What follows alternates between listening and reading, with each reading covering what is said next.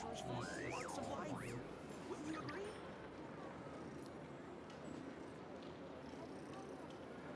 A lot of things I have to update. Yes. What? A lot of you are probably. Well, I had some people on my Discord asking me when I'm streaming again or what. I was actually supposed to be streaming on Friday. A lot of things came up now. This land holds nothing but promise for adventurers from all walks of life. Why does Ashru sit up on the counter? To welcome our clients, of course. Hello, testing. A kitty's gotta earn his kibble somehow.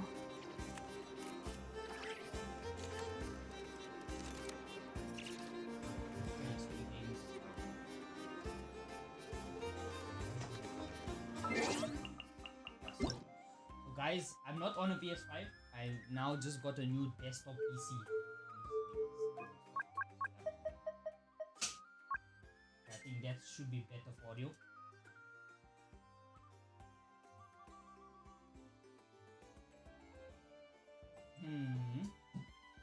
Okay.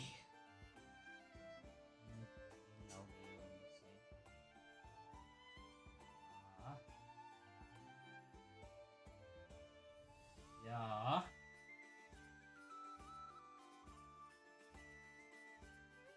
Okay. So yeah. Emotions are like a Again, raging steaming torrent again, that surges through the mind. More often than Been a not, long if you time try to since hold them last back, you'll be swept away by their I unstoppable want to actually force. play another game like And if you Fortnite or try to something that's ignore on them the- entirely, or a nice good you'll end gaming up PC tearing and yourself to stream pieces. or play the games at more than 300 FPS on max set. So I want to play a game that's more graphically intensive. Right now I have this game. Should be on high. Yeah, I have basically everything on max, right? But like like if I put on lowest now, you won't be able to see anything on this game. But yeah, the reason why I want to play Genshin because I have 2 days left of the event and I want to live stream it. So yeah, just hold on with me for now. My schedule for streaming, I wanted to make it every Friday and Saturday. Fridays will be more of like a solo stream where I'm playing like story modes and like different games like Last of Us and all of that. And then Saturdays were supposed to be like Fortnite, Call of Duty, like multiplayer stuff where I play with the viewers and like this comes out. Yeah. That's currently how it is. If you guys want to comment, you can just comment on any of the or any way you watching it from Twitch, YouTube, anyway. Just comment. Let me start the storyline.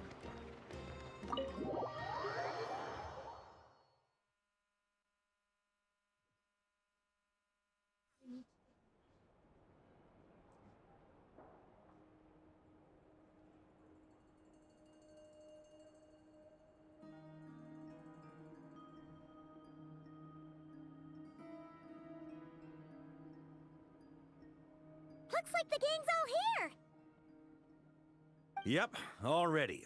How about you two? Green and good to go? Paimon's ready!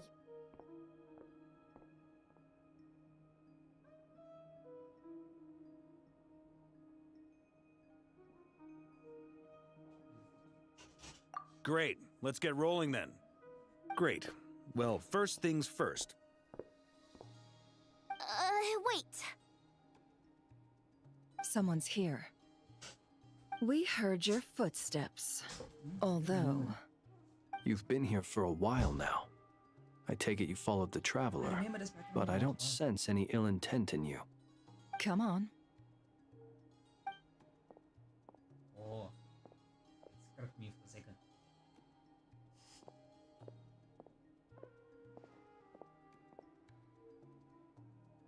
I figured it wouldn't take you long to notice me.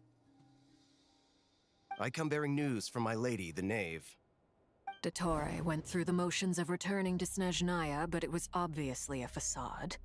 However, he has not returned to the Kuvaki Experimental Design Bureau, nor has he made an appearance in Nasha Town. Well, in that case, he'll be in his lab way up north. I always wondered why he applied for his own private pad. He was planning this all along. Tell them that Sandrone and I will go on ahead. If they still intend to pursue this matter, they should meet us at the research center in the northern tip of Nodcry. Nice of Columbina's two best friends to think of us. We appreciate the heads up. Our sincere thanks to the Fatui for your aid. Lady Damselette may have left our organization, but at least some of her colleagues remain genuinely concerned for her well-being. Not to mention that the doctor's increasingly cryptic conduct gives us great cause for alarm. We have crossed swords many times before, but it's not personal.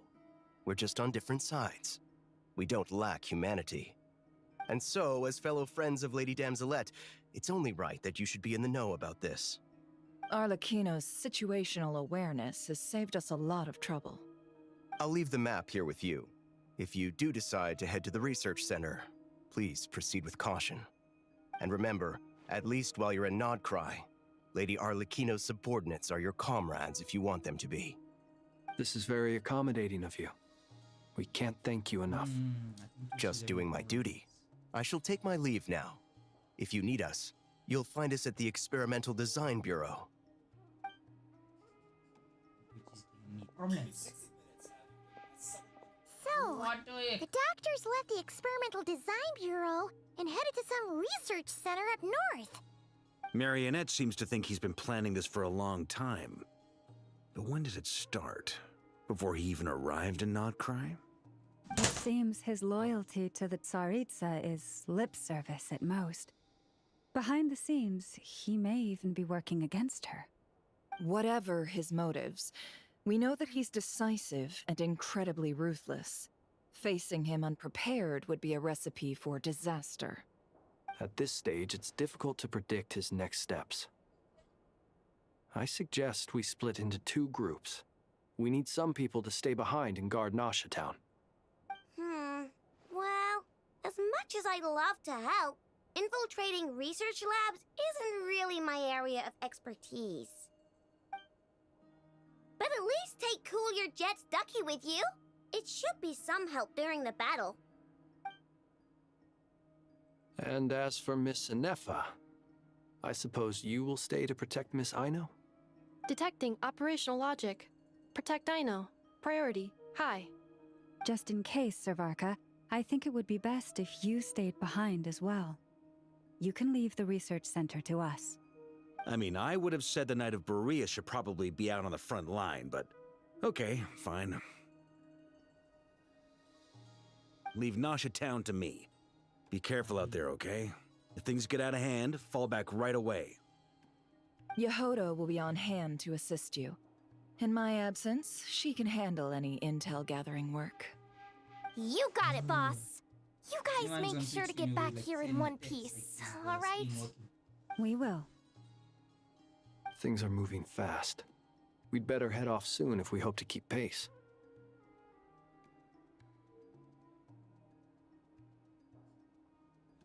So, it's infiltrate a secret research facility, or...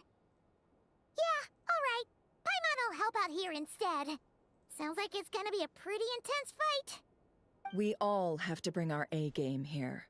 So, anything you need to wrap up before we leave? No, get out. Understand?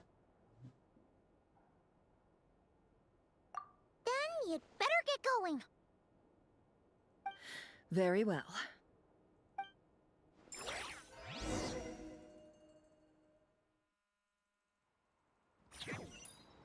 All these broken machines on the ground. Someone got here before us. Could it be Arlecchino and Sandrone?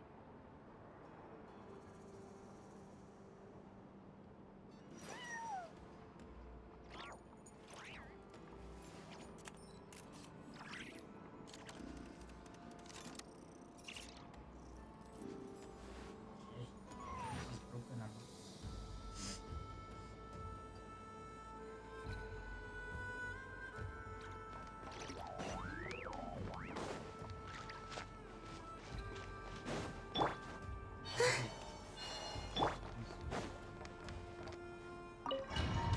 Enter the facility. Yeah, guys, on Twitch it's broken. So if you're watching on Twitch, I think you should switch to YouTube or TikTok. Or even Kick, but like, I know a lot of people don't like to use it.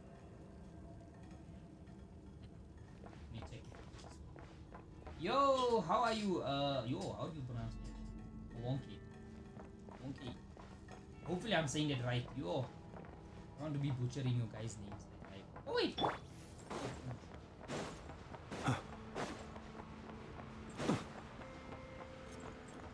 hope the stream is looking good, guys.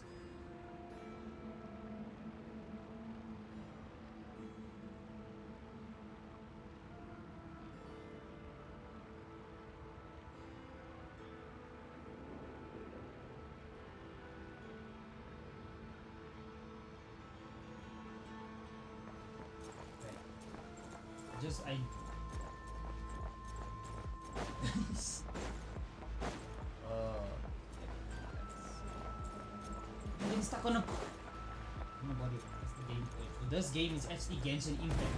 A lot of people keep hating on it because of That's quite a welcome party. The story is actually insane. The story is actually insane. I actually also used to play By the frost moon of old. people think it's pay to win. But The night I haven't spent a single diamond.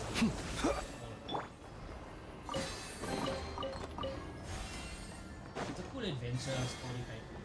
Combat is a little bit old. The combat is not really that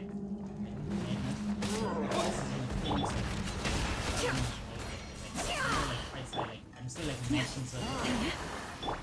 Steady now, close your eyes. Sometimes I'll change it up a little bit. Bombs away! This game is mainly for story and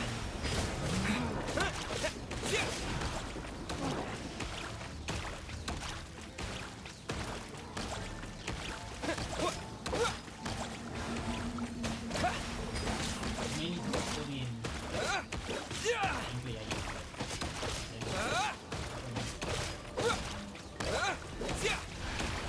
No more lies. What happened when you try to get this? I'm not that strong. Get back! I said get back! Do you hear me? Listen to my friend. You cannot understand English. Why isn't it working? No! Don't come any closer! Don't! Bombastic.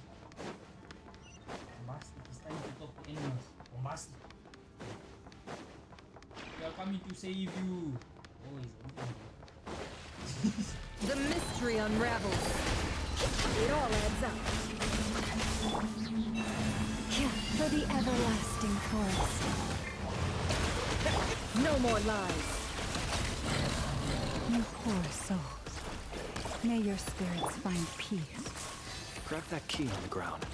We'll probably need it at some point.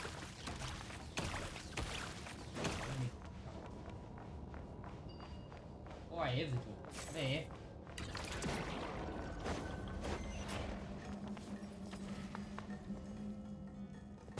Watch out.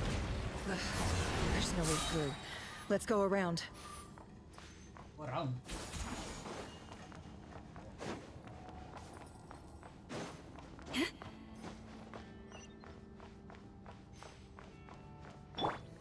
By the way, guys, this is also a mobile game.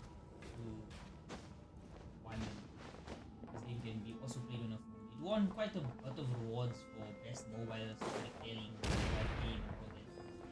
But yeah, for some reason they're shutting down the PS4 version. Because they say it's weak. But then mobile still exists, like people are playing on mobile. You're telling me nowadays phone, but it's not like they're taking it off on the older phones. So, no idea. What the? Trespassers? Here? What's wrong with you people? We're looking for the doctor, and we understand he might be here. I see you're fleeing the facility. You looking to settle a score with a doctor? Good luck with that. I don't think you have many chances left. Perhaps. But you might have a chance to live if you start talking. 2 other Harbingers had the same idea as you. They're already inside. But what good is it gonna do? The doctor wouldn't do something like this unprepared. Seems to me that you're not too thrilled about being his subordinate.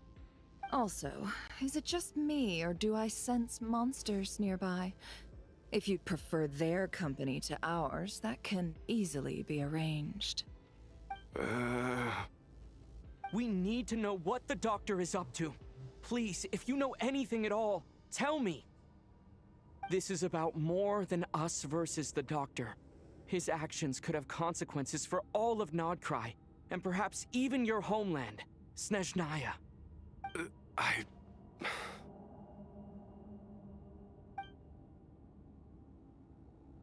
Speak, bro! Sweating bullets here. He's building something. Ambitious doesn't even begin to describe it. Feels like this could be the big one. God knows how long he's been planning it. A while back, he told us he'd be returning to Snezhnaya. We weren't expecting him back so soon. This time he brought some gemstones with him, or something. 2 of them. The moon marrow spheres. He stole them from their rightful owner, Columbina. Oh, Lady Damselat? Last I heard, she left the Fatui. Before she went, she told us she'd finished what Her Majesty asked of her, and wished to focus on some personal matters. I remember thinking that leaving us might not be the best choice. I mean, I always looked up to the captain the most, and... Back when this all started, the higher-ups dispatched 3 units to Nodcry to execute their plan. They were led by the Doctor, Marionette, and the Damselet, respectively. I was a part of the Damselet's unit to begin with. She never really interacted with us much. In fact, she seemed sort of detached from everything. Not because she was distracted, just felt like she was indifferent to the world around her. Like she had no stake in anything that happened. She always seemed like she was staring off into the distance. Almost as if she didn't see anything worth living for in the present, so she had to look further afield. That's right. She always used to stare up at the sky. The Doctor used to stand nearby and watch her. Apparently they got along well at first, but somewhere along the way, she grew wary of him. Started avoiding him as much as possible. After she left, everyone in our unit merged with the Doctor's. He's similarly indifferent to the world, except when it comes to the moons. He seems to have big plans for them. Right now, obtaining the 3 moons is his #1 priority. He even said if he can only get his hands on 2 of them, he'll create a 3rd one himself. How would he create an artificial moon marrow? Maybe the knowledge he gained from the Hyperborean phantoms has something to do with it. Thank you for cooperating. We appreciate the level of detail. I get the sense that you'd serve under Columbina again if you had the chance. Would that be fair? No, she's no longer a Harbinger. As a member of the Fatui, my loyalty will always belong to the Tsaritsa. I'm only telling you all this because I don't completely trust the Doctor. His actions do not align with the goals that first brought us to Nodcry. I understand. We'll do everything within our power to stop him. The Knave's unit is based at the Kuvaki Experimental Design Bureau. Maybe you can seek refuge with them. Well, now we know what's going on here. Artificial moon marrow. He's likely well on the way to completing it. Dottore's technological capabilities are far more advanced than I thought. I fear this could get ugly. Everyone, prepare yourselves.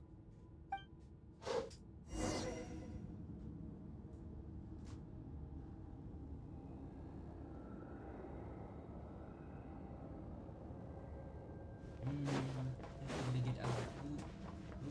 These subordinates are like, no.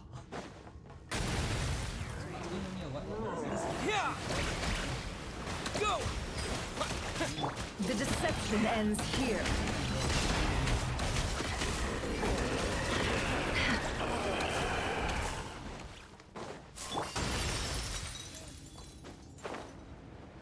Yeah! Water jet! Can't hide the truth. You poor must be silent. Observe to dust.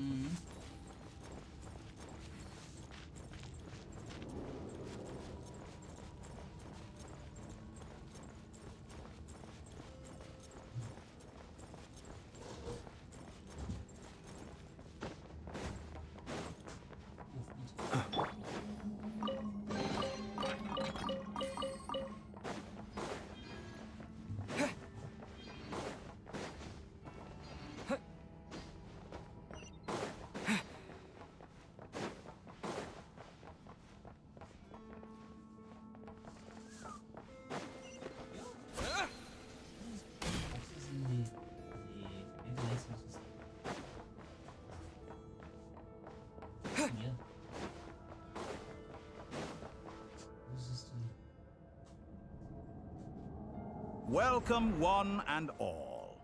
I've been expecting you. I hope my humble research facility is to your liking. Yeah, we really appreciated fighting our way in through a horde of monsters. The gall. You expect us to believe you've just been patiently waiting for us? Of course I have. Should I be worried about something? Everything seems to be going quite smoothly so far, and you've shown up right on schedule. First Sandrone and Arlecchino, now you. Ah, quite a surfeit of guests I've had today.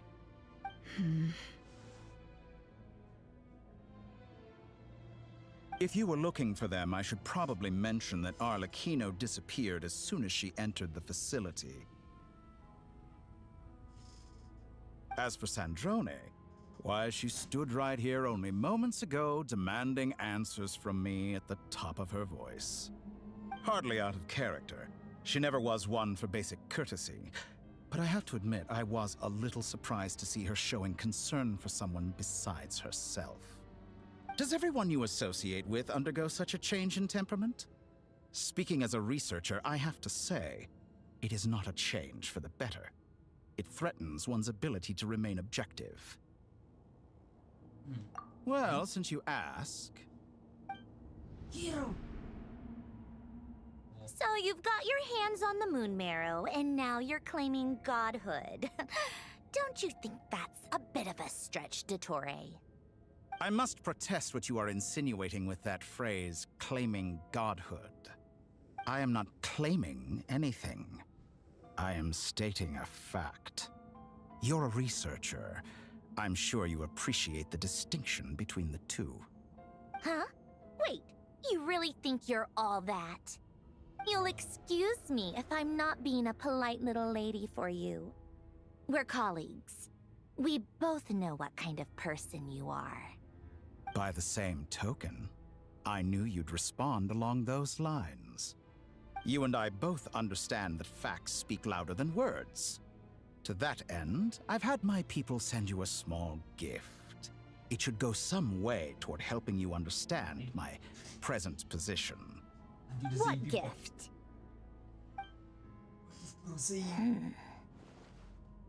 Where have all your troops gone? Who knows? Perhaps they are already marching toward a new world, following in the footsteps of an unknown god. As vulgar and arrogant as you may be, dear Sandrone, I have no intention of taking out my displeasure on your subordinates. They will enjoy equal rights to my own. You sent your people to the Experimental Design Bureau? That's the Tsaritsa's property. Yes, and I am very mindful of Her Majesty's instructions. But you know full well that they do not conflict with my present goals. In which case, all I'm doing is conducting another one of my experiments. Is there a problem with that? Now then, you have a judgment call to make. Am I simply lying to stall you? Or is it possible that every word I am saying is the truth? In which case, your subordinates really are in danger. So now you've turned on fellow Fatui soldiers. You're completely insane. I have set a new rule for myself. Each person gets one chance. Naturally, that includes you, Sandrone. If you wish to leave, I won't stop you. We are colleagues, after all. Scumbag!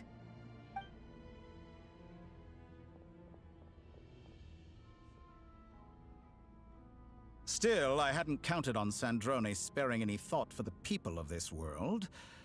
Shame. I always found her self-centeredness to be one of her few better qualities. How can she ever hope to achieve greatness when she's so obsessed with protecting her little design bureau? It's more than a little disingenuous to speak of achieving greatness while taking hostages. Or does honor no longer mean anything to you?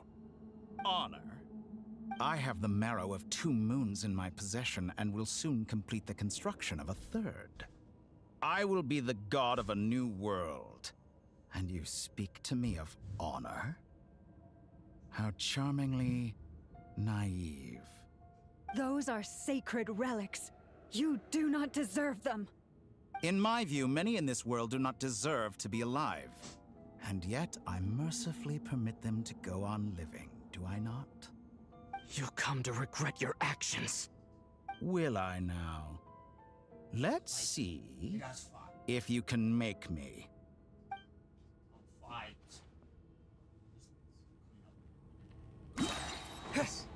Wipe out! Water jet! Close your eyes. To dust. An exact practice. With one heart, we pray.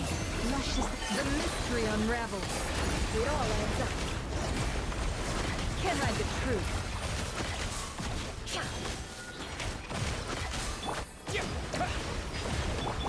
Observe. Be silent. Night falls. Leave this place. Is this all it takes to tire? Seek within.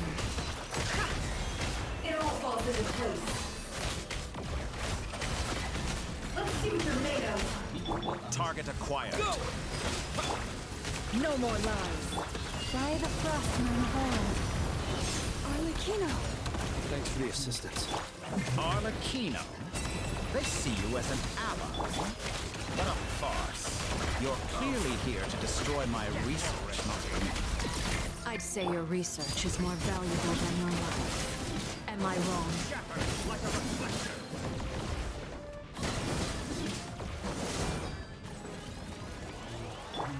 Go! Close your eyes.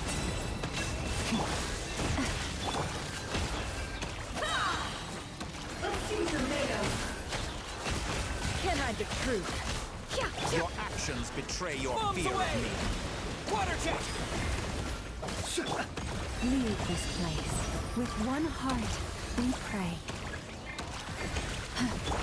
The mystery unravels. It all adds up. Time to come clean. Can't hide the truth. What? Be silent. Close your eyes.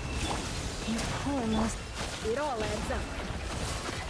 Time to come clean. You won't feel a thing. Laid bare. How's this? Playtime's over. The real experiment begins. How? Everlasting as the moon. Go! Observe. Close your eyes. For the everlasting place. Seek within. Can't hide the truth. Dottore is too powerful with the artificial moon marrow in his arsenal. Fighting him is futile. Quickly!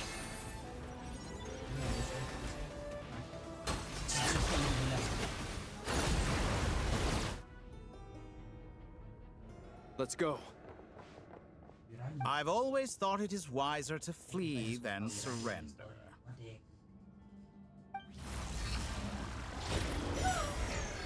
Watch out! What the? Forget about me! You should... Where's the traveler? I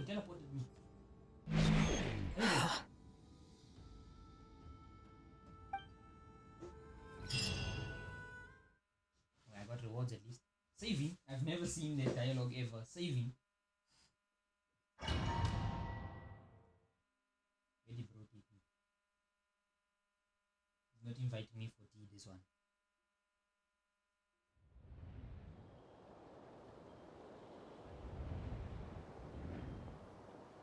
Ah. I mean, not good. What just happened? Nasha Town? How did I get here? Strange. I remember being trapped by Dottore during the battle. And now all of a sudden, something weird is going on. Huh? Traveler? What brings you here at this hour? Huh? What are you in the mood for today? A hot dog? Or something else? We've got some special discounts at the moment. Want to see the menu? Sorry, I'm not hungry right now. Ah. Well, feel free to take a seat for now. Let me know if you change your mind. Everyone seems to be acting normal. Am I just overthinking? Oh, darling, look who it is. One of our regular customers. Get the traveler something to eat, would you, dear? Wait, why is he talking like that? Well, I'd love to, but can't serve a customer unless they order something. Anyway, I take it your business is wrapped up? Yes, thankfully. It was a long trip, and it's left me feeling pretty exhausted. But the upshot is, I won't have to leave again for a good while. We can have some quality time to ourselves. Wait, these two are a couple? I see some kids around too. I didn't know they had a family. Hey there! I haven't seen you in ages! What's keeping you so busy? I've been looking forward to playing with you again. You forgot already? You're silly. Daddy brought you over to our house recently. We had some snacks together. What is she talking about? We've had a lot of customers over the last few days, so we've been real busy. And like my mom always says, some people are more than just customers. They're friends. Oh, another customer's arrived. I better go see what they want. This is all wrong. I never once heard the owner of this restaurant talk about their family. It certainly isn't a family-run business. And that child? I don't recognize her at all. Could this be a false memory? Very good. I knew you had it in you. Aren't you going to try the house special? When did he show up? No. None of this is real. You don't seem to like it here. That's fine. We can change venues.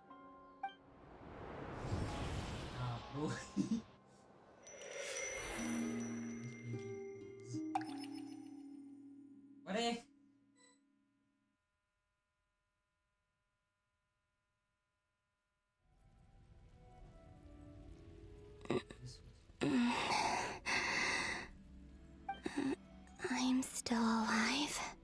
Where is this place? It took all my strength to open the moon gate, and then I leapt into it. So this is the moon's reflection? The mysterious realm beyond the gate?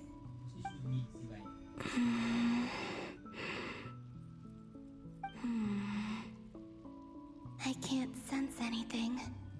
I guess I could try opening the gate once more.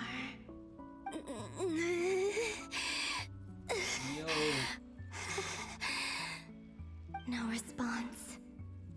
Maybe this space can't be opened from inside. If this was the space that killed both Revier and his lover, then why am I unscathed? Or... no, I'm not unscathed. Even the air here feels frozen in place. There is nothing here with which I can restore my power. I should conserve my strength and proceed with caution.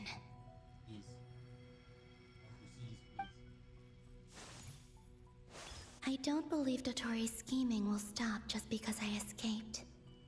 If there is any chance that I can get back to the others, any chance at all, I must return.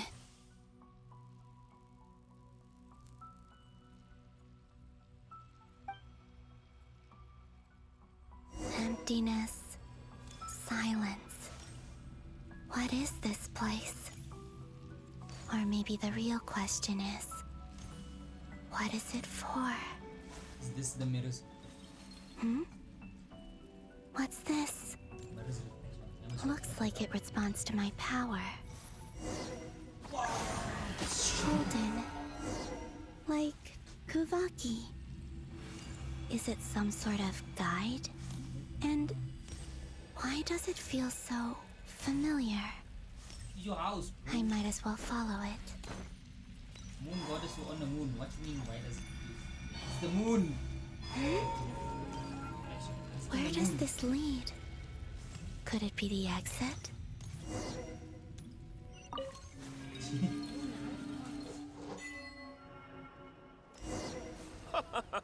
Welcome home, Moon Goddess. Is this Nasha Town? But isn't Moonbriar Night over already?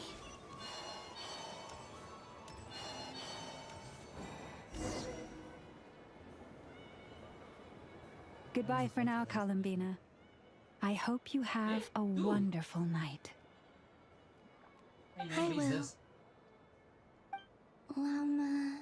Everyone else, and me? Are these my memories?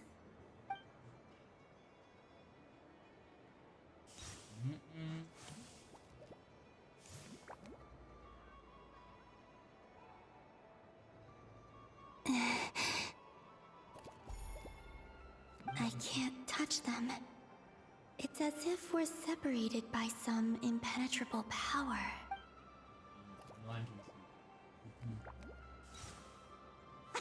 Over here! Over here!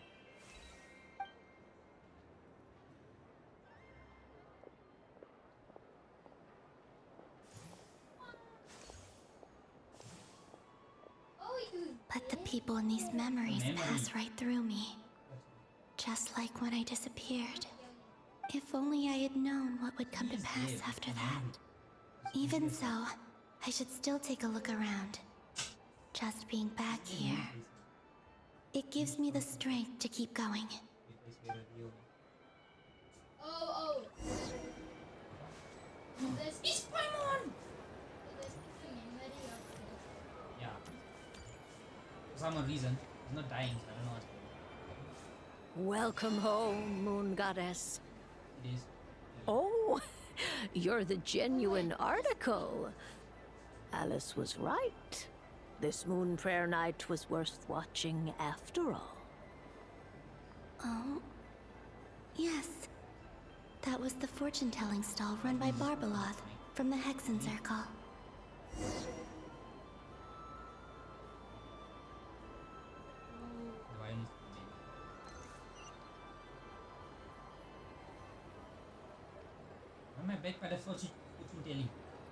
Please, draw the first lunar arcana. This represents destiny and is the foundation for the divination as a whole.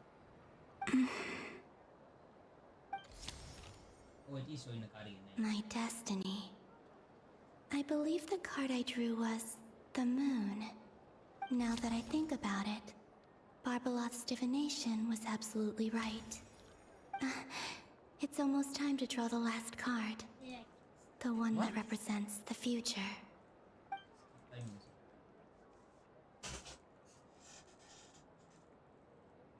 That was the card that popped out on its own. From here, I think. It was you! Ah, my inception. Kuvaki Pulse? Future self made What? card come up. Fascinating. I've never encountered this before in my role as a diviner. What's going on? Did that card leave the deck? Because of my influence? All I did was try to touch it, and then... Maybe this memory space is not untouchable after all. Are there weak points in the barrier? Or... is it possible that there's more to this space than my memories alone? This card is death. I need to get to the bottom of this. I'll try touching something else. Whoa. What are you touching? Whoa. Is this... the wind? No, it's gravity. It's pulling me outwards. No, Traveler! What? Then he disappears. How's that work? I don't remember this.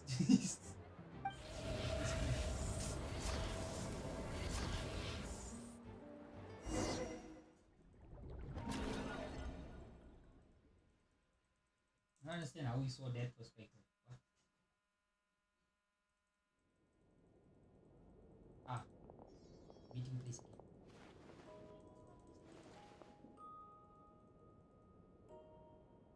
Oh, telling the news. I'm gone. I know.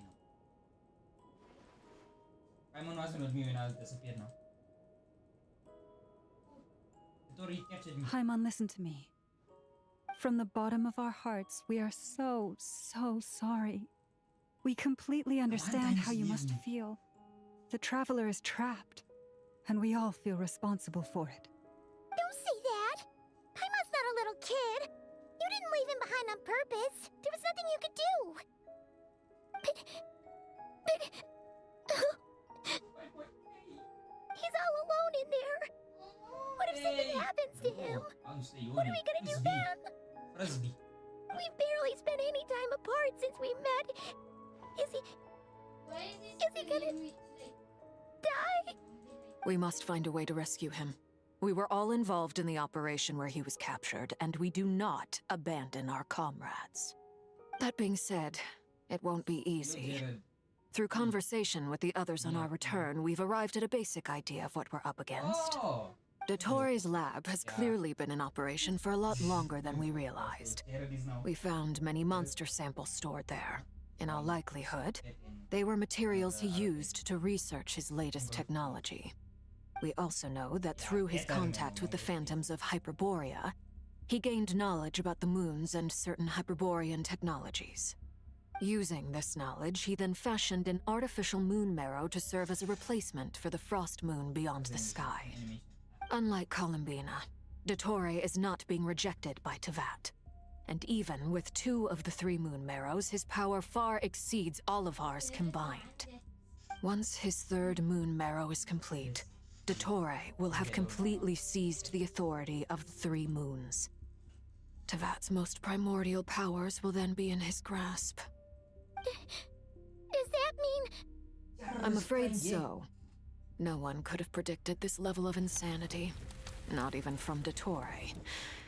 And unfortunately, his insanity is coupled with an intellect and ambition that not even his peers in the Fatui can match. This is dire. Sounds like the world is done for. The 3 moons' authority can influence the very fabric of time and space. I dare not imagine what a monster like him would do with that kind of power. The trouble's already begun, I'm afraid. On our way back, we discovered that part of Nodcry is being enveloped by an unknown energy. We cannot ascertain what is happening inside. I'm convinced this is Dottore's doing. Not that there's any way to prove it. The issue is, we have no idea what his intentions are. The only thing more frustrating than facing down evil is knowing that it will surely come, but not knowing when. The Doctor is guilty of numerous crimes at Mondstadt as well. One of our knights, well, former knights, his father was murdered by Dottore. His ideology and methodology are a danger to everything in his path, from individuals to entire nations. He does not feel guilt, even when he acts against his own people. He doesn't see them as his own people, that's why. People like him see everyone else as beneath them. Right. He views other people only in terms of how they can benefit him. That's the basis of all his social connections. Granted, he's hardly the only harbinger to pursue their own interests. We all do. And Her Majesty is gracious enough to permit it. Still, her mercy has its limits. Dottore's actions have gone beyond even what the Fatui could have imagined. Usurping divine authority to become a god. For a servant of the Tsaritsa, that goes beyond being disloyal. It's treason of the highest order. We can't expect him to heed the Tsaritsa's will once he gains the 3 moons' authority. Even we harbingers consider him the most self-interested among us. Poor traveler. Of all the people to get caught by... We have to go save him right now! Please! We gotta find a way! Paimon, I promise you, we are with you all the way. I get how you feel. I do. But it's gonna take more than strong emotions to take down an enemy like Dottore. What we need now is more information. Right. We can't even guarantee he's still at his research center. Before we can think about mounting a rescue operation, we need to confirm the Traveler's location. I'll find a way. Paimon knows, but she's so scared. If anything happens to the Traveler, he might be the strongest person Paimon knows, but he's still human. He feels pain and bleeds just like anyone else. Then think things through before you stick your neck out. Unless you want to lose your head. Sandrone. Miss Sandrone, you're okay? Put the stuff over there, and be gentle with it. Am I okay? As you can see, I've had to move my whole livelihood out of the Experimental Design Bureau. It's been swallowed up by Dottoro's energy field. If I'd left it any longer, I probably would have gotten stuck there. Ugh, Dottore always goes a little loco when he finds a shiny new toy. Not that he'd ever admit that. But this time, he's gone full psycho.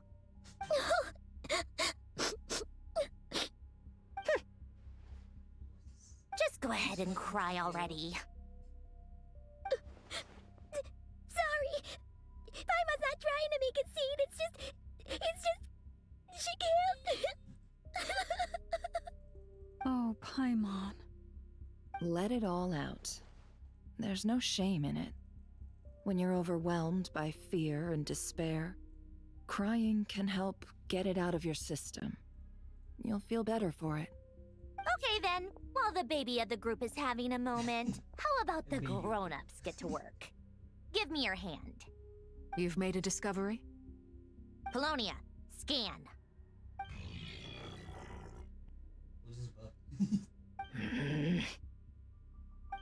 You, hand, now.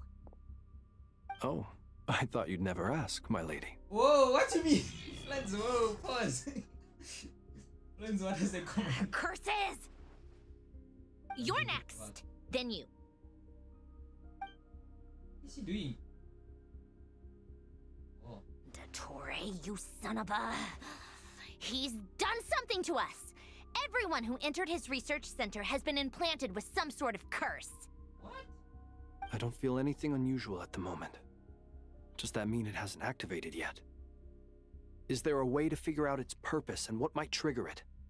My best guess is Dottore created it using the Moon Goddess's powers. 1 second, analyzing. Ugh! That friggin' maniac! So, what twisted game is he playing this time? The moment I analyzed the energy composition, some encrypted text appeared in my mind's eye.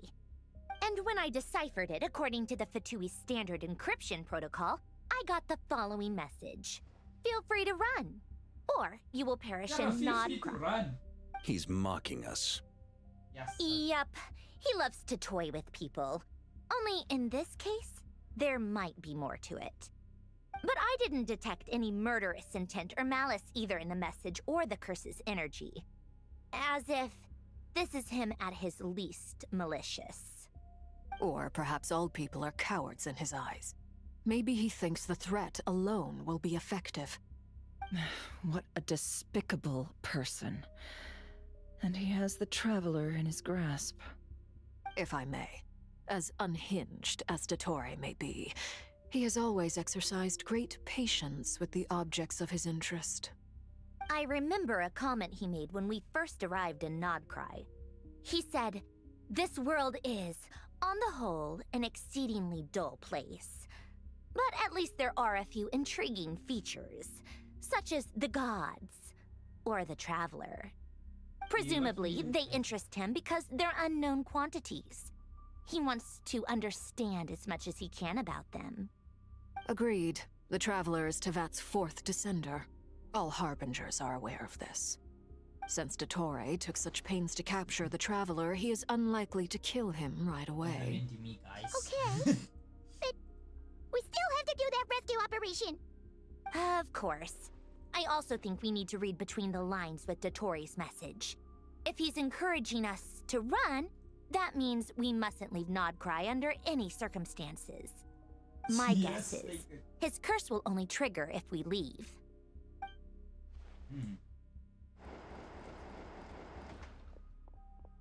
We've discovered multiple energy fields. Albedo is still attempting to analyze their structure. He told me to report back first. Each field is slowly growing, swallowing up more of the surrounding area in the process. And the pace of their expansion has increased since we first examined them. He's probably trying to swallow Nodcry whole. His nefarious ambition knows no bounds. If this continues, the whole of Tevat will be in trouble, not just Nodcry. The loss of Columbina could not have come at a worse time. Do we think she's truly gone for good? She entered the space beyond the Moon Gate, knowing what became of Rerir and Thalindus. I'm sorry, but I fear the odds aren't good. Don't be ridiculous. If I know her, she's busy finding a way back as we speak just so she can annoy me. She isn't dead. Whatever has become of her, the fact remains that we are two comrades short on the eve of a decisive battle. We need to find out the Traveler's location. But there is also other work to be done. Agreed. Whatever Dottore is planning, we have to get the local populace somewhere safe. So, as well as a rescue mission, we have to organize a mass evacuation at the same time. It would be best if someone could approach leaders of neighboring nations and negotiate emergency asylum for Nodcry's inhabitants. Can anyone handle that? Snezhnaya is one option. I'll see what I can do. Yo, you can This would be so much easier if the Traveler was here. No! Stop thinking like that, Paimon. Paimon will join you. She's pretty well connected thanks to the Traveler. Maybe it'll come in handy. Either way, that's what the Traveler would do if he was here. This is everything.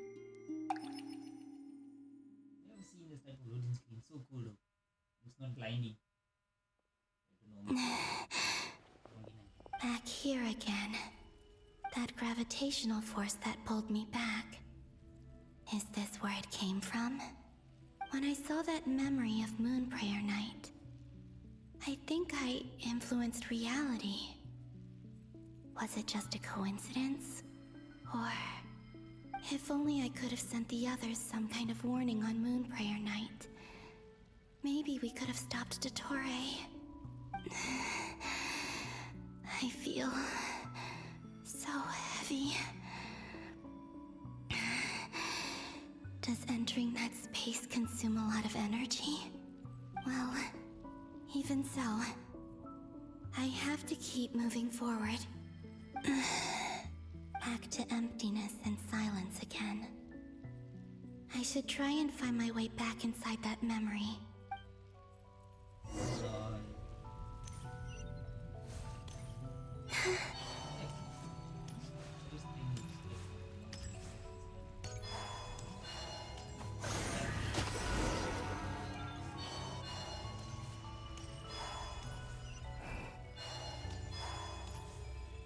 The entrance from last time isn't showing up. Looks like I need to gather these scattered fragments. Ayo, making me collecting.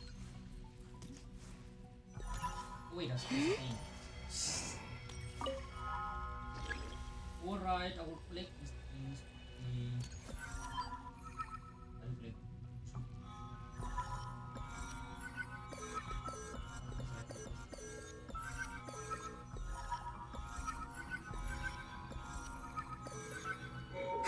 It worked. Hopefully I can stay inside for a bit longer this time.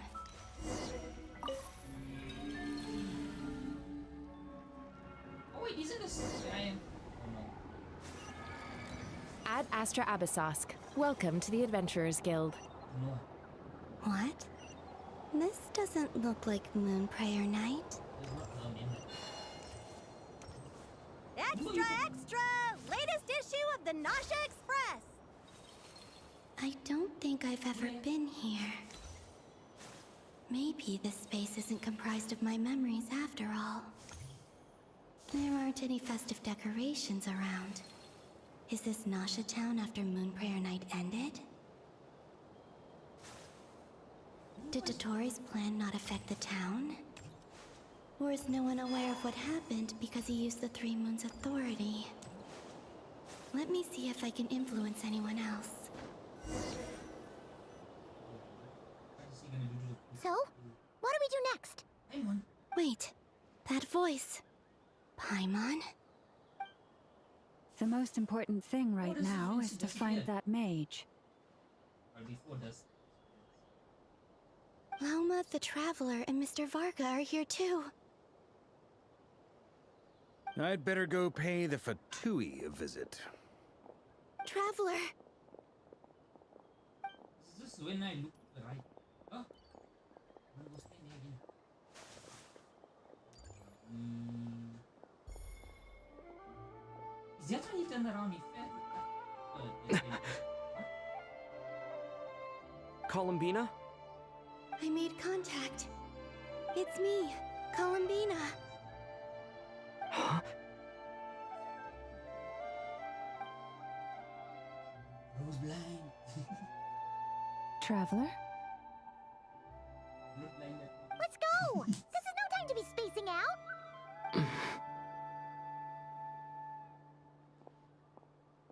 Huh? Wait a moment. This has happened before. Deja vu. This is what happened when I disappeared. I stood right over there, thinking that no one would ever find me again. It was only when he called my name that I decided to follow them. But did he turn around because he sensed my touch just now?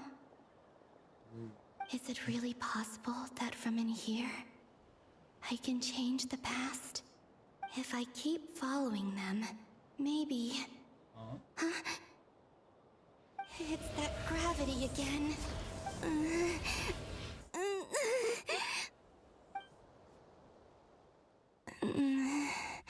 Every time I influence reality within that space, this force intervenes and pulls me back. It's as if it's trying to stop me from leaving. I'm getting weaker and weaker. I'll just have to try another approach next time. Come on, Columbina. Keep going. You have to tell everyone what happened. Again, what is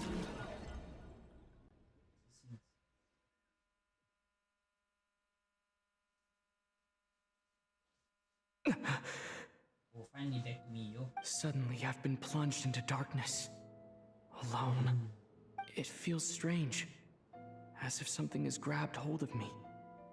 Is Torre now powerful enough to interfere with space itself? Look at you, standing so still in total silence. I almost didn't recognize you. Hello there, traveler. He seems to be in a good mood. Wait, what's that behind him? Ah, so you noticed. This is the completed Trilune. 2 primordial moon marrows and 1 artificial specimen. You are wary of it. Good. Maintain that reverence. You performed well in that recent battle. Brave and reckless as always. Courage is the sign of a true hero, and impulsiveness is the hallmark of those who strive to advance. I say this not to belittle you. Most creatures are far more timid by comparison. 3 moon marrows? Does that mean the artificial one is now complete too? Well spotted. What do you think? For a replica I built myself, I dare say it looks the part. Dottore, are you planting illusions in my mind? I have no interest in fooling your eyes. On the contrary, I hope to show you the true essence of all that you see before you.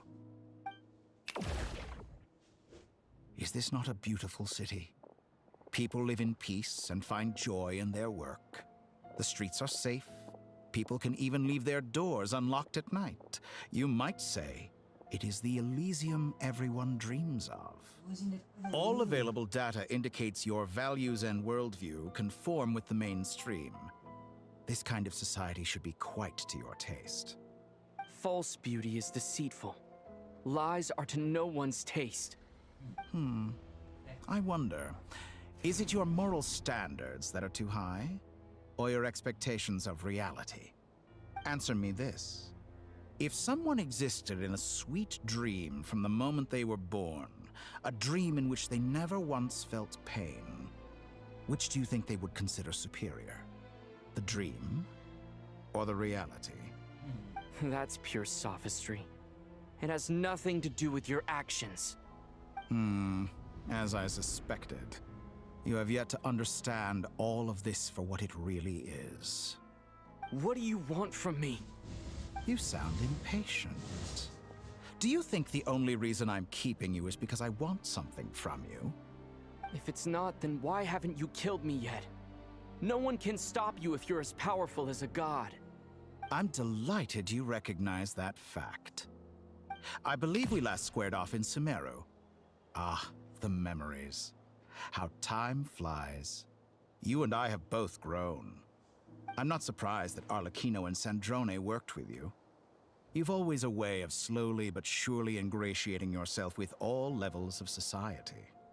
People laud you as a hero, but I suspect there's more to it than that. Oh, but to be clear, I don't say that to flatter you. Do you always give your opponent an appraisal before you deal the final blow? Call it a long-time habit. I'm a researcher, and one of my duties is to give an objective assessment of my subjects. But you misunderstand. We are not opponents. Not at this moment. I just want to talk. Think back to Tartaglia, Arlecchino, Capitano, Columbina, and now even Sandrone. That was such a delayed show there. What's wrong? What about... You've worked with each of them in the past. I believe you can work with me as well. What makes you so sure? Well, why not? Should the good associate only with the good and the bad befriend only the bad? I like to think we could have a more mature relationship than that. Oh, mature? What do you mean, bro? Surely you don't think all your relationships are grounded in friendship or shared ideals? People come together because it benefits them to do so. If you think of the people you admire, you must surely admit that they have provided some benefit to you. Morality, ambition, dreams. People have plenty of words to embellish the nature of their relationships. But once you break free from those ethical frameworks, you will see that the only thing connecting the two of you is mutual benefit. And that is what I'd like to talk to you about. We're finally getting into it. He's probably been planning to kidnap me for a long time now. But for what exactly? He has the authority of all three moons. I won't be able to gain the upper hand in a fight. Best if I pretend that I'm willing to negotiate for now. You say you're a god, but you also speak of mutual benefit. What could a god want that the three moons cannot provide? Excellent question. But before I answer, I would ask you the same thing. Gaining Columbina's allegiance was a rare and extraordinary feat. But the Moon Marrows are now in my hands, and I have the edge over her. For this artificial moon is not being rejected by Tevat. Her identity and lineage may have been a thing of glory in the old world, but they were also shackles that prevented her from ever integrating into Tevat. I, on the other hand, you may view me as a thief, but I have overcome that limitation. So what is it that the Three Moons cannot grant you? What stops you from negotiating with me to get what you want? I don't make deals with lying psychopaths. That's quite an accusation. Are you expecting me to get angry with you? Well, this is one aspect in which my personal growth has served me well. In the past, my less mature self might have been disappointed, perhaps even angry, over a small setback like this. Like when you and Lesser Lord Kusanali joined forces to oppose me, for example. But things are different now. Just as the rich do not quibble with the poor, I no longer find myself perturbed by these trivial affairs. Human relationships end with conflicts of emotions and interests. But relations between humans and gods are different. And ours is even more unique. I have ascended to the highest heights and laid claim to unprecedented horizons. And you were no ordinary person to begin with. Just make me sit down now. Allow me to show you the world, Descender.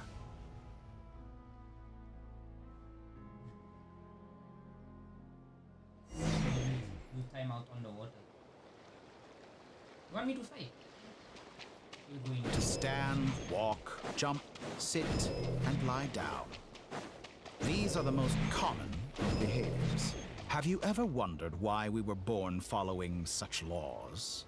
Who stipulated that we could not fly instead of walk?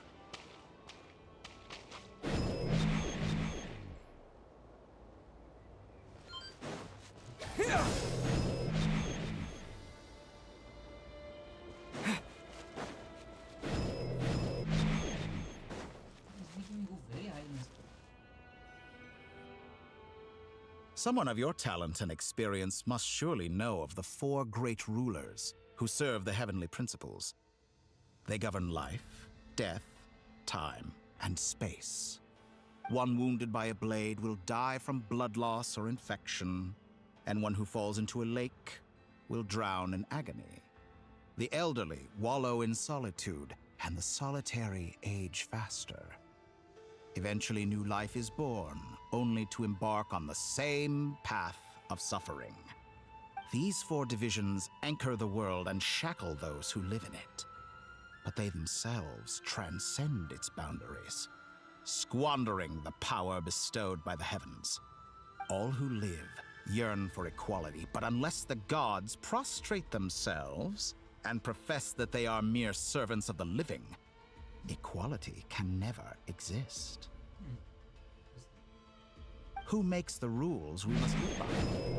Who has the right to restrict us? The limits of the body can be rejected.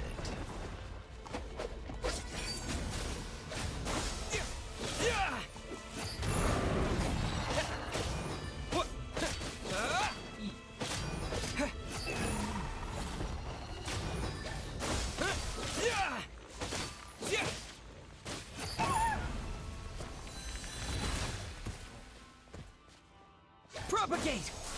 How does it feel to be among those with absolute power? You cannot conceive the extent to which your flesh hinders your mind and spirit. I'm swimming in the sky. What? Only by discarding our useless, primitive eyes can we perceive a new world. How narrow-minded we all were in the past. Why should the final answer of the world not be the power that predates those of life, death, time, and space? The power of the Triloon. Through it, I have glimpsed new experimental possibilities. Nature suppressed, authority exiled, souls controlled.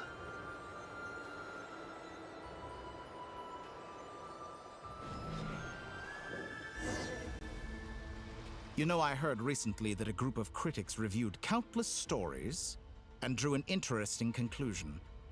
They found that it is more often than not the villains who strive tirelessly to push the boundaries of progress. In fact, long before this, someone voiced a similar idea in an academia editorial.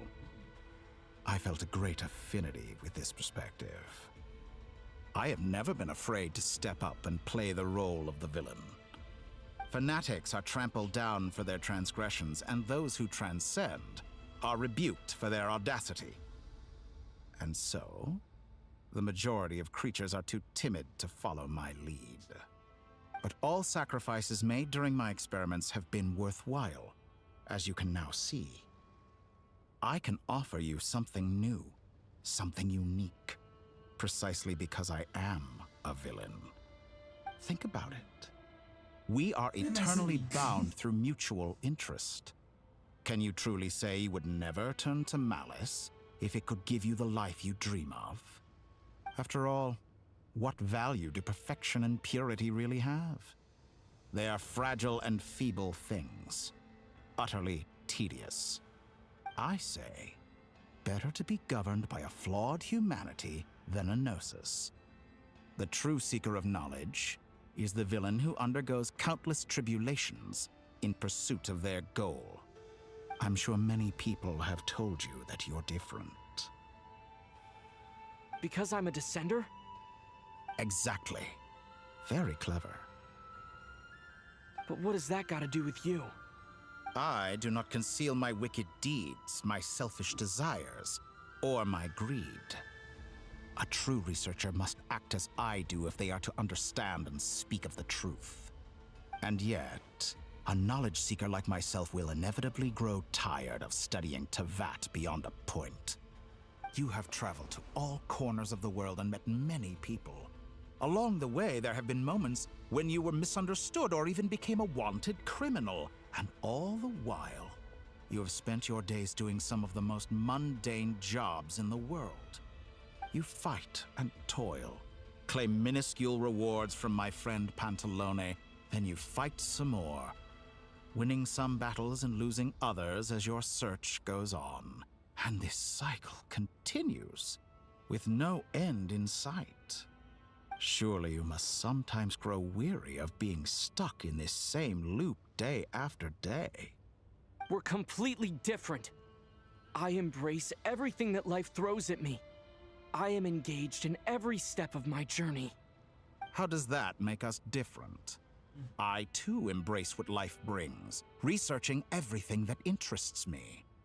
Think of all the novel things I've managed to create, like the artificial moon marrow.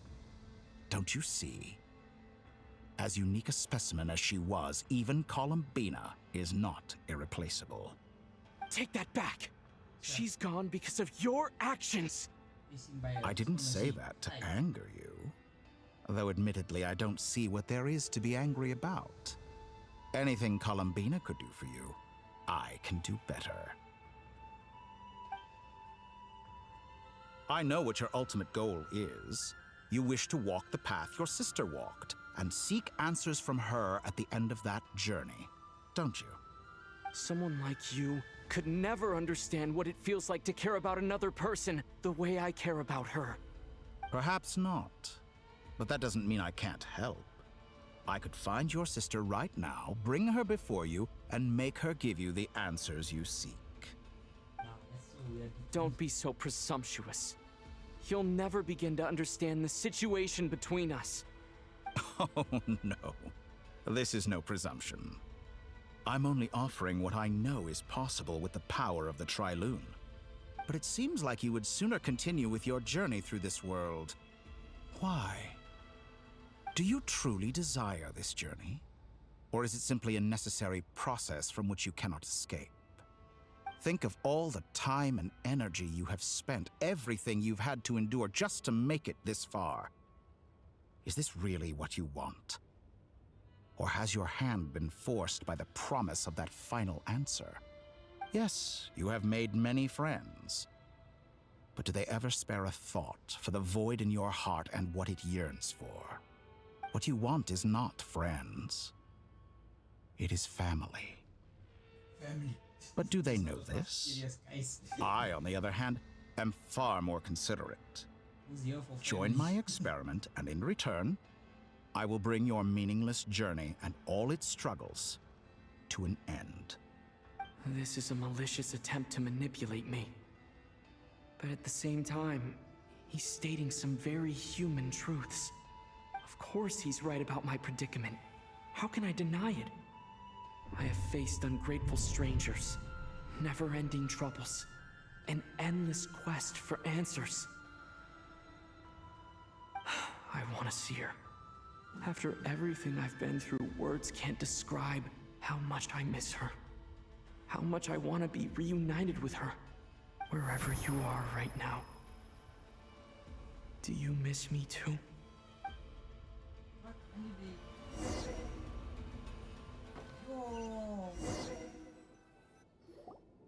All right, everyone.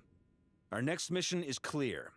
We need to contact all the major organizations, explain the situation to the public, and then begin the evacuation. The residents of Notcry are quite dispersed. The two most populated areas are the Southern Isles and Pyramida. Miss Lauma, I will leave Hisi Island and Nasha Town in your hands. I will liaise with the Fatui and Pyramida. Agreed. We will reach out to Natlan and Snezhnaya. Anyone found north of the Experimental Design Bureau should follow the Fatui to Snezhnaya. As for those dwelling south of that line, I will ask the Voynich Guild to help persuade them to leave. Then I, Mr. Varka, and the Frostmoon Scions will escort them to Natlan. The Voynich Guild has dealings with the Curatorium of Secrets. I will send them a letter vouching for your credibility. Yehoda, you should help Lauma. This is too big of a task for one person. My wish has come true. You're willingly lending me your most capable employee for the day. You understood. I'm so bad. Well, good for you if all this only takes a day. Of course, if it takes any longer, I'll be charging a fee. Boss, wait!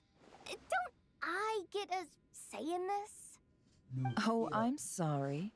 Something to add, Yehoda? Well, no one's more important to me than you, boss. And remember how Lauma healed your eyes after that big battle? I think that's worth at least 2 or 3 days' work for the Frostmoon Scions. Are you completely incapable of acting in your own self-interest? Or do you simply devalue your own labor? Are you sure you don't want to come with us? Who will see to our other work if we're all busy evacuating residents? Sandrone insists that Columbina is still alive, and we have a traveler to rescue. There's much to be done. But boss, I'm just worried that... Well, Nefer, I'll link up with you once my tasks are complete. What makes you think I'd need you to do that? I'll need it. And considering the way you approach certain matters, I think you'll be better off with me present. That's quite enough. Just focus on your work first. I bet we're in for an uphill battle here. But we can help out too. Inefa and I are gonna help Nasha Town's residents carry their stuff. Loading schedule. Store essential local research data and technology samples, then escort the people to Natlan. Understood. I will execute this to the best of my abilities. Great stuff. Thank you, ladies.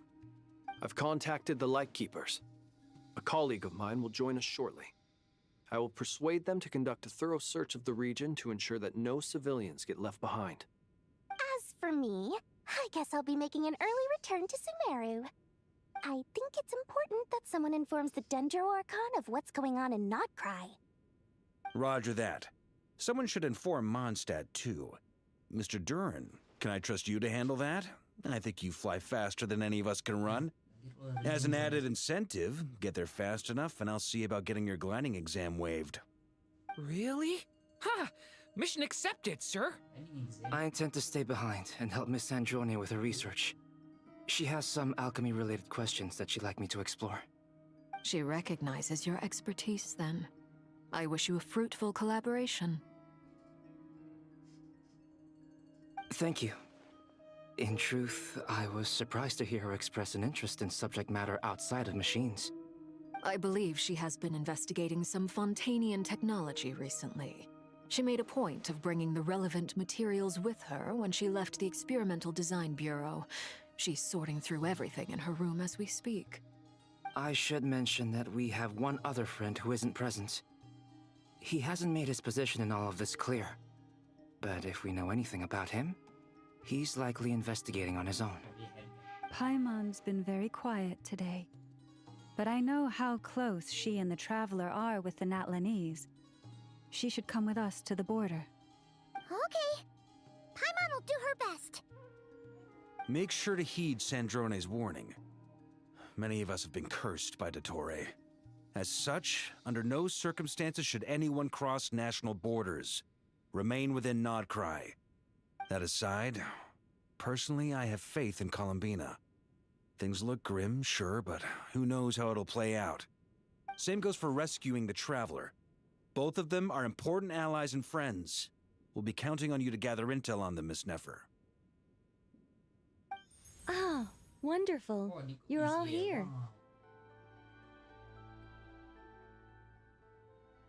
Oh.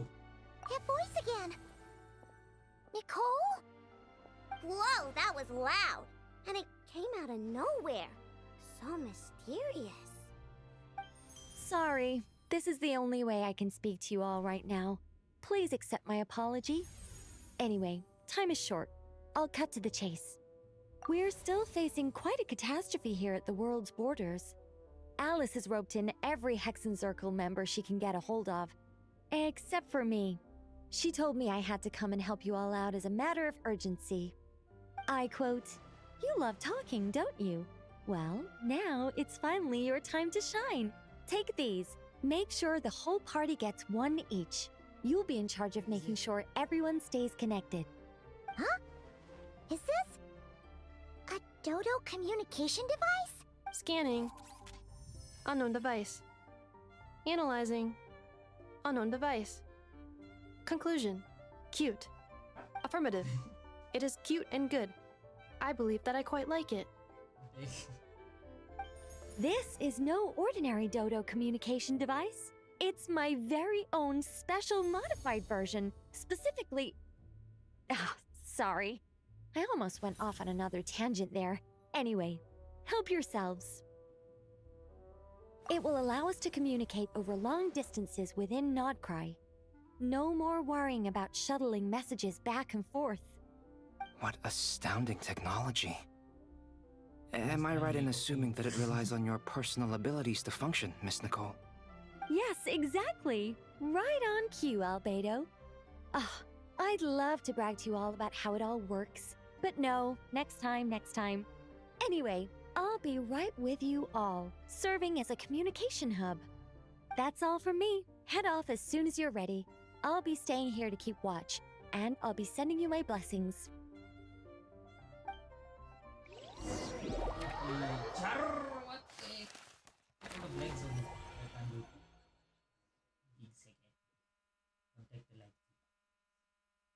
Alright, wait, Flunzo, was he even in that meeting?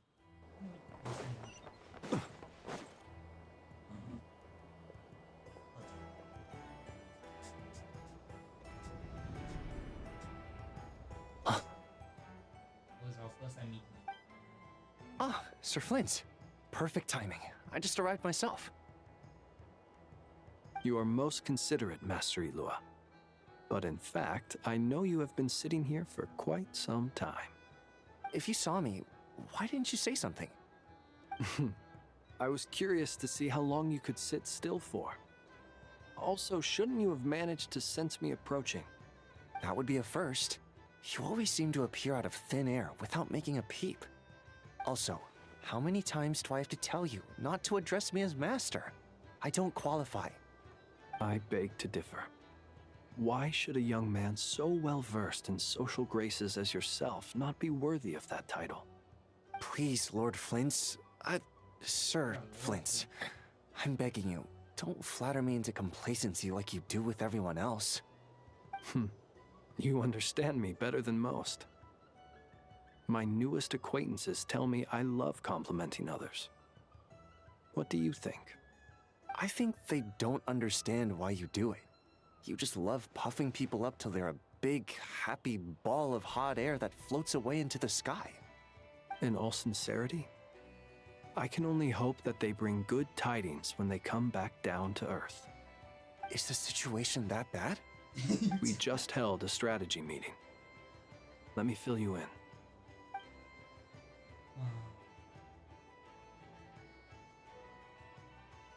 In short, we need everyone gone from Pyramida. We also need a team of Lightkeepers to scour the more remote regions of Nodcry for civilians to evacuate. I only hope we have enough personnel. We do. Old Man Nikita will definitely help, and we can recall anyone out on patrol to focus on this instead. Good. I'm sure you and the others will make short work of this. Now, don't forget, once you've completed this task, make sure you and the rest of the team evacuate to either Snezhnaya or Natlan as well. Flint? If you've got something to say, Master Ilua, why not guess what I'm thinking right now?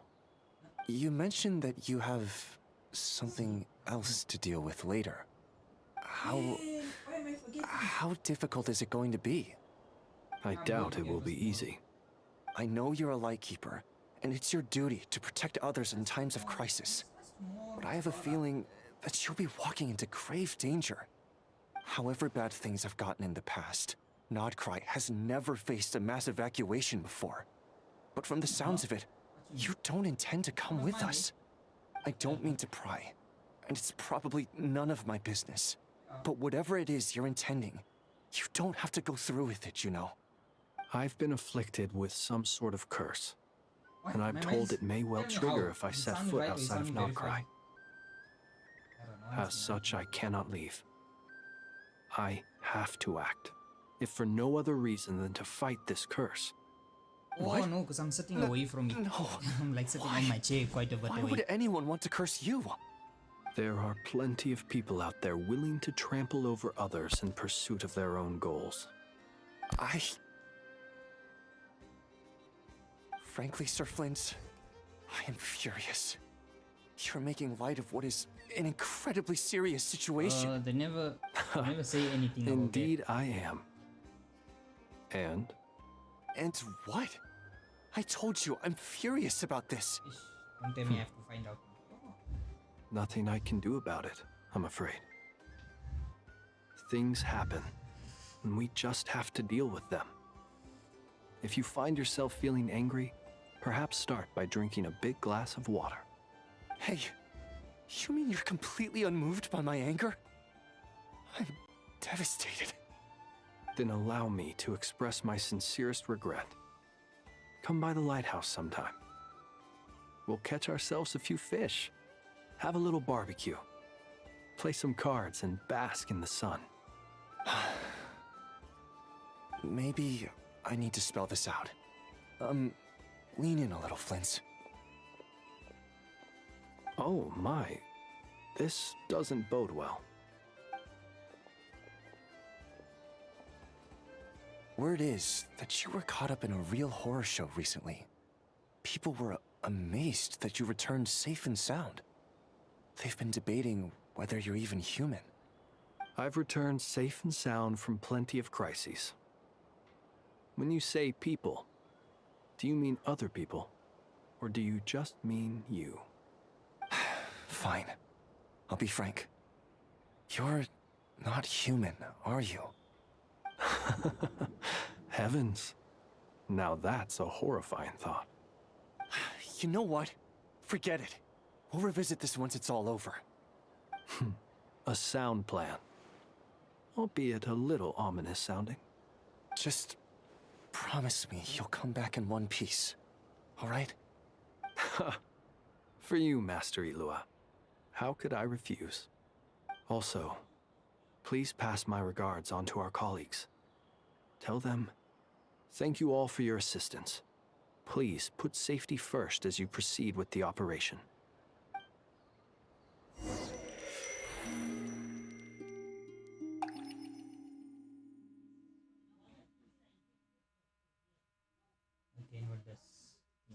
I have to keep searching for a path toward reality. I'm sure it was supposed to be like normal classes. Never say anything, they never announce anything, so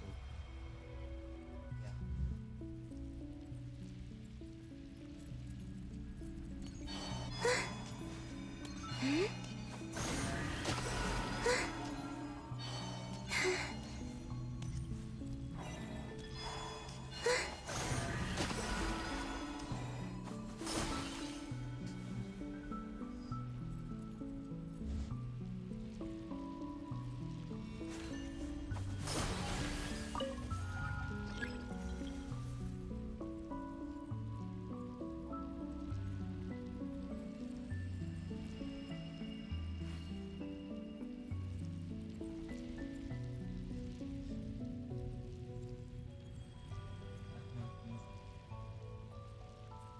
Strange.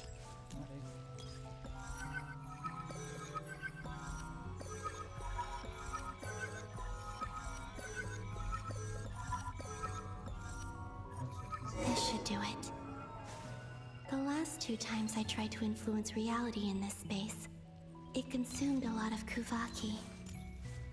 I'll try and be more careful this time. I need to leave key clues behind using less power. I hope everyone still remembers what I said on Moon Prayer Night.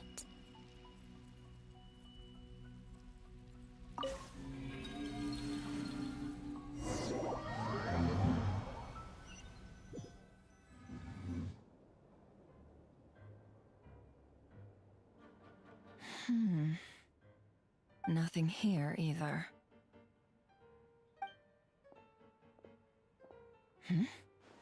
Flint's? Ah, Miss Nefer. What are you doing here? Unless... I just spoke with Itlua about arrangements for the search and came for a walk nearby. As for you, why would... Huh. It appears we think along similar lines. And neither of us likes to accept things at face value. As well as figuring out how to gather intel on the Traveler, I wanted to confirm some of my own suspicions. Also, we'll need to bring a lot of force to bear against Dottore, even if we're only looking to rescue the Traveler. We can't leave anything to chance. You don't think Columbina perished either, do you? I'm merely considering the possibility that she survived, just as you are. How much can we really know about a deity like her anyway? Do you remember what she said on Moon Prayer Night? About using moonlight to send messages to us? Of course. I think that's why we're both here. Where have you checked so far? I've been focusing on the outdoors. Anywhere the moonlight shines. I checked most of Nasha Town, but didn't find anything. I checked the Curatorium of Secrets, and a few rooms where I thought I might find some leads. But no luck here either. The only places I haven't looked yet are the rooms in the flagship. But process of elimination isn't the only thing that brought me here. Oh, really? What's your other reason? After all that build-up, our mystery ally never showed up even once.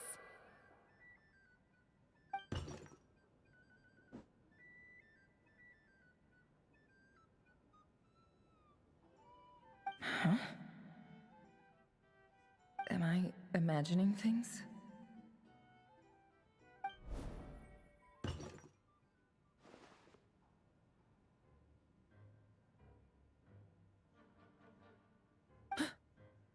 Come on, let's see what's going on.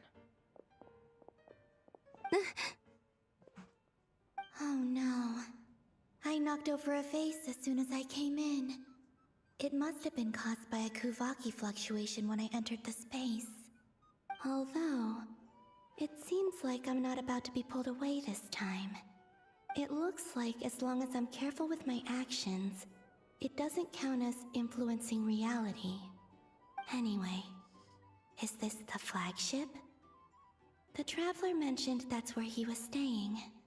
I only went into the lobby last time, so I've never actually been here before. How does this space work? If nothing else, I can now be sure that it is not simply memory. He mentioned where his room was. I think it's... this one.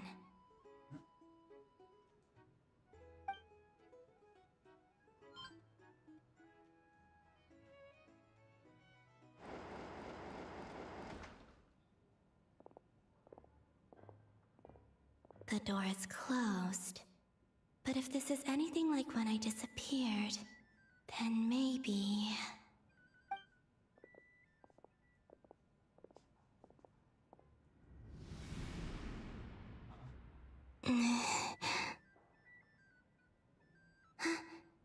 I'm in. He and Paimon aren't here at the moment. I hope he's okay. I wonder what happened to him after that battle with Dottore. dwell on that for now. I need to try and leave them some clues.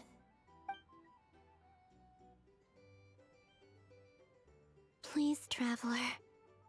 I really hope you find this. Okay guys, I'll be right back. In a second.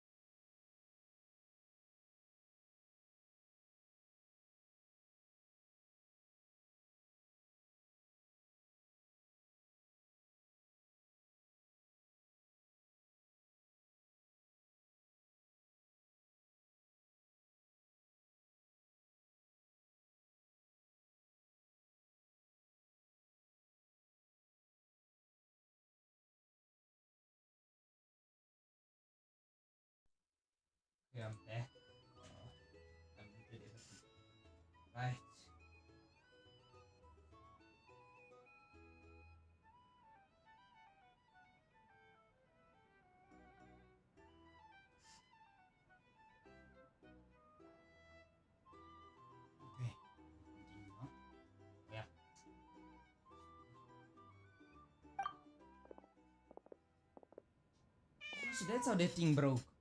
They thought it was the cat, but it wasn't. Oh my days, my inception. Oh my days. Huh. Just a cat. Nothing else here strikes me as noteworthy. Didn't you stay here for a couple of nights once? Before Rarir showed himself, yes. It's also where the Traveler and I first met. Did you notice anything unusual during your stay? I remember thinking how much noisier the flagship is at night compared to the graveyard. Other than that, no. The Traveler and Paimon were most congenial neighbors. This is where they've been staying, yes? Over here? That's right. I wouldn't usually condone breaking and entering, but we can make it up to them later. Focus now. I have to write a message on the wall using Kuvaki, just like I said on Moon Prayer Night. Simply open your windows on nights when the moon shines bright, and the moonlight will naturally flow towards the words I have written. Here goes. I'll need to carefully control my strength.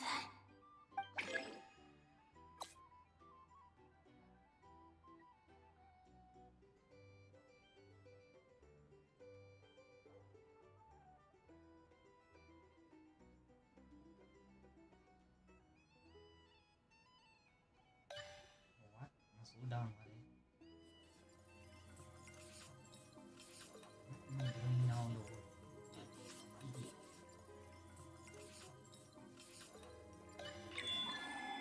my days, why did he reset? Yeah.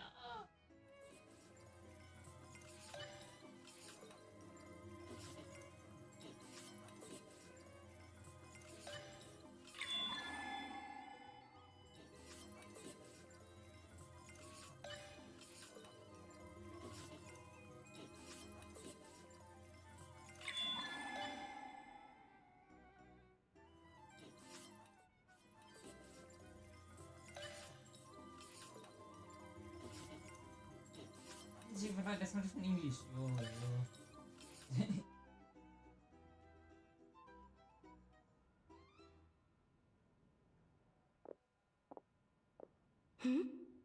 There's a noise outside the door.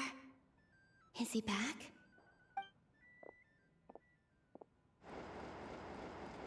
Please, you have to see these words.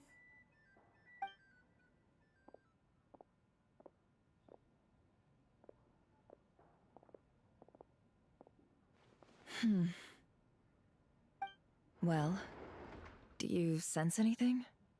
Unfortunately, no. And this place was our last chance. Not necessarily. We've only looked in Nasha Town so far. Miss Columbina said she would leave messages at her friends' dwellings. It's still worth checking where Miss Lauma lives and where I live. Let's try and make some time to look into those then. Wait. What are you waiting for? Paimon might have overeaten slightly. What's that look for? This is a victory feast. It's normal to eat a little more than usual. The Traveler in Paimon. It's really you. But why are they talking about a victory feast? Huh. You worried Paimon sick while you were out there fighting Rarir. So this is your chance to make it up to her, alright? Wait. So this is the night after the battle against Rarir. How did I end up here? That's quite a long time ago now. Wait. Time. That's it. Every time I've entered reality within this space, it's been at an earlier point in time. Every one of those points has been before I fell into the moon's reflection. And everything I've done to affect reality really did happen in the past. Does this mean that within the moon's reflection, time flows backwards? Starting from the moment I fell in? Not long till Moon Prayer Night now. It's gonna be even livelier than tonight. Although, it's gonna be sad saying goodbye to the damselette. She seems like a really nice person. Paimon. No, I can't. Even if I make contact, they probably won't understand what's going on. And in any case, I'll likely get pulled away again if I do. Instead, I have to find a way to get them to notice what I've written using the moonlight. Wait, even I hadn't thought of doing that before Moon Prayer Night. They'd never conceive of that possibility. Is there truly no other way? Don't lose heart. We'll find a way somehow. Huh? Oh, you say that, but the Frost Moon is beyond the fall sky. If we wanted to go visit her, how would we make it through to the other side? We might not have all the answers now, but I'm sure we'll find a way one day. Huh. Guess someone's gotta be the optimist. The present. The future. That's right. There are still things I can do. What's your plan? Flint's, when you were staying next door, did you ever open the window? No. The rooms here are dark and damp. And there's such a buildup of dust on the windows that the moonlight can't even get in. I didn't think it was worth the trouble. The moonlight? Ah, I think I see where you're going. One moment. I'll see if the owner is available. Don't bother. Time is of the essence.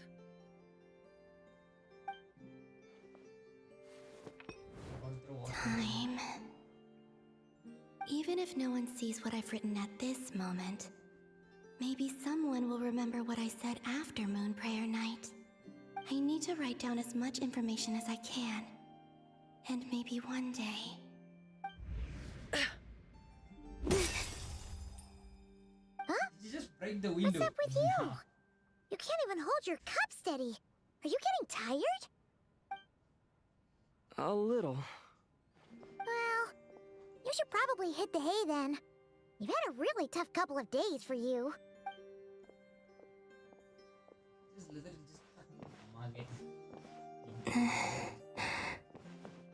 You truly have. You helped defeat Rerir, helped me reclaim my name, and you helped the others organize Moon Prayer Night. Wherever you are right now, I'm sure you're still fighting against the injustices of fate. This is all I can leave for them. How I wish I could stay here. But it's time for me to go. I hope to see you again in the next time. And if the opportunity presents itself. I will surely return to your side. Huh. Columbina. She's alive. Not only that, but she's left us an entire wall's worth of clues. She even wrote down what would happen on Moon Prayer Night. It's just a shame we found it too late. I am here. Time in this place flows backwards.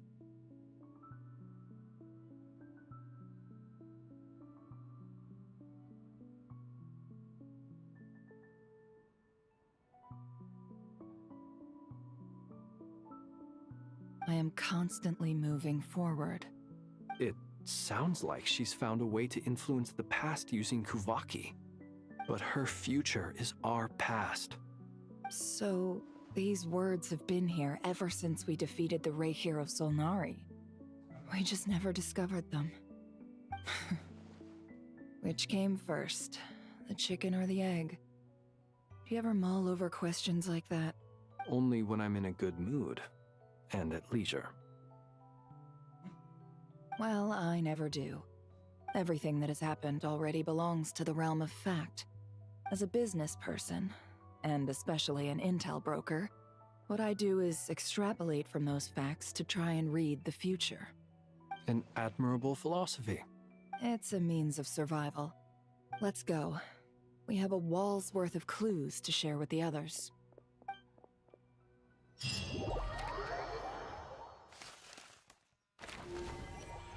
Maiden.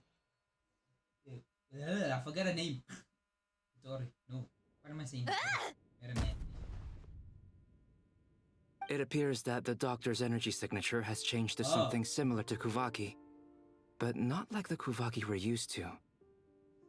Nodcry's Kuvaki devices will only have a limited effect on it. I can see why you've chosen to place your hopes in alchemy instead. Also, I must say these books are rather profound. My subordinates just shipped them in from Fontaine. Some of them are from the Narcissenkreuz Ordo. Some are incident reports from Petrichor, and then there's a few test reports for these junk machines. Additionally, after some further scanning, I've discovered something extremely annoying. What's that? Teyvat's skies contain multiple moons. A long time ago, when I did my first scan, I detected 3, just as the legends say. But when I checked again just now, I detected 4 moons. Huh? 4? So there's one extra? Yeah. Originally, I thought that if I could still find 3 moons, that would at least mean Columbina's still alive. But then it occurred to me that apart from the Frost Moon, Teyvat's moons are just husks. And husks surely shouldn't show up in the scan, since they're not alive. It's weird, isn't it? If we can't even distinguish between a dead and a living moon, how are we supposed to know whether a moon goddess is still alive?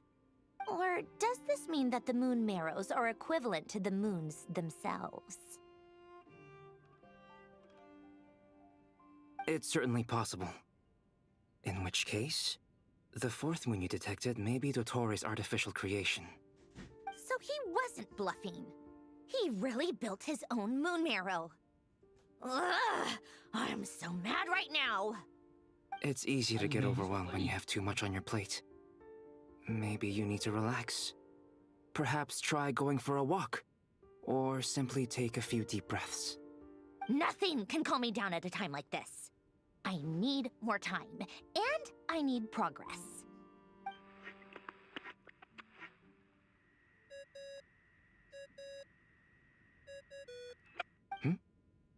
It's Mr. Flynn's. I really hate that ringing tone. Ugh. First the 4 orthants of the Narcissenkreuz, then moon marrows. Now what? Oh, sorry if we're disturbing you. Might I ask what's troubling you? What do you want? We're busy. Are you still at the Curatorium of Secrets? Yeah. Look, everyone else is still out, so there's no hurry. Plus, I'm busy, so I would appreciate if you gave me some space. Even though we have crucial intel to share? Fine. I'm listening. Do you intend to share it via the Dodo communication device? Ordinarily, I would, but this is a unique situation. I think it's best that we discuss it in person. See you at the Curatorium.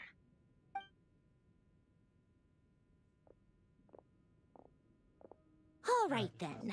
So, what's the situation? The rest of the team is still out working on their missions and evacuations, but we've decided to fill you in on the most crucial information first. Sandrone, you were right. Columbina is most likely still alive.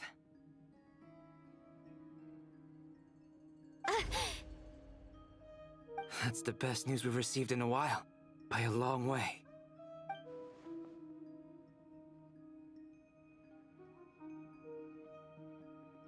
Random locations. Appearing in reverse order? Are you serious? So not dying isn't enough for the moon goddess, huh? She has to show off too. Anyway, does this mean we can deduce her condition from the moon marrows? Miss Sandrone, there's nothing wrong with simply admitting that you're happy to hear the good news. I'm not. And she's the least of our problems. We're facing a huge crisis. If she can't control the flow of time in there, she's just gonna keep moving backwards. Different points in time won't intersect, and she'll never find a way out. Let's say life begins with a drop of water. When did time begin? The moment this planet came into being? No, that's not right. Her final destination would be the moment at which the space she is in was created. But it doesn't seem like we can influence that space from the outside world. So how can we help her? Also, if she's alive, Rerir and Thelindis might be too. But as far as we know, neither of them have come back out. That space may not have an exit at all. I'm afraid I must concur with Miss Nefer in this. Can't exactly argue with that. Let's leave it there for now. I've taken notes on everything you said. Will it help with your research? I doubt it's gonna help with breaking Dotori's energy fields. But who knows when it might come in handy. Better to have it all written down than try to remember everything when I need it. All right, I need to get back to my research. Mr. Albedo has made a lot of suggestions that will require my undivided attention. Sure, I'll stay here. I have things to work on. Police. Why police? Is it because I'm playing Genshin, right? It's okay. Paimon, are you there? Oh, right. She went with Varka to Natlan, didn't she? Good thing we've moved her and the Traveler's luggage in here. You don't steal my mom. Speaking of the Traveler, where could they be? There's a note from Paimon. Paimon here. Not in at the moment, but if anyone needs to borrow her stuff or the Travelers, go ahead and help yourself. Paimon won't be mad. I will be mad, what you mean? Also, Traveler, if you get back before Paimon, make sure to get some rest. Paimon misses you a lot, but put your health first, alright? How sweet. Well, since you offered, Paimon, don't mind if I do. This is the Traveler and Paimon's luggage. All the items they use day to day are here. It's well organized. I wonder which of them is responsible for that. What do we have here?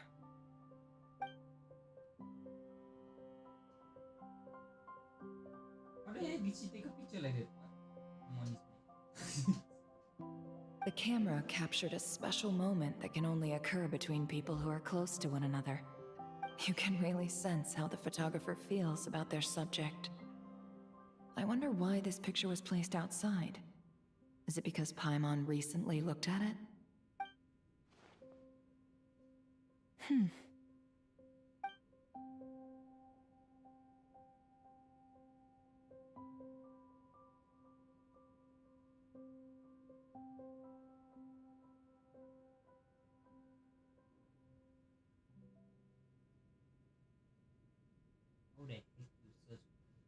This must belong to the Traveler. Perfect. I'll use this. Hang in there. We'll find you.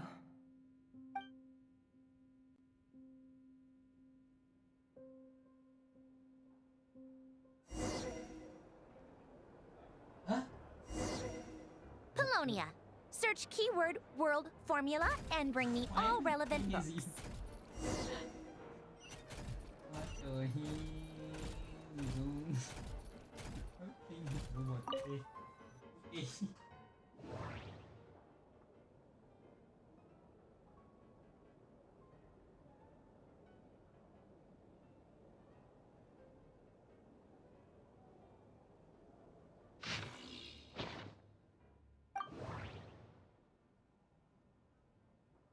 Yo, I can only check it in game. Can't check out Movika right now, I'm sad.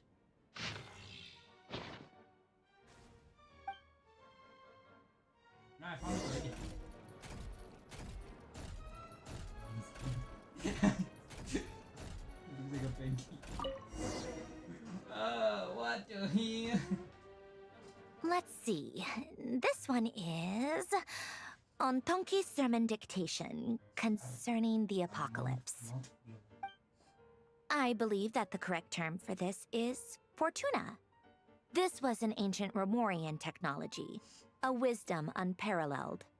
I never imagined that Remorian ideas would be so similar to the diagram I have named, the World Formula. This is strong evidence that human civilization should gradually shed possibilities as it continues to explore and evolve. The end of humankind may well be upon us right now. The sparks of civilization shall run out, unless we consider introducing variables from outside the system. Variables. Surely that can only mean one thing. Descenders? Dottore likely captured the Traveler because of his descender status. But the Three Moons' authority comes from the world itself. Why would Dottore need anything beyond that? Where does this variable factor in? The world formula calculates the fate of an entire world. Introducing a variable would therefore give us...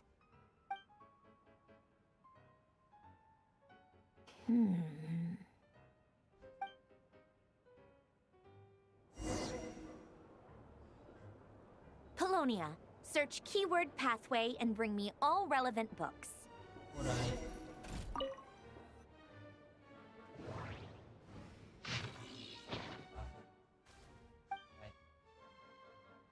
Ah, they can't do only one.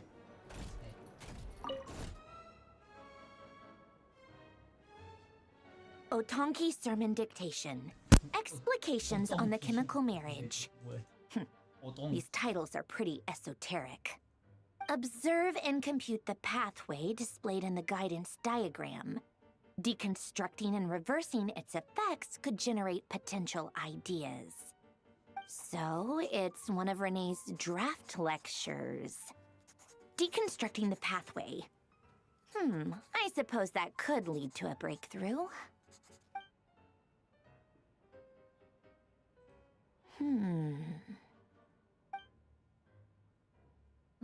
This is so long. This guy sure loves showing off his knowledge.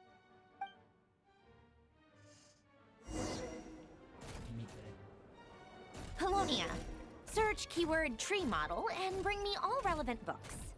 Tree model.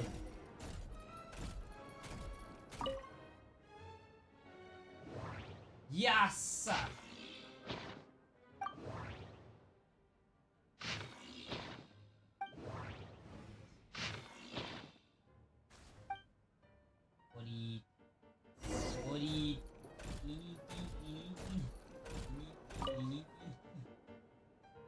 Weird playing as this big robot. Most of the experimental devices proposed by the Lilia Crucis Ordo are built based on the simple and basic logical structure of a tree model.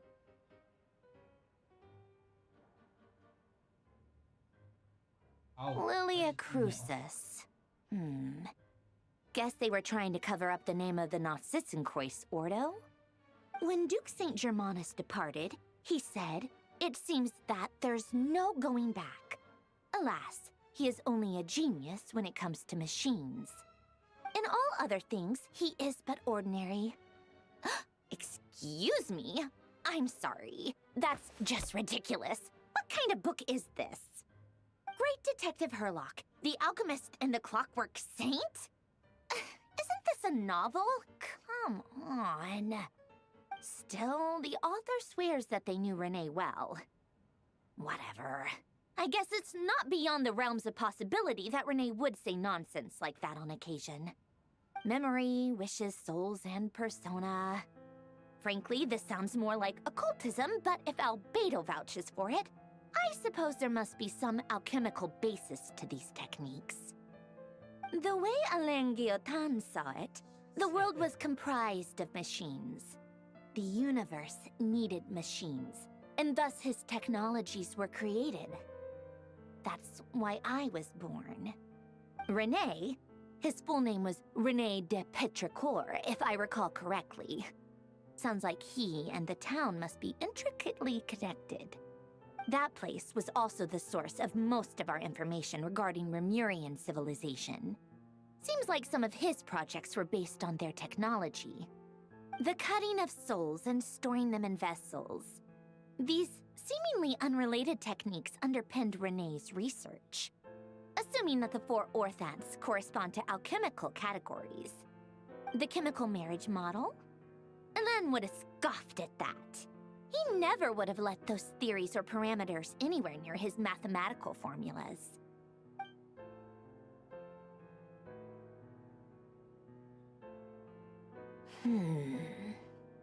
What was Elen's view on Renee?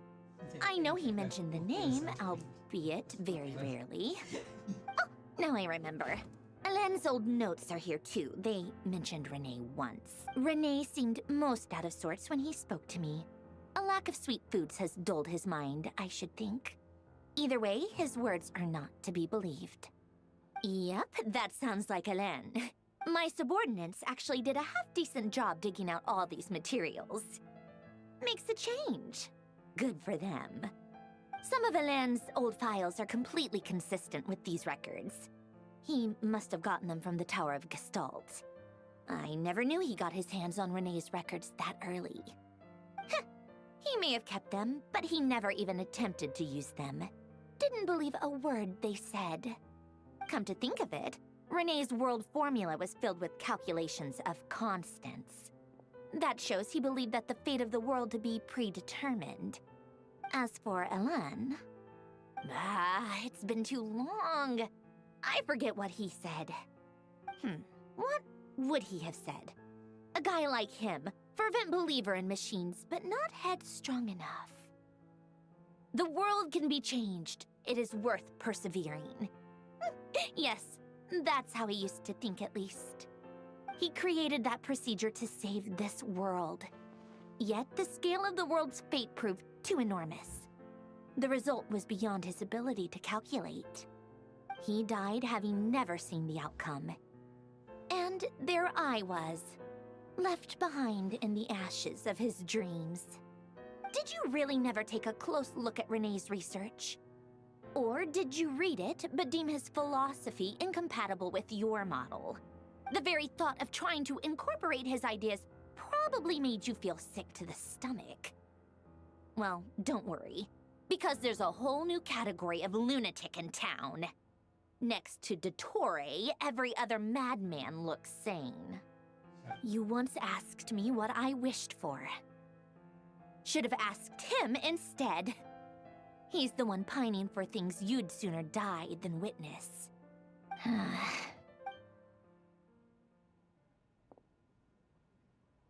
Even the tiniest variable can make big waves in the present.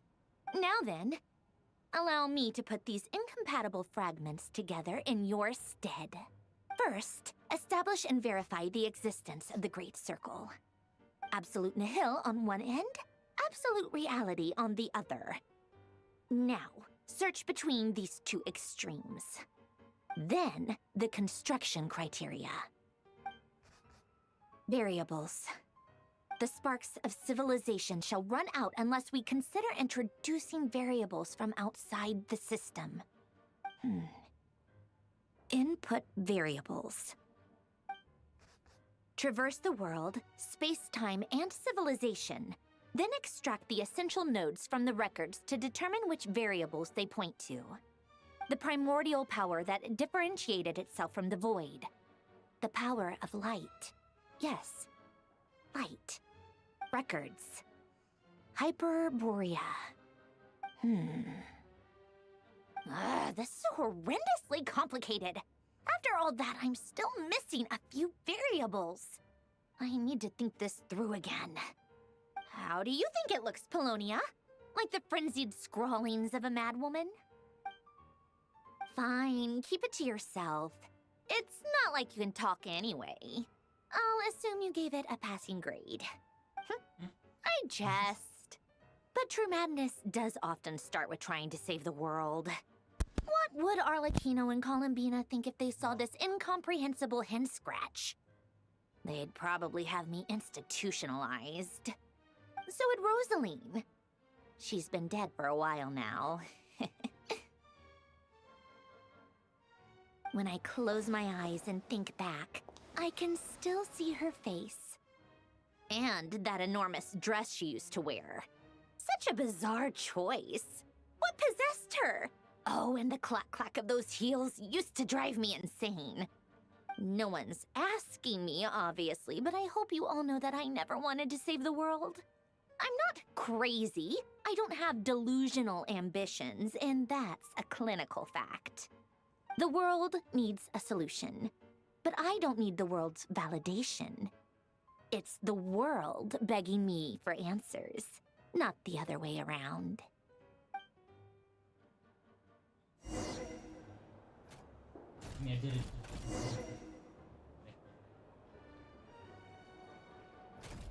Tea time.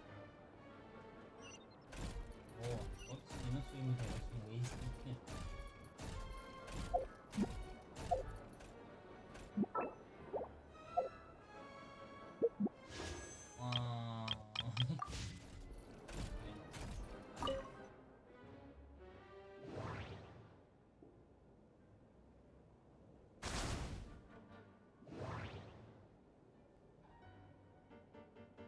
Why am I playing it? I still don't understand. What's the point of this?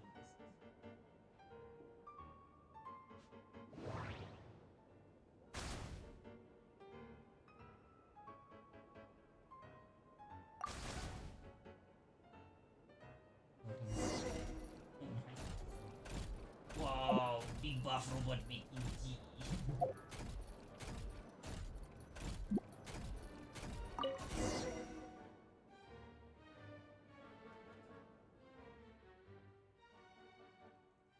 Oh, cookies to go with the tea. Let's see. They must be from that person who brought those documents. I see they're from Hotel de Boer. Something's written on the box. We are proud to present this homage to the Fortress of Meropede's fun-filled mill collection system. Fortune cookies. Have a lucky start to your day. Sounds like a dumb gimmick to me. Be early to bed and early to rise. Get plenty of sun and drink plenty of water. Then things will surely go well for you. What? Are you kidding me? Somehow I doubt that an early night and a glass of water is magically gonna save a world on the brink of existential peril.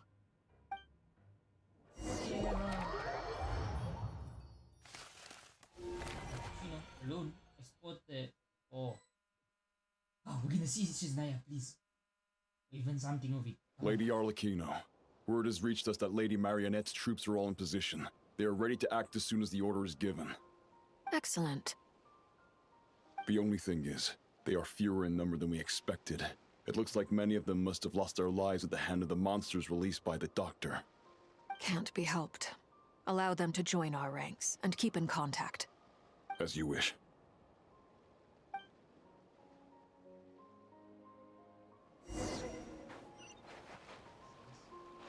Amen. I want to mark on my map. Yes, I can. At least I know.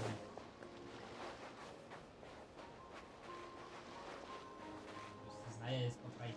It's been a while, Arlecchino. You look well. Did Dottore really have to build his lab right on the sole path between Snezhnaya and Nodcry? Had to go on a huge detour to stay out of its line of sight. Sounds like an arduous journey. I assume you've brought word from Her Majesty? Of course, all part of the job. Firstly, the Tsaritsa has authorized Fatui Internal Affairs to review Dottore's case. They will reach a formal verdict on whether he has turned traitor and whether he poses a threat to Snezhnaya. While they're working on that, I've been ordered to come and receive the refugees from Nodcry. They are nearby. My team will escort you to them shortly. Great. Aside from that, Her Majesty has a message for you and Sandrone personally. Huh? Where is Sandrone? She stayed behind to work since I was making the trip anyway. It seemed sensible to have one person on standby at base while the other came out to meet you. All right, guess that's just how she rolls. In that case, tell her that the Tsaritsa's decree this time is pretty awesome sounding. I think she'll like this one. Still, I wonder what... Wait, what's that? Did one of our troops turn into a monster? Wait, what? Take him out. Whoa. What if he's a werewolf, man? Bro B. Riptide! Yeah! Bring it on!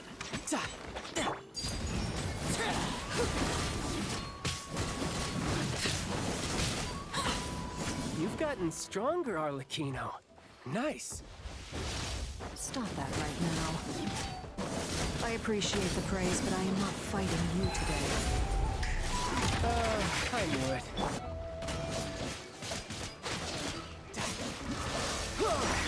Transfixed!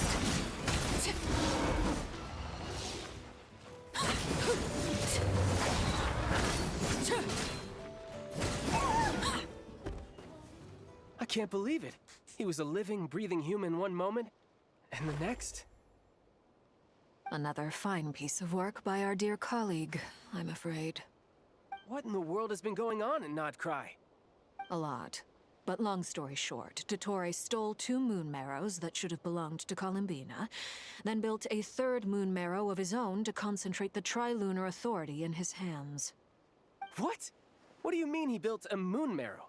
People build roads and houses, not moon marrows. What's his next DIY project? He's gonna build a god? You could stand to be less surprised. We are harbingers. The work we are engaged in makes the creation of gods seem mundane by comparison. I tell everyone who asks that you once crossed swords with Rex Lapis while serving as a key supporter for Rosaline's plan. But right now, you're acting like a common adventurer. Thanks for speaking up for me. Those 2 really took me for a ride back then. Then again, surely no common adventurer would manage to get tangled up with them the way I did. That's gotta count in my favor, right? It almost sounds like you wish to repeat the experience. I might have to lower my opinion of you. No. I'll stop talking. Please, go on. Dottore is currently still experimenting with his newfound power in ways that continue to corrode the outside world. As for the human mutation, I believe this is simply a consequence of his experiments, and not a strategic move. That radiant beast was once a subordinate of Sandrone's. I suspect he was only allowed to live so that he could become an experimental subject. Also, those of us who fought Dottore have been afflicted with a curse. As such, I cannot leave Nodcry. This is so much worse than I thought. No wonder Her Majesty's decree is so extreme. While these exceptional circumstances persist, the Harbingers are hereby authorized to use unilateral executive powers. Should Dottore pose a threat, Arlecchino and Sandrone are permitted to eliminate him. Yes. My thanks to Her Majesty. I will pass these good tidings on to Sandrone. Her Majesty has also declared that she will refrain from launching an attack on the now evacuated Nodcry due to the presence of unretrieved research material. A wise decision. By the way, how's my old partner doing? I'm assuming they're with you? Partner? You mean the Traveler? I'm afraid I have bad news.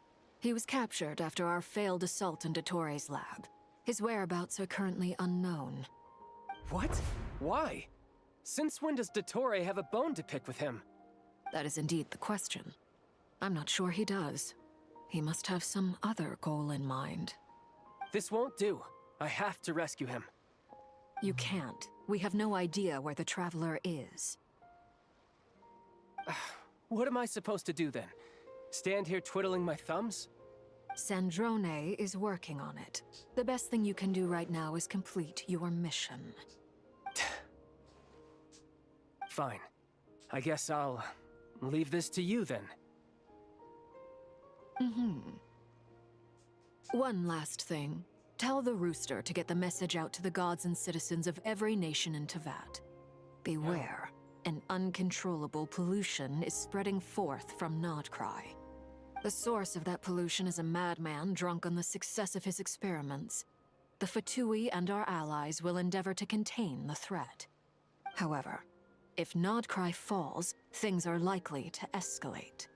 Considering Dottore is one of our own, all Fatui stationed in Nodcry consider it our duty to stay and fight him to the bitter end. Whatever the cost. Hey, don't be too pessimistic. If it comes to it, I'm sure Her Majesty won't stand by and do nothing. I hope you're right. Yeah. Het is treffer. Ah. Nou, maar ik wil er op. I'm just in. Okay.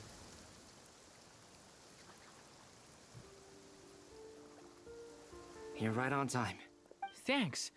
Hey, do you think I'll get that gliding exam exemption? I made sure I was on my best behavior in Mondstadt. I landed well outside the city and walked in through the gates. I'll help you apply, don't worry. For now, let's see what we have here. What are the doctor's energy fields even made from?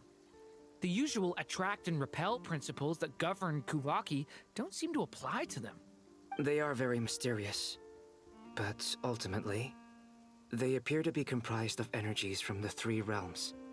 Thanks to research by Master in the Hexen Circle, we know that Tevat's 7 elements are derived from the more primordial power of the Light Realm, which is antagonistic with the power of the Void Realm. Since you have the power of the Dragon Durin within you, I'm sure you can already tell that this energy field contains no abyssal energy. That's true. It's not abyssal energy, it's something pure, wild, and untamed. I've been thinking about something.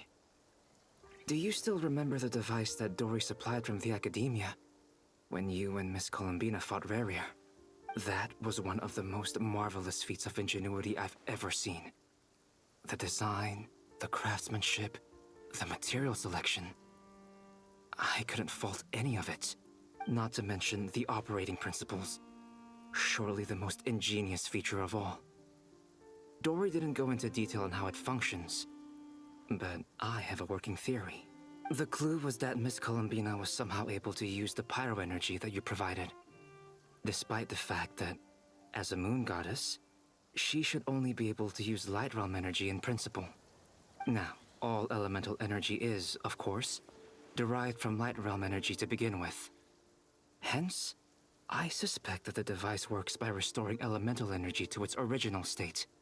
This presumes a theoretical model of the 7 elements akin to that of light refracted through a prism. Perhaps it is no mere analogy. Maybe there is indeed a prism in this model. I almost wonder if the idea for the device was conceived based on direct observations of said prism. It would explain how such an ironclad design concept was achieved. It is at once a masterwork of engineering and a groundbreaking application of the Academia's latest elemental theories. I suspect only Lesser Lord Kusanali herself could have devised such an ambitious technology. But back to the energy field before us. If this is pure Light Realm energy, its relation to elemental energy is one of integration versus division. Or you could say that the former contains the latter. Could this mean that elemental energy can dilute the power of the Light Realm? Should we give it a try? We should.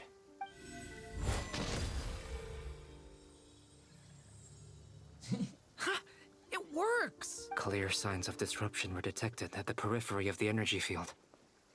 This indicates that elemental energy can disturb or even negate the field. Now you try. All right, here goes. It's working! Switch to abyssal energy and attack again. No surprises there. Abyssal power drains the energy field to a significantly greater extent. I now feel confident in asserting that the energy field is indeed pure Light Realm energy, and that elemental energy can dilute it. But the energy field is huge. How much elemental energy will it take to neutralize it? We don't have to neutralize it completely. We can try other approaches. That's all for theory. Would you like to continue watching? So you knew I was here. Oh, the Belladilla. When did you get here? A while ago. But Albedo sounded like he was working on his thesis defense back there. Back in Sumeru. You can end a person's whole career by interrupting them mid-speech. Very thoughtful of you. I'm truly touched. Could I ask you to lend me a hand? With what? A little test. Try using Animo to unleash a concentrated assault with circular blades, with the goal of breaking through at a singular point. Nice! This time it tore through the field. Tremendous. This is a major breakthrough. Should we go through? We probably shouldn't risk having mutually antagonistic energies in such close proximity. Durin, you stay here and watch the entrance. Hat Guy and I will go in to investigate. Sounds sensible to me. Keep your eyes peeled, Durin. Don't worry, I got this. You two be careful in there. Just give me the signal if you need help, and I'll dive right in. What do you mean, signal? It's based on a new alchemical concoction I developed last month. When 2 bottles of it are smashed on the ground together, they emit a blinding burst of light. If it comes to that, remember to shield your eyes with your hat. Glad I asked. Thanks for the heads up. This puppet must get on. Let's go inside, Baba. Oh. Like I thought. Beyond a certain distance, we can't see the opening where we came in. Maybe that's to prevent people from escaping. Sounds like Dottore style to me. Not much has changed. Things are basically the same here as they... They have no heartbeat and they're not breathing. We can only assume they're dead. But there are no visible wounds. Also, there's an animal squatting next to each body. It's watching us. That's not an animal's gaze.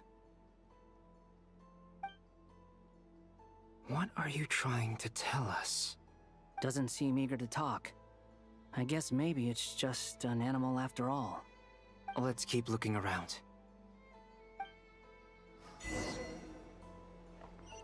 Oh, the map is glitched out. Yo.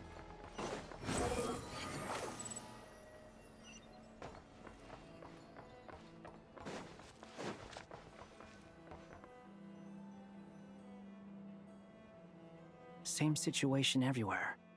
Not a living soul in sight. Just countless bodies with animals standing watch over them. Well, I think we can safely rule out the possibility that they're all pets. Is skirting around the topic your way of showing consideration for other people's feelings? Just being cautious. I don't doubt that you can handle the truth.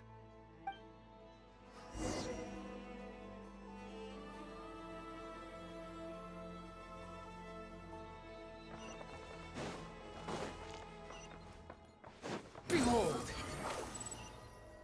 Careful. Please, help us. Please. Over there. Please, help us. Please. What happened here? I don't know. Suddenly, everyone collapsed. Then my line of sight got lower. I still have some of my senses left. I gotta get out of here.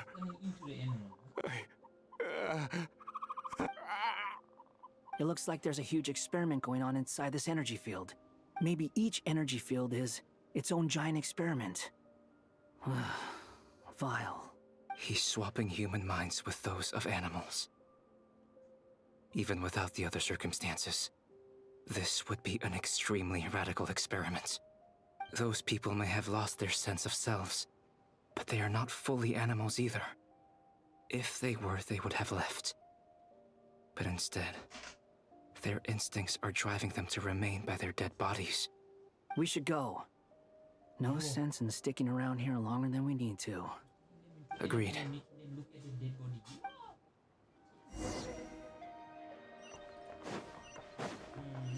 The wind rises.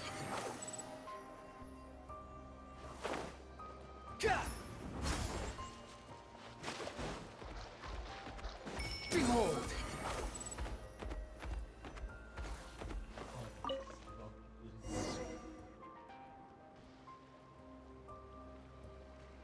Ah, you're back!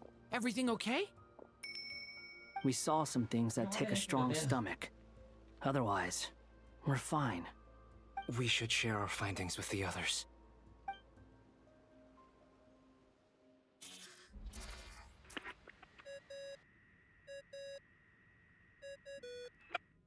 Yes? Who is it? Miss Nefer, it's me, Albedo. We found a way to break through the energy fields. With enough control, it's possible to tear them open using elemental energy. Also, we managed to take a look inside. Dottore is carrying out his cruel experiments on an immense scale. Any residents who have failed to evacuate in time will likely meet a grisly end. Sounds like he's living down to our expectations. Might I ask how things are proceeding on your end? I'm just about to get started. I'll be in touch once I have a result. Understood. Stay safe. I will.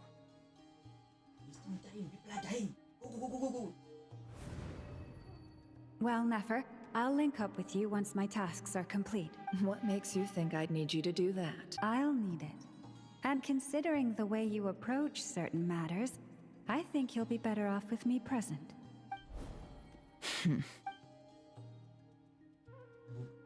Let's begin. Entering simulation mode. The chest is still there. A vast wasteland. Is this the Traveler's inner world? I was expecting something more vibrant, to be honest. Wait, someone's there. What are you looking at? In that case, I'll look at it with you.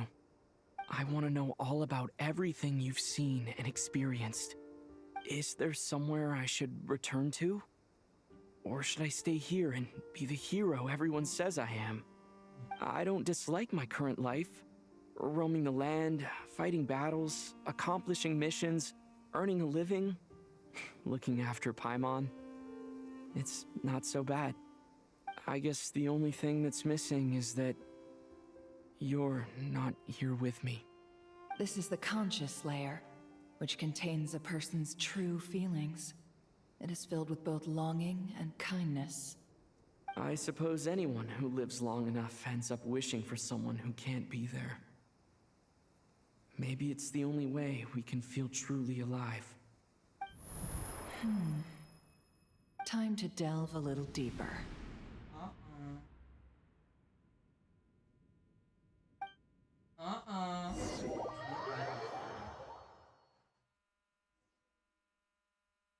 Nasha Town is hardly the optimal choice for a place to live, but it has character and a reasonable population density. What are you trying to say? Oh, don't be nervous. I was just thinking where might make a good starting point for your journey. Perhaps I should send you further afield. Conria, perhaps. Conria ceased to exist long ago. Once again, you fail to understand the possibilities that the Tri-Lune creates. Anything that has existed in the past, I can now recreate. You simply do not wish to see that happen. That might be because you miss your sibling and fear getting answers that you are not ready to learn. But this is not for me to judge. If we are to collaborate, we need to maintain an amicable relationship. In a moment, you will be able to... Oh no. Taking Nefer. Oh my days. Taking it. What are you... Hero.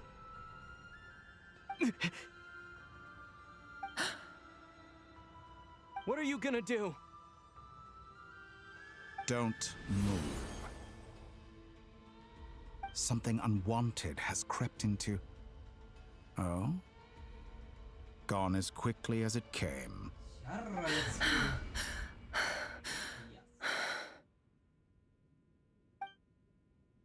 Did you save me? If I hadn't cut the connection, Dottore might have caught you from the other side and destroyed you. This was a good idea, but once is plenty. You were exceptionally brave. Excellent work. Thanks, but now's not the time for that.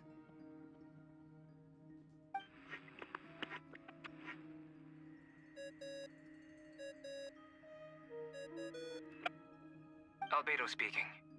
I think I know where he is. What is this endless darkness? I can't see anything, even though my eyes are wide open. But why? What happened? Ah, sorry about that. I take it you didn't notice. Just now, a friend of yours took a little peek into your mind. Could it be Nefer? How did she do it? Did she use something as a medium to connect to me? Do you think she's aware of your current circumstances?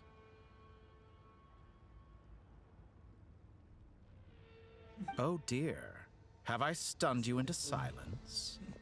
I only wanted to slow down your time a little so I could stop your intruder in her tracks. It would have been nice to capture the spy. I must say, I'm finding the ability to adjust the flow of time rather intriguing. The moment you closed your eyes, time seemed to grow impossibly viscous, didn't it? A whole month passed before you opened your eyes again, but only for you. No one else was affected.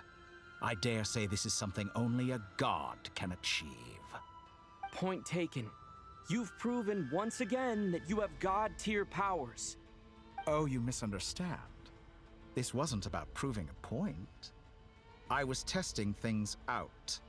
I find I learn best by doing, and I have to admit, time is not the easiest dimension to control. I only wanted to make you sleep for a short while, but it ended up lasting a whole month. Clearly some finesse is required to wield the authority over time as I wish. I hope you're not angry with me. It was only a month's discrepancy, nothing too serious. Had I been off by a year, a decade, or even a century, that would have been quite a different story. You could have frozen me for millions of years. So much for collaboration. You aren't showing much sincerity. Millions of years? To what end? I wonder if you don't understand humans all that well. They are very pragmatic creatures who understand only that which they can perceive with their senses. If I had you sit here for a week, I imagine people might sympathize. But if I left you here for 100, 1,000, or 10,000 years, the sheer size of that number would cause it to lose all meaning to them. They would not have the capacity to comprehend your suffering, and thus they could not empathize.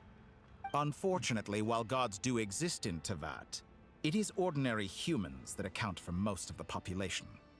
Their lifespans are so limited, their bodies so fragile.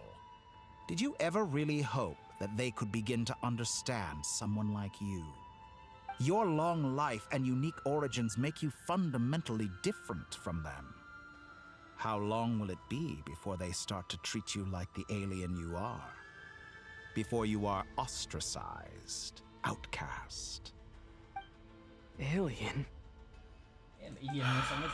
Even I feel bad for you sometimes. This world has made you into a slave.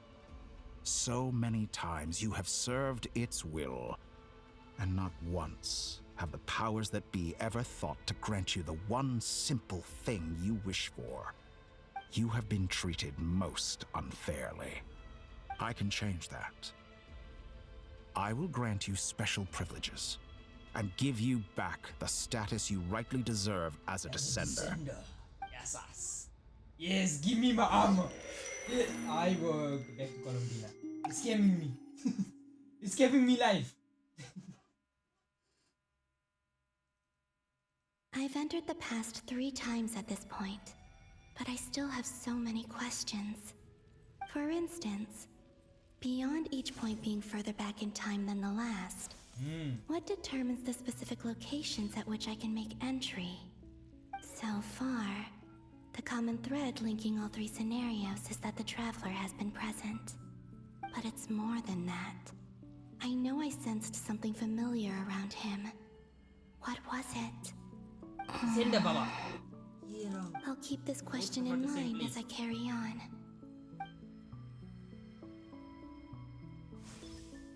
A boat not red. Of course it must be different. You're a bus. Humans, you never change. Always trying to use powers you neither comprehend nor control. This looks like Star Sand Shoal. Was this before Rerir regained his physical form?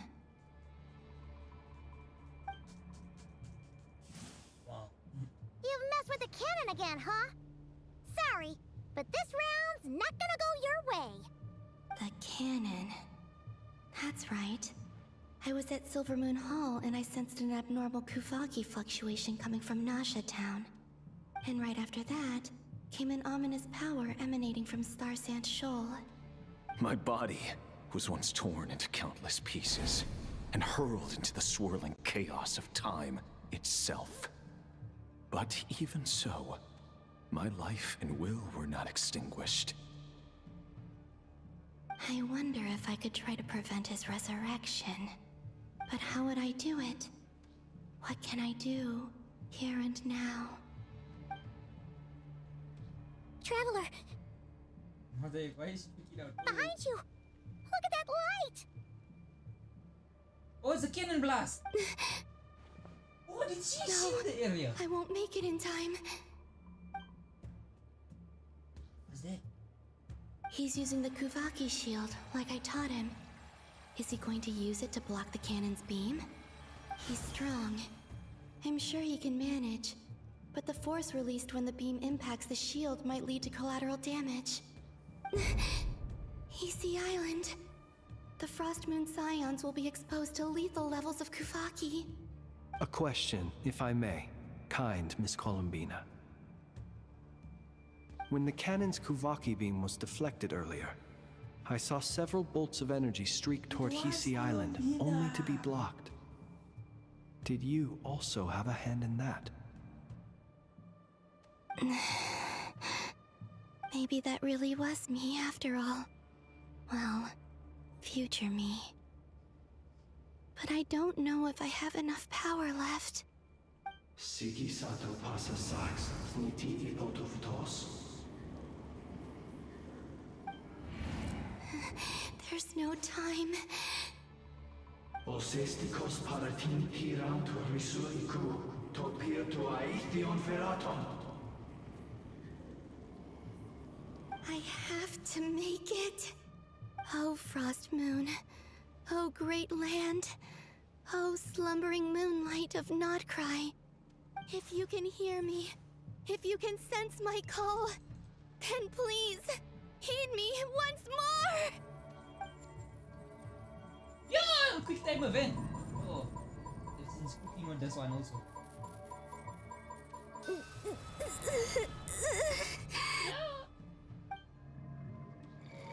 It was her. Okay. Did it work? It worked. Don't stress.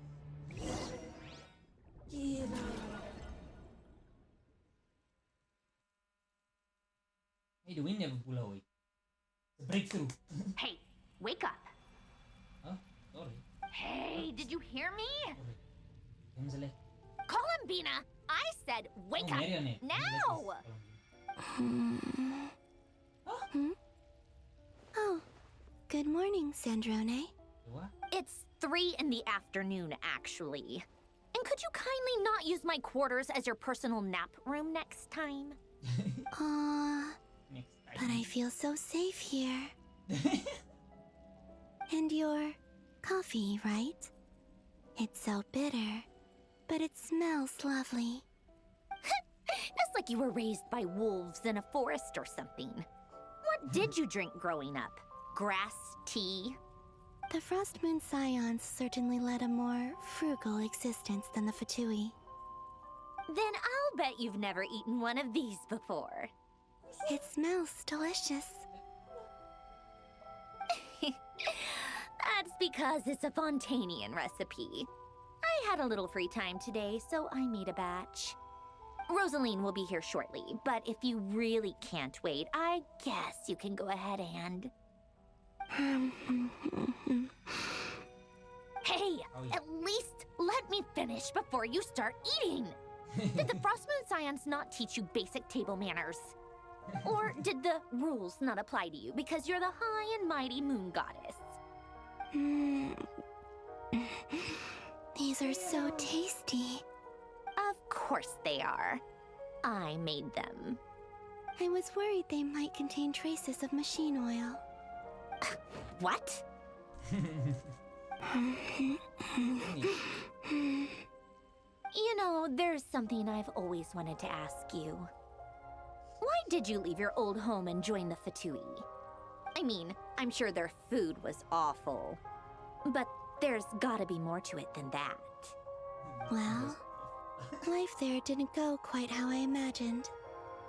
What were you expecting? You're a god. Your followers are gonna make some demands of you, right? Surely you can just answer a few prayers here and there in return for the free food and drink. How bad can it be? Well, would you help other people just for free food and drink? The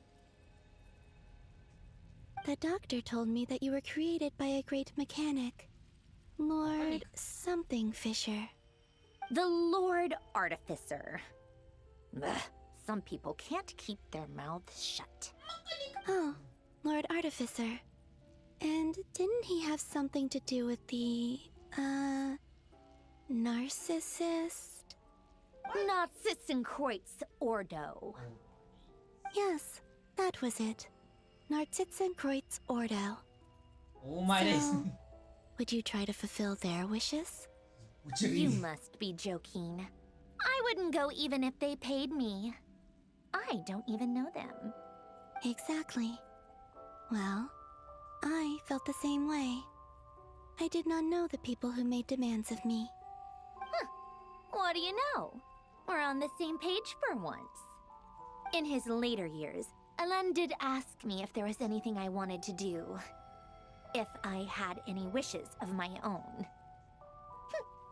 Well, I don't. And I'm not in any mood to fulfill someone else's either. Who's Alain? He was the... You know what? Never mind. You're not gonna remember. Anyway, the point I'm trying to make is, neither of us is the self-sacrificing type. Let me ask you this. What sort of place would you like to live in, if you could choose? A place where people don't ask me for things I cannot give them. Where they don't worship me, or fear me, but just want to chat with me like a normal person. I'd also like the freedom to come and go as I please. And ideally, it would be somewhere with the smell of coffee and snacks. Not to burst your bubble, but no such place exists in the world. Now, take your snacks and scram.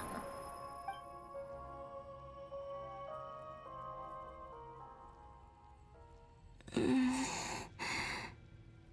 I pass out? Of course.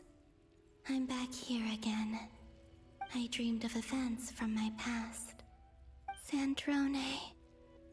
Traveler. I miss you all so much. Back there. I guess I managed to harness all the Kuvaki energy on Hisi Island. But how did I do it? Time is flowing backwards here, and I can use that familiar power to enter the world of the past. That mystery ally everyone talked about. It was me all along. I can sense that there isn't much more power remaining up ahead. What lies at the end of all of this? Will time keep flowing into the past? And will I ever find my way back? Hell again. Bro, let me fight the door and get down, man.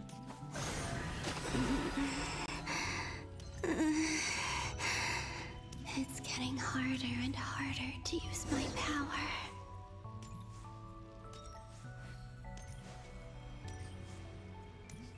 I'm no match for the Abyss in this state.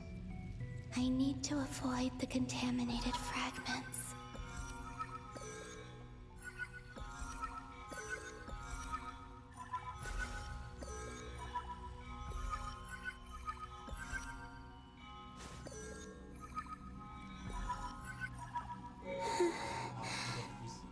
Time to go. I wonder where I'll find myself this time. Let's go to the moon.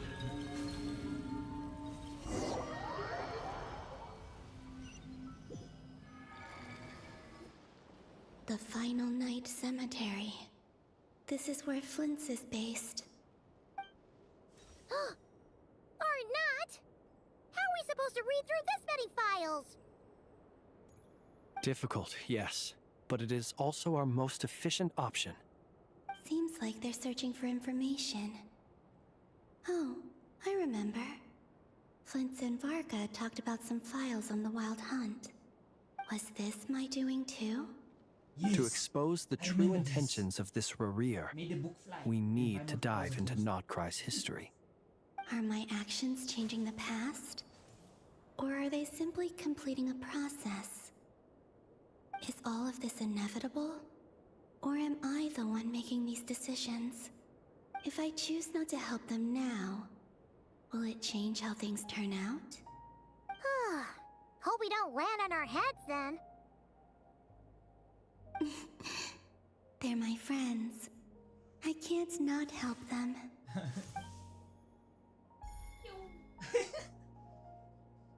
That's a goofy character. Ghost! You see? Gotcha.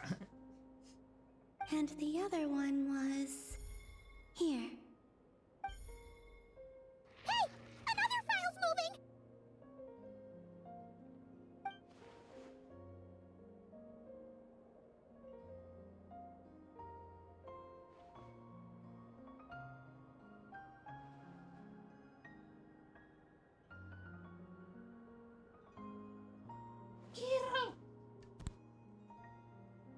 That should do it.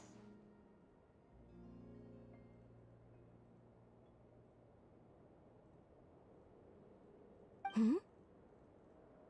Luanatar? You can sense my presence? Wait!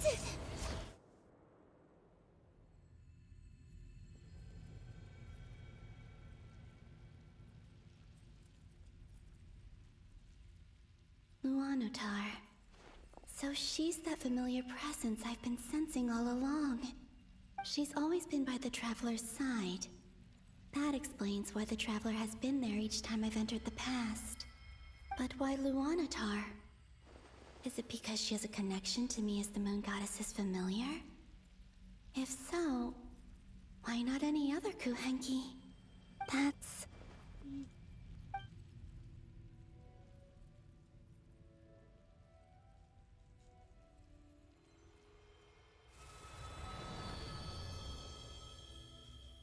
Why I don't control this one? She do by herself. Gotcha.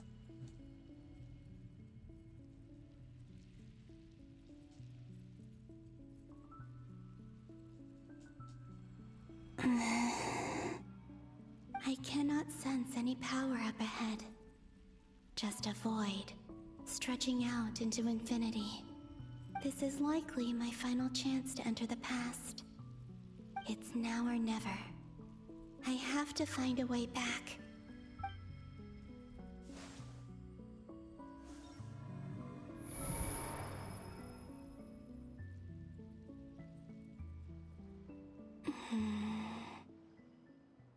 Easy Island? How far back in time is this? Where's Luanatar? I can't sense her presence this time.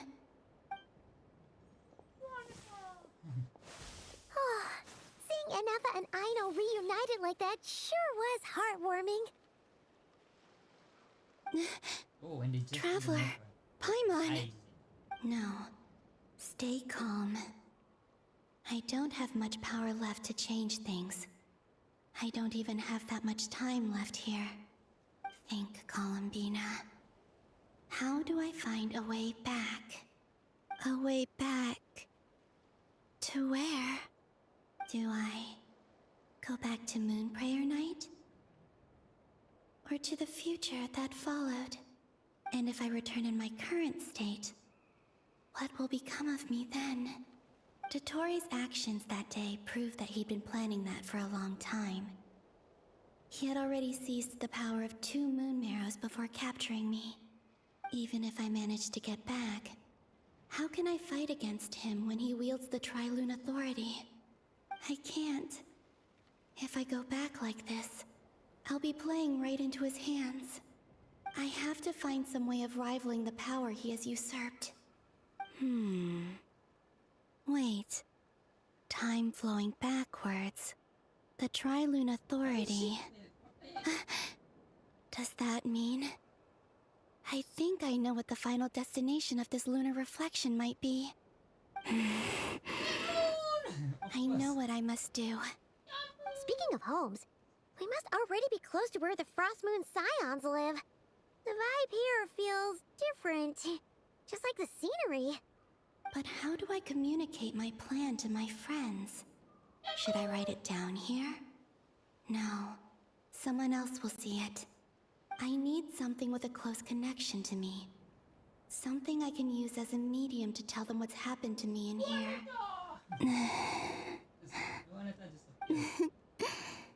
Now it makes sense. That's below Anata. That's what I meant.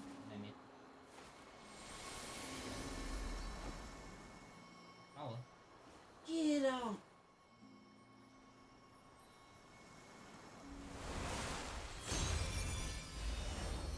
It's one Luanata.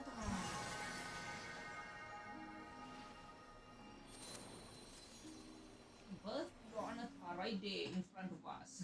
Hey, what was that? I feel like some sort of breeze blew by, and then the petals suddenly turned into... Huh? It was I who brought Luanatar into being. I gave up a piece of my own soul to create her. That's why I could sense a familiar power from the moment I entered this space. It also explains why she's been present in every past location that I've entered. Because we have a deep connection. What? Luanata is Hey there! Orbina? What's your name? And the reason why there are no more gates to the past after this point is that Luanatar hadn't been born then. No wonder I sensed the trace of a blessing when we first met. But I still didn't recognize the soul hidden within you. Back then, I was just a little lost dove. I had yet to become Columbina Hyposelenia. Go on now. We've got stuff to do. Best you find someone else to hang out with. Hey, you scared it off.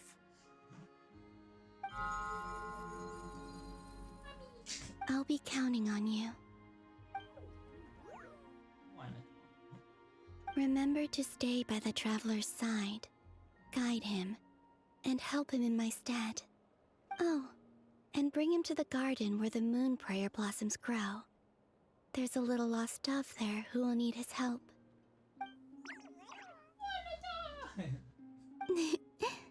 Go on.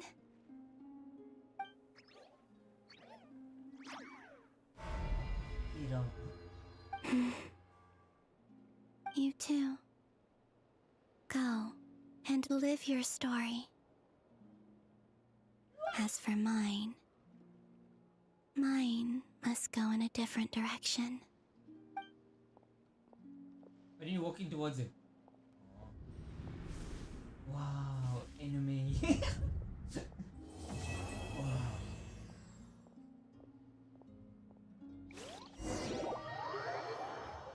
Yo, how many X are there of the story? Yo.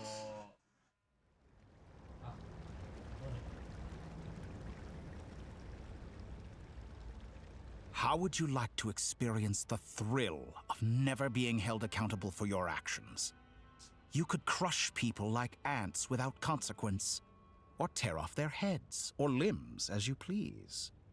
Believe me, such a life is but one small step away. What point is he trying to make? Freedom? But the freedom to kill? To do evil and get away with it? Why would you offer me that? The creation of a world is the ultimate scientific experiment.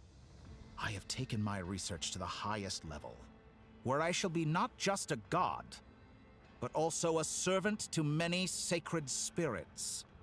I shall heed the truth and perform holy deeds. A god's laboratory is the perfect playground. But it needs the right occupant to explore its full potential. Mortals are found everywhere one looks. Not so with Descenders. I'd prefer my first guest to be a distinguished individual such as yourself.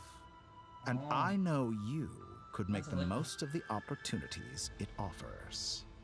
So the condition for entering the new world is to take innocent lives. The same dilemma that Rerir once faced. Could I really bring myself to kill others for my own benefit? Rerir did. And look where it got him. Have you made up your mind? I can't do it. Your playground is no place for me. You're putting your hopes in the wrong person. But we both know I'm not quite the hero you say I am either. I have my own reasons for the journey I'm on. And they aren't all selfless. You've grown a lot since we last met. But there are still things you are unwilling to compromise on. This will only hinder you. Why don't I lower my requirements a little as a gesture of goodwill? I'll give you a little time to learn to be a less noble soul. What? That'll make things much easier. What? I really doubt I could live that sort of life. And yet you already sound less defiant than a moment ago. The benefits appeal to you because you can read the signs of the times. Why don't we return to my research facility? Your last visit was so rushed. There is much that I have yet to show you. Where's Colombia? Now to that question, Did I just stab you? Heroes don't attack from behind. Guess I'm no hero. Did I just stab This you? is What? most disappointing. Why did I stab you? Eh, mana?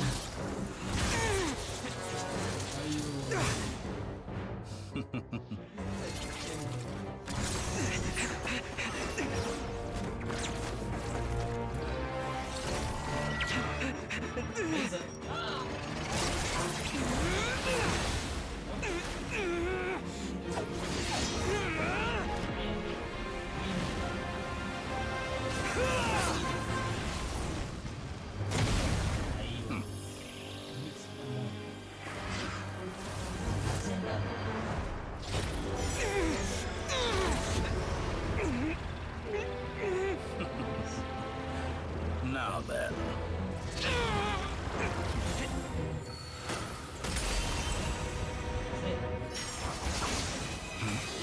Dia. Oh, yes, you want the bullets.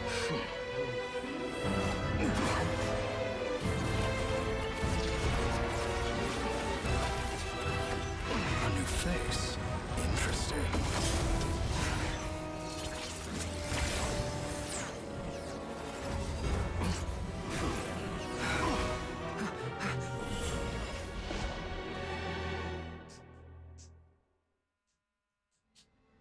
You never make a own world. You kind of made like a paused pocket. That makes sense. Okay. Get out. That guy, how You're did- still gonna call me Hack Guy after that, huh? I didn't see anyone else in there who needed saving. It's nothing. I'll be fine. Why are you looking at me like that? Is it that shocking that I'd come to your rescue? I owed you a favor back in Sumeru. Now we're even. Distracting Dotori was tough. I won't lie. He's not gonna fall for the same trick twice. That was my one shot. I'd hoped to use it to take him out. Ugh. I never wanted to obliterate someone more than I do right now. Dotori doesn't recognize me, but his segments were originally made based on an analysis of my operational principles. I expect it's only a matter of time before he figures out what I am. So Dotori doesn't recognize Wanderer because he deleted himself from Irminsul. Did he really miss his only chance for revenge by saving me? Why the long face? Hey, I'm not blaming you, okay? And I'm not complaining either. Rescuing you and killing Dotori are equally important goals. Everyone would be pretty stuck without you. It's best you live to fight another day. How are you holding up? Hat Guy said to put safety first, so we agreed to run as far away as we could after leaving the energy field, and only meet up once it was safe. You don't look injured. It seems that Dottore didn't do anything to you. All right. Rescue operation complete. There's a lot more work to be done before... Yeah, we right here. Ayo.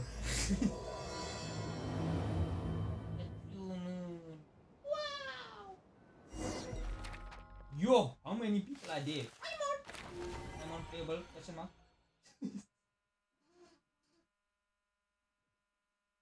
Find a way to make a breakthrough. What is that sentence? Find a way to make a breakthrough. Understood. I will bear the Tsaritsa's decree in mind. I don't see what's so awesome about it, though. Does he really think everyone else is as immature as him? I'm not stooping to Tartaglia's level. I thought you might say that. How's your progress? Quite promising, actually. That alchemist Albedo gave me a few ideas. Remember how I asked you to look up some files for me? That stuff on the Nachtschützenkreuz Institute. Rene de Petrichor and Jakob Ingold. Alain Guillotin despised Rene's theories and methods, but he never managed to come up with better alternatives either. So I adopted some of Rene's ideas. I thought Alain was like a father to you. He and Rene were mortal enemies, were they not? And? I would applaud them for it. That would mean that they have surpassed me. For all we know, Alain Guillotin might have thought the same thing. Not that it matters, though. He's dead, and I'm alive. So it's my call to make. Once you die, it doesn't matter how great you were in life. Only the living get to decide what happens next. Hey, come on out. They're back. Huh? Traveler! Wow! You're back? And your head's still screwed on? And you still have all your limbs? What does it look like? Way to keep your composure, madam. Excuse you. I am perfectly composed. Glad you're okay. Yes, it's a huge relief. Worry? Oh, yeah, right. You think we, the Fatui, were worried about you? We were worried sick. Hey! The Traveler and I were already friends. You are free to join this mission in whatever capacity you please. Much like your tea parties. It's a laugh a minute with you guys. I must say, I was quite surprised when Mr. Albedo told me he would need no additional aid. We discussed this on our way back as well. I am rarely so unequivocal, but in this case, we had full confidence in Hat Guy. He said he knew what he was doing. Albedo and I pretty much had to just wait outside on... Meanwhile, Hat Guy broke into the energy field and rescued the Traveler solo. You didn't have to mention that. Well, I'm thoroughly impressed. You are a force to be reckoned with, Hat Guy. Is he back? Is he really back? Traveler! It's really you! Oh, thank goodness! Paimon missed you so much! You can finally breathe easy, Paimon. It's great to have you back in one piece! Oh, Paimon's been having nightmares the whole time you were gone! Look at them. You know, once you reach my age, there's nothing better than watching a misty-eyed reunion between friends. It's nothing. Same goes when you get to my age, too. I bet Ino and Anefa would be tearing up as well if they were here.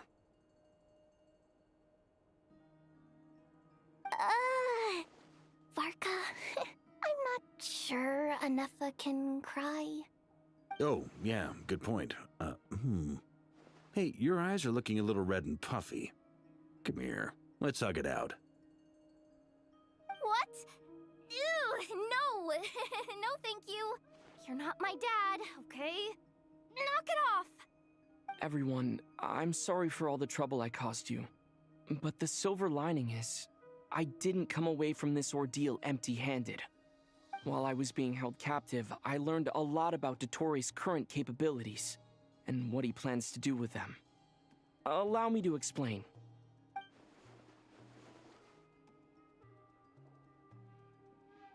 The three moon goddesses were even more powerful than we imagined. No wonder Dottore believes himself to be equal to the gods. Maybe even superior. Utter blasphemy. While everyone was gone, Nefer and I made an interesting discovery. And I believe Miss Sandrone has something to share too. Ma'am, perhaps you could do the honors? Called it. Getting rid of a pesky troublemaker like her is like trying to clean up after a crumbly cake. Our next step is to find a way to bring her back. A place where time flows backwards, with no destination in sight. Surely it must have been created for a specific purpose. But I fear the answers are buried deep in Tevat's history, held by great powers beyond our reach. It sounds like she's on a specific path through time, just traveling in the opposite direction to us. The question is, where does that path lead? Or will it keep going to infinity? We considered that question as well. Strictly speaking, time is not infinite. Indeed not. Every road has an end. Nicole! You sure love quietly sneaking in mid-conversation. I do, in fact. It's something I've always done at our mages' tea parties. Quiet, mysterious, and persuasive. You wonder what lies at the end of her road. Well, just as the world has a beginning and an end, so too does time. And so, the end of the road is the moment that Tevat was born. But where Miss Columbina will end up along this road, that depends on where this particular river of reverse time began. What about the original moons and the moon goddesses? Do they have a beginning too? All things do. In the beginning, no moons adorned the sky. It was the Dragon King Nibelung who raised the three moons into the heavens, and thus were the moon goddesses born. They were shadows of the planet, born to wield Nibelung's authority and oversee the world on his behalf. They were extensions of his will, manifestations of his majesty. But then one day, they disappeared just as suddenly as they had once been brought into being. Nobody knew where they had gone.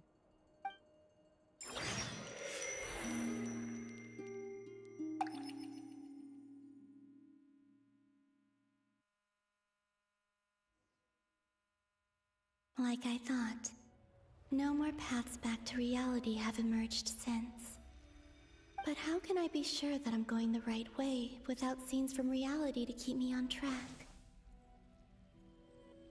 I can't even be sure of how long I've been walking for. The further I travel, the less stable this space becomes. There are even moments where I can sense something that feels like abyssal energy. They can just materialize out of thin air. I have to keep my wits about me.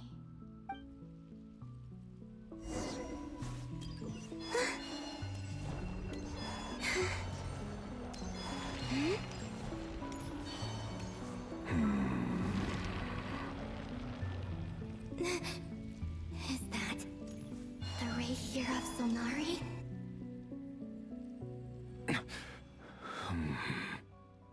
You are the moon goddess. But how? Please, there's no need. I'm not interested in fighting anymore. I find that a little difficult to believe. Yeah. Honestly, so do I. The way you used my own power against me was... It was a brilliant strategy. And then, in the final moment before I was thrown into this space, I got to see an old friend. Mr. Dainsleif. Right. It was so long ago now. But we were friends once. When I first got here, I was filled with hatred, remorse, and rage. How I cursed and devoured. I tore everything here apart. I was consumed by the desire to leave this place and have my vengeance. But to no avail. This is a place with no exit. This is the second time I've entered this space. Though I have no memory of the first, I was torn to shreds the moment I entered. But this time I survived. It must be partly because of this new body, and partly because of all the Kuvaki I absorbed in Nodcry. Are you the source of the abyssal power in here? Not all of it. Some is from when I first arrived here and tried to destroy everything. But there was already a degree of abyssal power here before I entered. And like a venomous snake baking in the merciless sun, it tried to slither into my shadow. Tried to. So, you rejected it? Yes. Because after that, the world suddenly became silent for a moment. What do you mean? The voices in my head, they were gone. And then I saw her. Her? Thelindis. My former lover. Never mentioned that she saw a memory of Thelindis leaping into the moon's reflection. More precisely, I saw her afterimage. I'm sure the real her is long gone. She was just an ordinary Conrian. She couldn't have survived here for very long.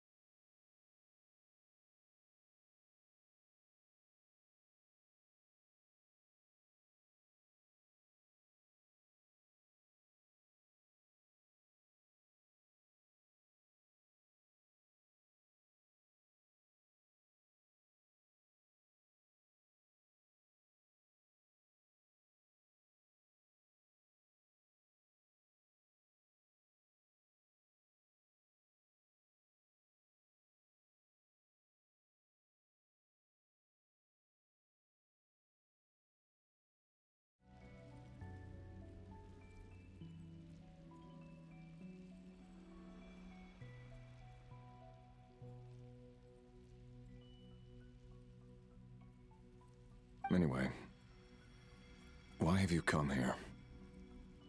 Didn't you know it was a dead end? If I hadn't escaped through the Moon Gate, my friends would have been in far greater danger. Oh, I see. Because of your power. The power of a moon goddess. What? You'd like to know how I know, wouldn't you? The one who resurrected me said so. I could hear a deep lust for power in his voice. Do you mean... Dottore? Dottore. So that's what he's called. He'd been collecting fragments of my body for a long time. All so that he could resurrect me at the moment of his choosing. I had no interest in his research. But being as corroded by the Abyss as I was, we were aligned as far as hunting the moons and recovering my strength were concerned. So that's why the Wild Hunt suddenly became so active in Nodcry. When I left the Fatui in my weakened state, Dottore must have felt that his time had come. Moon Goddess? Could I ask a favor of you? What? I know this is a lot to ask, especially from someone who tried to kill you. If you refuse, I won't fight it. But this is the only thing I desire now. Nothing else matters. What do you want? I'd like you to take a message to Thelindis for me. Thelindis? But... Yes, she's dead. But like I said, I saw her afterimage. I can sense that some part of her soul remains here. Far, far ahead. Why don't you go and speak to her yourself? I can't. I don't know why, but I can't move freely in this space as you can. All I can see is a glimpse of her walking away. Just like the moment when I last saw her in life. In return, I will clear these abyssal obstacles for you. No, not in return. I'll clear them for you, whether you want to help me or not. It feels like something I ought to do. Why? Yeah. Why, indeed. I've been asking myself that question a lot recently. Why did I do the things I did? I'm tired of it all. Tired of the person I became. People used me. And then I turned around and started using others. I hurt a lot of people. I think I grew tired of it long ago. But I wouldn't admit it to myself. And ultimately, that's how I ended up here. What do you wish to tell her? All of it. My past. My mistakes. Everything that happened after we were separated. Is it okay if I give her the abridged version? Yeah, I'm sure there's plenty you can skip over. Just tell her the important parts. Whatever you think that means. Like the part where you relentlessly tried to kill us? It's up to you. Love demands honesty. But my relationship with Thelindis was built on lies. We hid too much from each other. But after living my whole life in the shadows, I don't want to hide anything anymore.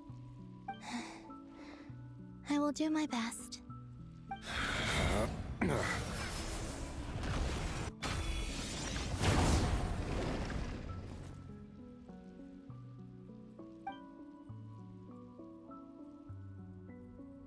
There. The Abyss will no longer stand in your way. Even though Mr. Dainsliff felt he had to fight you, I think he still regarded you as a friend.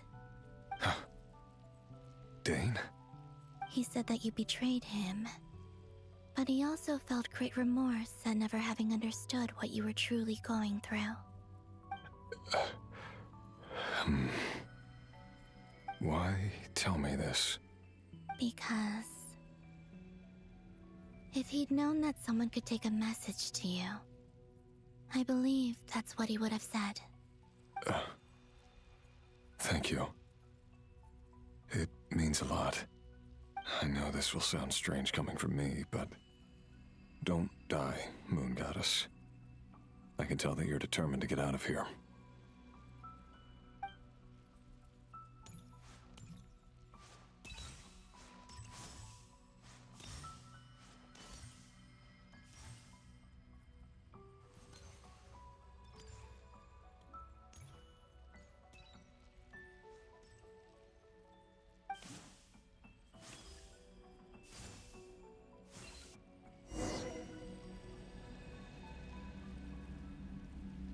He kept his word. The abyss is no longer obstructing my path.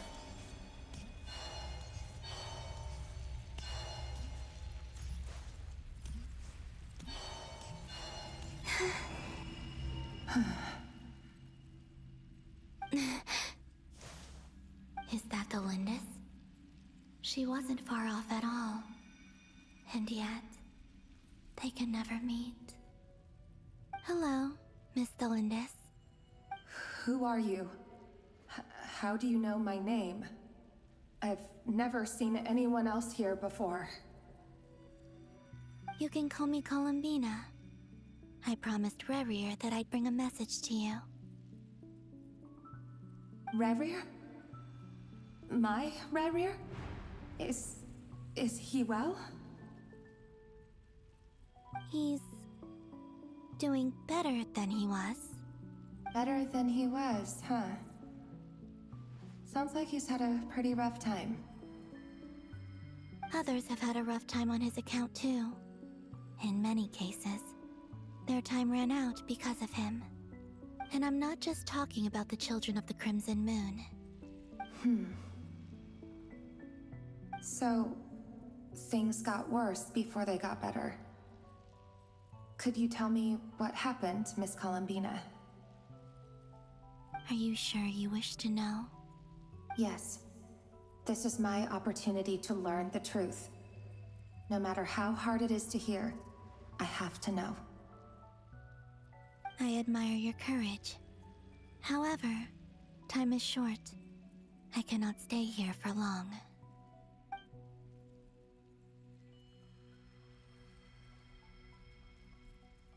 Rerir had seeds of hatred in his heart, and many people nursed them for their own ends.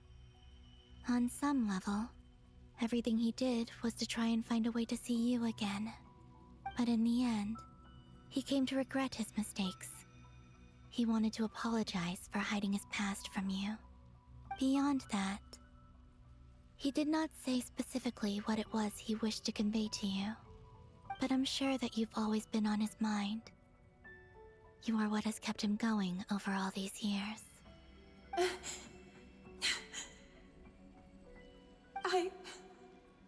I'm sorry, Miss Columbina. This is so upsetting. I'm not sure how to put my feelings into words. It's all right. I understand. Well, that's everything from me. So, I guess I'll be... Wait. One moment. Time flows backwards here. The road ahead only leads further and further into the past. I know. I intend to reach the end of that road. Without a moon marrow, without the 3 moons' power, you won't make it far. Wait, unless... Are you one of the moon goddesses? You could say that. See, I often think to myself, if life is like a train ride, why haven't I reached the terminus? Where am I even going? And it's not just me, it's this whole place, wherever it is, it seems like it's existed forever. It's such a mystery. Where is it going? I must seem so ridiculous. I can't answer these basic questions, and yet I jumped right in here without hesitating, only to be torn apart the moment I entered by powerful energy currents. Only my soul remains now. Thinking back, I was suddenly overcome with fear and terror in that moment. Perhaps I too became bewitched by the abyss. I may have been the leverage it needed to control Rayrir. I used to be a researcher at the Universitas Magistrorum in Conria, researching the iridescent moon's marrow. Eventually, I came to the conclusion that time in here flows in reverse. Rayrir was one of the Vinster King's retainers. With me, he was in an impossible position. It plagued him constantly. I wanted to help him escape his lot in life. I wanted him to be happy, so I thought I'd use this place to return to the past. At the time, I thought I could just go back to the day that the Vinster King first found the princess. It was only after meeting the princess that the Vinster King started going too far with his research into the abyss. That was the day all of our woes began. I thought I could stop the king from ever meeting her and solve everything. I couldn't kill the Vinster King himself, so I had to find another way to save Rayrir. That's why I wanted to go back, to kill the person who had brought new possibilities to our realm. I'm sure it was a futile endeavor, but the abyss probably enhances the basest human desires. So I naively hoped I could change everything. But I was simply too weak. Like a speck of dust against the whole universe. Look at me. I didn't even survive the journey here. Not physically, at least. I know I'm never getting out of here. But you're different. You can make it, and I want to help you. I owe you that much. How do you plan to help me? Have you noticed the golden energy that exists here? Based on my past research and my observations since coming here, I believe they carry you forward faster. I can share what I've learned and help you understand the pattern in which this energy appears.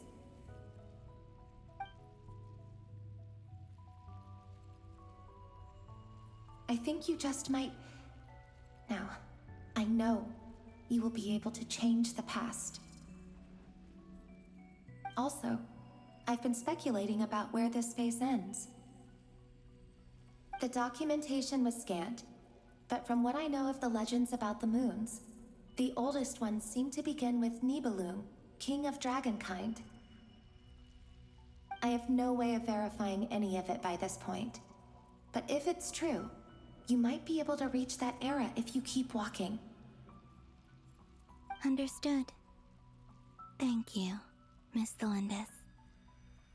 I'm the one who should be thanking you. If you hadn't entered this realm of everlasting death, what use would my deductions be? Thanks to you, they have some meaning.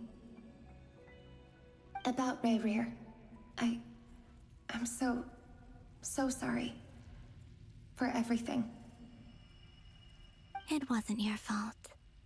That's not true. Because we both feared bringing trouble upon each other, neither of us ever told the truth. And that dishonesty sealed our fates.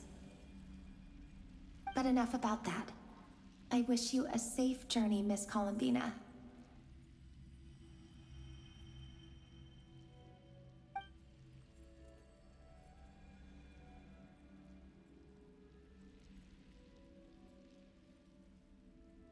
And may the outside world never have to experience pain like this again. Rayrir, you're there, aren't you? I cannot see you, because you exist in the future. I expect we'll be trapped in this prison of space-time for all eternity.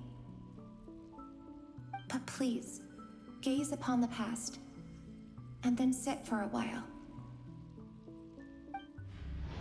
Let's find a place to sit down together, just like we did when we first met.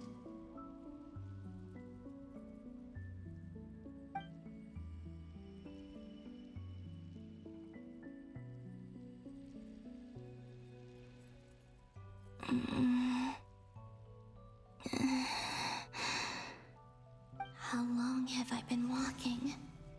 How much further till I reach the end? Is there even an end to be found? Everything's getting blurry.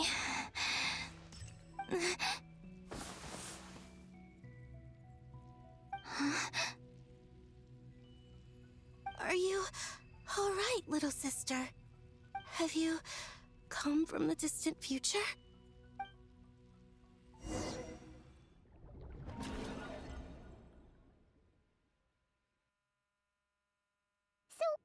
How exactly did the moons just disappear?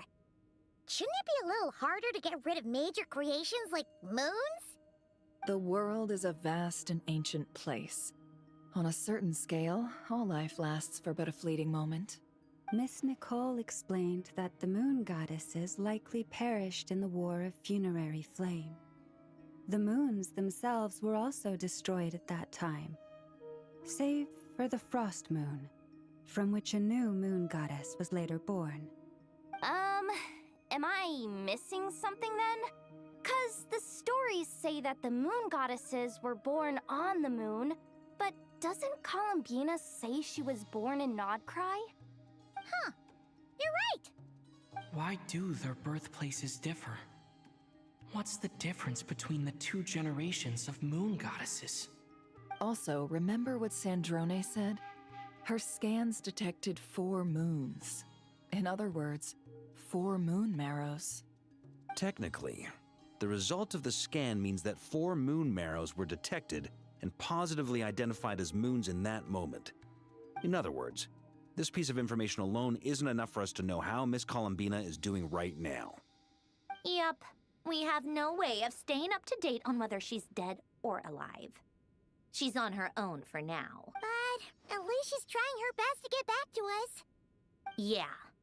She's a tough cookie. And a sore loser, too. We have to trust that she'll find a way. Because we really need her power. As much as it pains me to say it, we've got no chance of beating Dottore in a straight-up fight. He's much too powerful. It wouldn't even be close.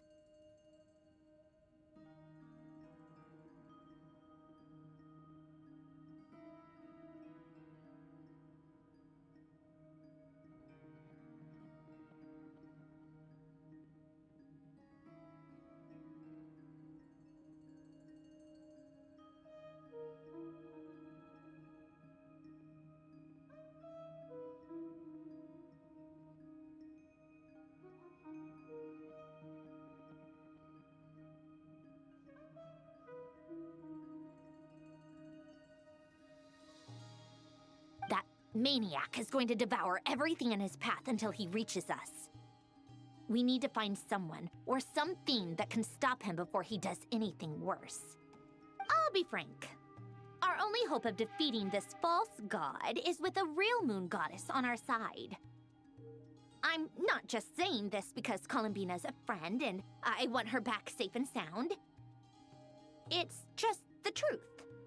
And I know that even she was no match for him when he attacked, but I don't have a better solution.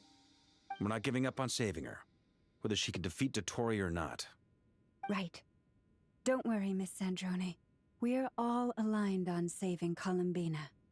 No one's trying to argue that we can only justify saving our friend because it will help save the world. This is about multitasking.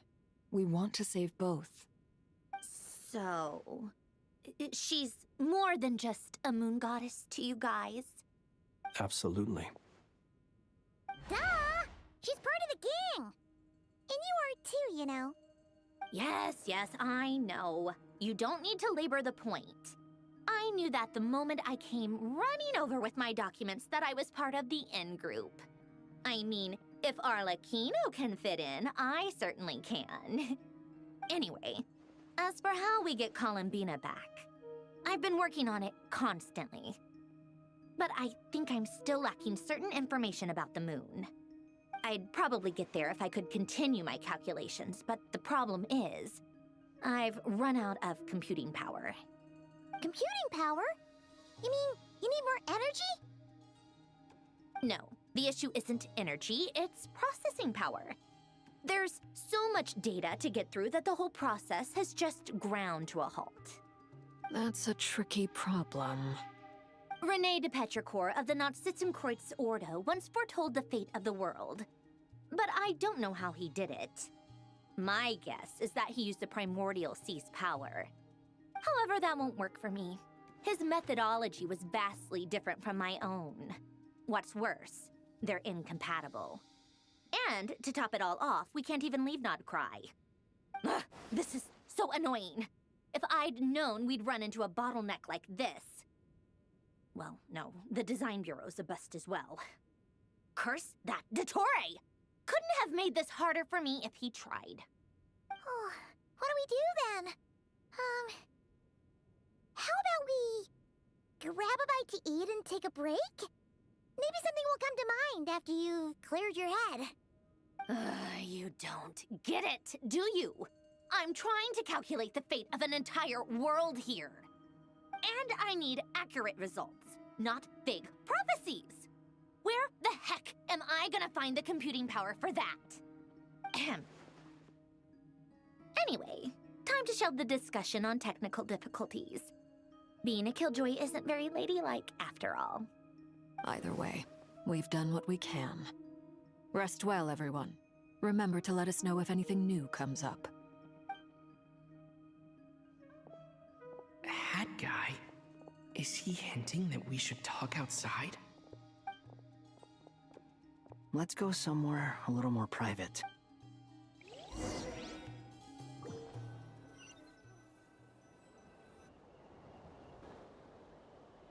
You know that Dory went back to Sumeru, right? Yeah, she mentioned she was planning to head back. Things aren't looking good for Nodcry. She's gone to spread the word so that Sumeru has a chance to prepare for the worst. From what I know of Dottore, there are two possible reasons why he hasn't made a move yet. One is that he's still working through some kinks in his new powers. The other is, he wants to see how we're going to react. He'll easily devour everything eventually, so I guess he's in no rush to make it happen. The first false god he made was me. Now it's his turn. Even though my records were erased from Irminsul, Dottore's ideas haven't changed one bit. He once told me that becoming a god was like turning yourself into a hungry wolf or giant serpent to devour the moon. Clearly, he began studying the moon goddess's powers long before he even tried making a god. He's always wanted to get his greedy hands on divine authority one way or another. And in the end, he devoured the moon where I failed. In the desert of Sumeru, there is a chessboard built by King Deshret, also known as Al-Ahmar. I don't know if it was a real game, or if he was just trying to challenge his servants and citizens in some way. But creating games and setting rules, gods do that as a matter of course. That's the kind of power Dottore craves. Now he has the Trilunar Authority. His power is leagues beyond the common people. I don't think there's any point in other nations rushing to the front line. They're better off focusing on defense and hoping they can fend off any threats that spill out from Nodcry. Either way, Dory will inform Lesser Lord Kusanali, and she will contact the other gods in turn. The Seven will have some recourse available. If nothing else, their protection should keep the rest of the world from descending into chaos as quickly as Nodcry has. So on the bright side, even if Nodcry is doomed, your friends in other nations won't be in any immediate peril. That's good to know. but I'm not ready to give up on Nodcry yet. There's a word for people who refuse to let anything go. It's called being greedy. Maybe it sounds greedy to you, and probably naive too. But whatever you call it, that's what gives me the determination to keep fighting. Battles are fleeting, but the will to fight is a long-term commitment. Give up for even a moment, and your resolve will shatter. Why do you always feel the need to do the right thing? No one is born to be a savior. I mean, who's gonna criticize you if you fail or give up? Don't take this the wrong way, but Dottore said something similar to me. I guess the Fatui attracts people who don't believe in saviors. Not necessarily. It's less about belief for me. I just want to know how determined you really are. After all, I don't owe anything to anyone else here. Only you. You look kinda worried. If your arch-nemesis was about to achieve their ultimate goal, I think you might feel a little worried too. That's true. Dottore is about to become an omniscient, omnipotent deity. That's gotta be a bitter pill to swallow. Still, you're calmer than I expected. Obviously. I have to admit that my past self was a reckless fool who misunderstood not only the point of revenge, but how to achieve it. And as much as I want my vengeance, I know I'm not gonna get it by acting alone. If the world's taught me anything, it's to think before I act. Too bad it never taught me any other virtues, though. So, I am going to destroy Dottore, no matter what it takes. So, what's your plan? I'll get to that. First, tell me, what do you think of Sandrone? Just like Paimon said, she's a friend, part of the gang. How much do you trust her? This is a serious question. Think carefully before you answer. Although she's with the Fatui, she has her own values, and she's helped us a lot. If nothing else, she's clearly going the extra mile for Columbina. I see no reason not to trust her. If you say so. In that case, the three of us need to talk. I have some thoughts about her computing problem. It can be solved, but it will come with a cost. How much? If I can afford it, I'll cover it. Sometimes your heroism really backs me into a corner. You know that? Come on, let's go talk to her.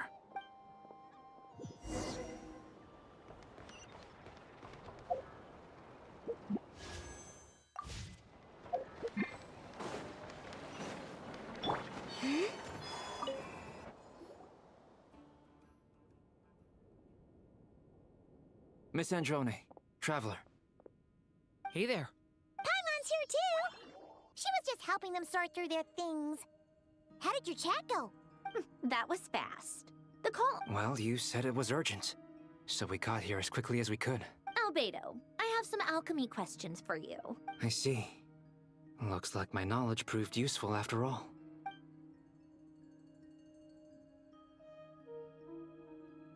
If I might ask, what is the end goal for the modified formula you'll be using? I needed to predict the future of the entire world. But I've run into some teething issues since trying to implement Renee's theory of the 4 Orthanths. I see. I'll have a look at it. Still, computing power is the real issue here. How do you plan to solve it? About that, it's been sorted. Oh, with the Traveler's help? Actually, you're not wrong. He found the person with the solution. Was it Hat Guy? Yeah, it was him. Wow! Go Hat Guy! Seems like all that time studying at the academia is paying off big time. But where is he? Wasn't he the one who asked Albedo and I to come here? Come with me.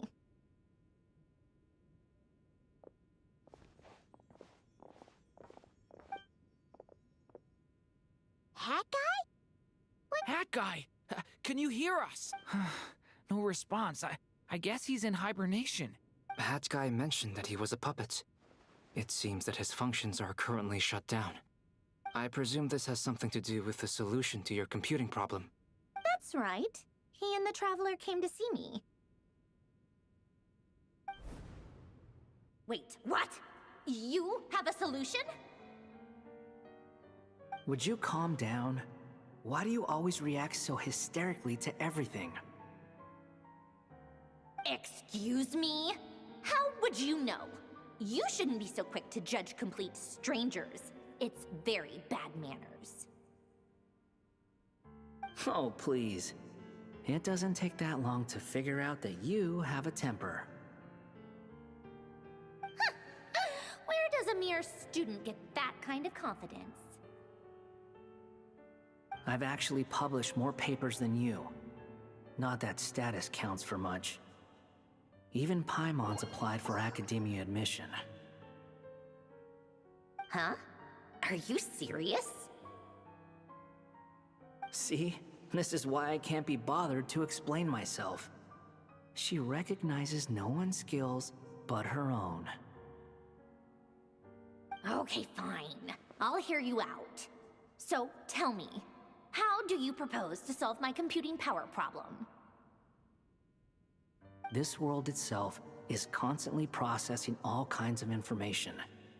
If it's the world's future you're trying to calculate, you need a processing device that's designed to cope with that volume. Easier said than done. Only Irminsul can handle that kind of... Wait, is that what you're suggesting? But surely we can't just plug my formula directly into the ley lines. You should be able to tell that I'm not human, right? Yeah, I noticed. The technology, though, seems pretty ancient. Very different from Pontaine's. It's a completely different system. Conrian, to be precise. I'm what they would have called a puppet. Puppets need an energy source and processing power. The artisans who built them sought out the materials most suited for that purpose. You? Do you mean... The Traveler and I have talked it over. He's willing to vouch for you. So, I'll allow you to borrow my core for your calculations. It was built using wood from a silver white tree, which makes it a small part of Irminsul.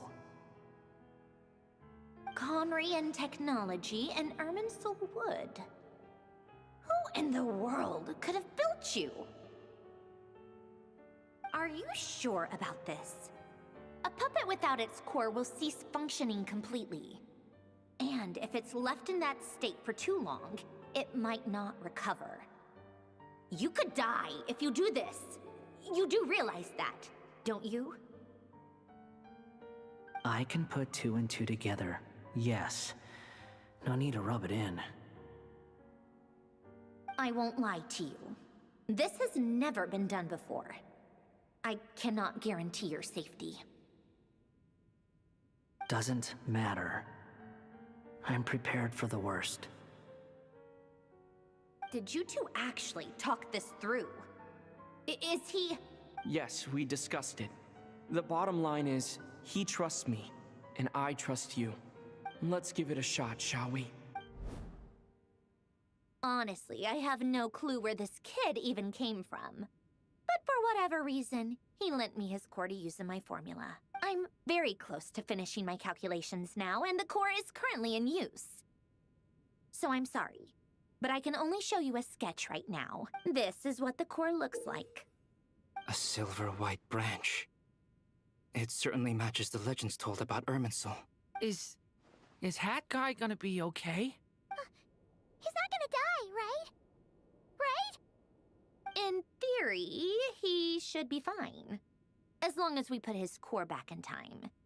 Beyond that, all I can say is that I'll try my best to avoid risk and make sure the core doesn't sustain any damage. I think I know why you called us here now. Someone needs to watch over his body and make sure it's protected until the process completes. Correct. He said that the only ones he trusts here are you two, and the Traveler. And the Traveler will have other work to do. He will have our undivided attention. Aww, heck guy. On a more positive note, things are progressing steadily on my end. I'll call everyone in for a meeting once the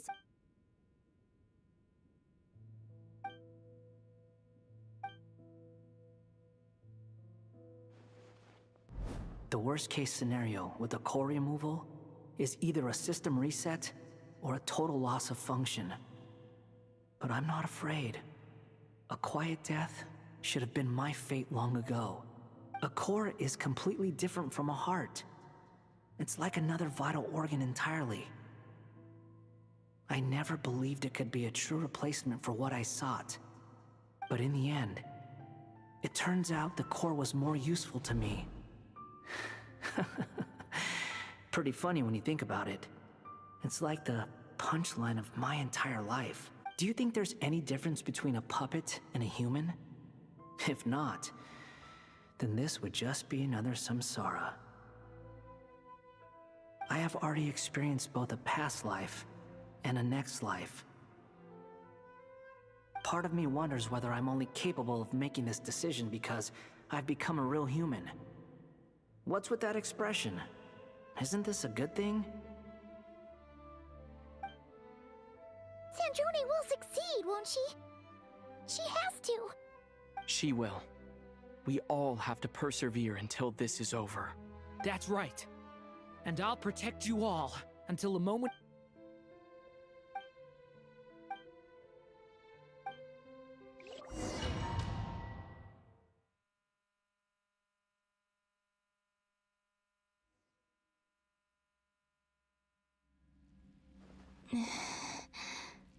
Who are... Call me Sonnet.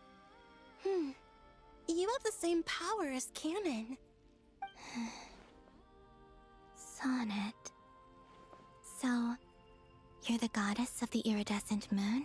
Oh, goodness. You recognize me? Well then, what's your name?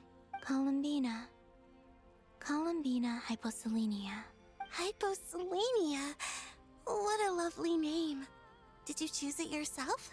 It was a joint effort between me and my friends. Friends? You mean your friends in the heavens? Huh? Oh, sorry. You must be exhausted. I apologize. Hang in there. Let me introduce you to my older sisters. Do you mean the other two moon goddesses? Arya and Canon? Wow, you sure know a lot.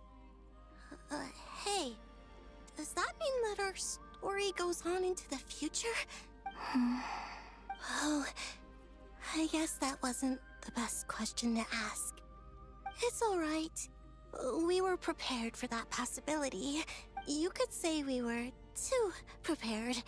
I can't even remember how long my sisters and I have been here by this point. When did you get here? How long has it been? I can't say for sure, but it feels like it's been forever. We don't have far to go. The place where my sisters and I are based is just up ahead. Don't worry, they're both really nice. I'll introduce you.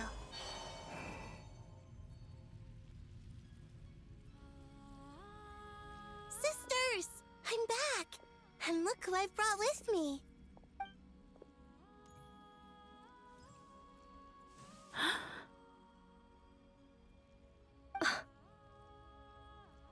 It's our lovely little sister, born in the far future. The pleasure is all mine.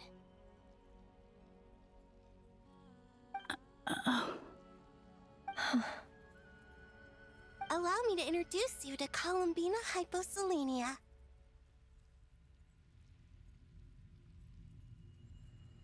This is Arya, the goddess of the eternal moon. And this is Canon, goddess of the frost moon. Canon, don't you think Hyposelenia's power is similar to yours? Hello, Columbina. I apologize for our startled reaction just now. And please, forgive our little sister if she's been annoying you. She tends to talk a lot. It's fine. You seem shy. Don't worry, Columbina Hyposelenia. No one can hurt you here. Could you tell me where here is? Please. I must know.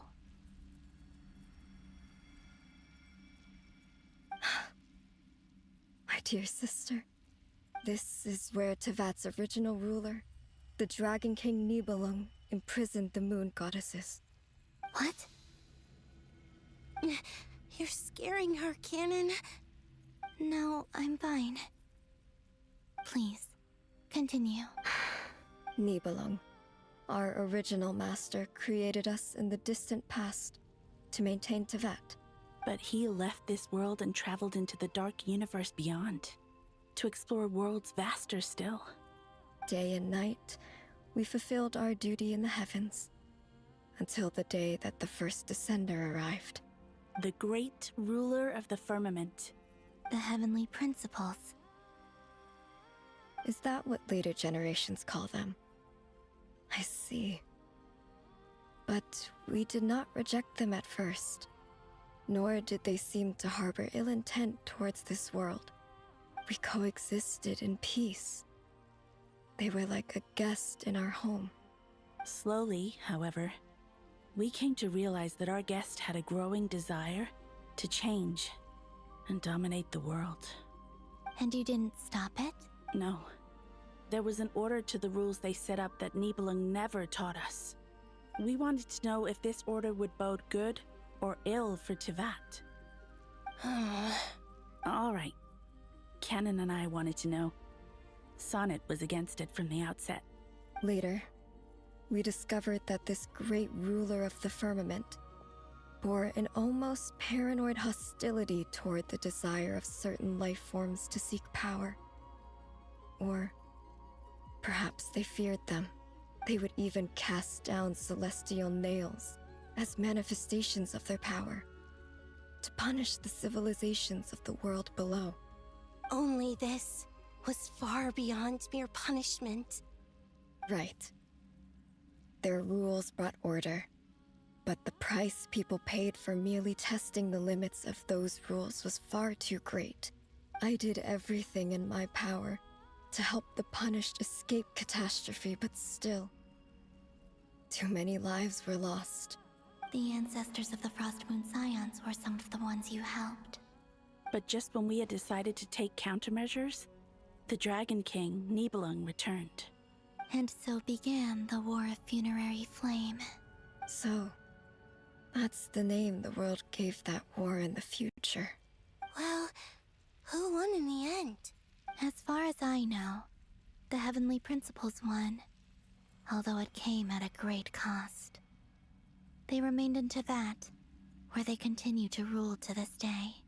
And the world's original master, the Dragon King Nibelung, was destroyed. And what of the moons? Are there still 3 moons in Tevat's skies? You can tell us the truth, Columbina. We know we are but remnants of a bygone age. We are prepared for the answer. Only the Frost Moon remains. But it has been cast beyond the false firmament by the Heavenly Principles. The eternal and iridescent moons were both shattered during the war. So death finally came for us in the end. Sonnet. But you're still here, aren't you? A moon goddess cannot live without her moon, Columbina. She's right. That's why I began to disappear. Because the Frost Moon is cut off by the false sky. How much worse it would have been if it were outright destroyed. Our souls may endure within this lunar palace, but if our moons are destroyed, then we shall disappear the moment we depart from it. I'm sorry. There's no need to apologize to us, dear sister. If anything, we owe the world an apology. If only we decided to act sooner, rather than arguing amongst ourselves. All the more reason not to spend this time in regret and repentance. Instead, we should focus our efforts on how we might help our future sister. Sorry? Don't you see, Columbina, your story is not yet over. Is that not why you are here?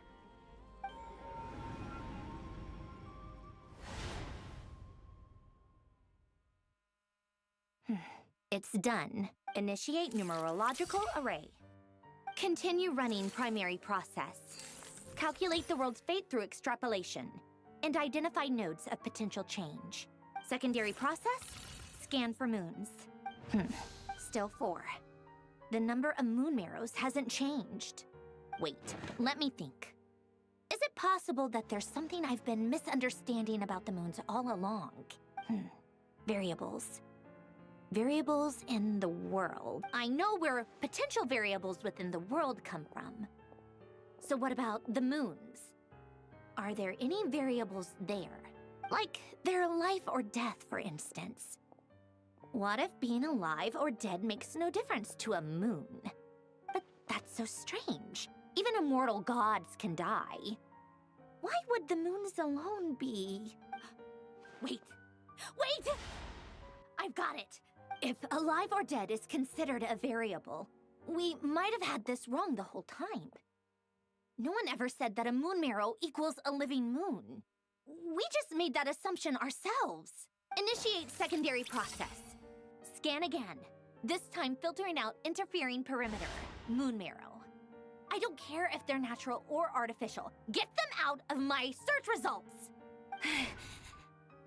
Why? It says 3 moons still exist in Teyvat, even after excluding the moon marrows. But we know for a fact that 2 of them are dead. Redo the scan. Narrow the results to living moons and real moons. No, scrap that. Narrow it down to moons that have lunar authority and remain alive. Why? Why is it still 3? What is this, Columbina? Has the world lied to us? Or are you the one pulling the wool over our eyes?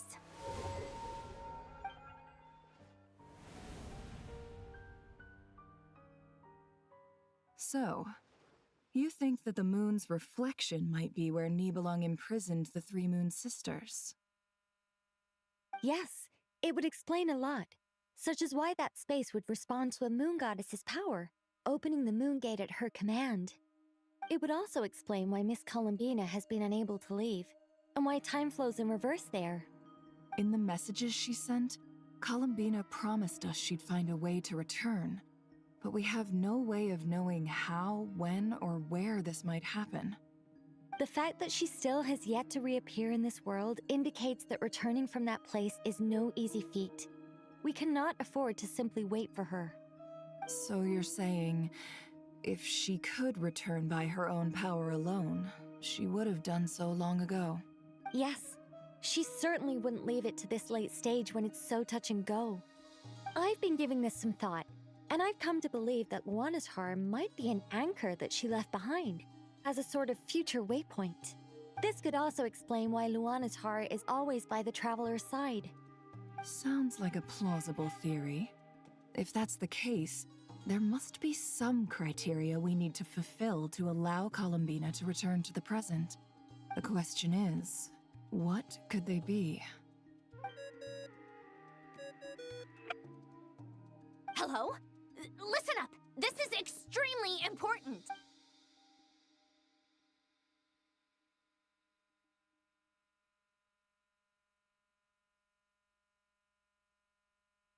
Not only is Columbina alive, but she may well exist in a form unimaginable to us. I'm still unclear on the details, but she's done something truly inconceivable in the past.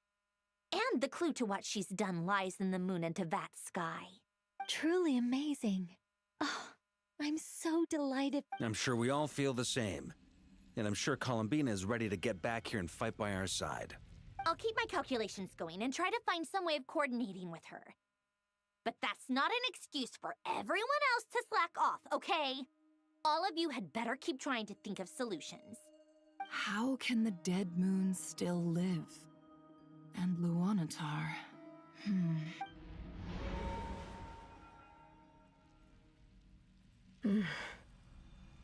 It's hard to believe that's what will happen in the distant future. Our authority is linked to the most fundamental rules of Tevat. I suppose it's no wonder that many would covet that power. I didn't realize that when you said friends, you meant people who live down in Tevat. That's so lovely. I always wanted to go down there and have some fun. Have you ever tried leaving this prison? Of course. Between us, we've tried everything. But no matter where we go, this space will eventually bring us back here. It's like the center of a whirlpool. Everything ultimately converges here, at the moment when Nibelung imprisoned us. In that case, have you tried using any of those pathways that connect this space to the real world? Sorry? What are those? They're passages through which you can make small-scale changes to reality by using Kuvaki. Or am I the only one who can use those passages? Because part of my soul remains in reality. Kuvaki. What is that? You don't know? It's a unique kind of elemental energy found only in Nodcry, the land from which the moons arose. Oh. Well, it's true that the moons first rose up from the part of Tevat you say is called Nodcry. But there is no difference in the elemental energy between there and anywhere else. What? Could you show us some of this Kuvaki? Hyposelenia? Maybe if we see it, it'll make more sense.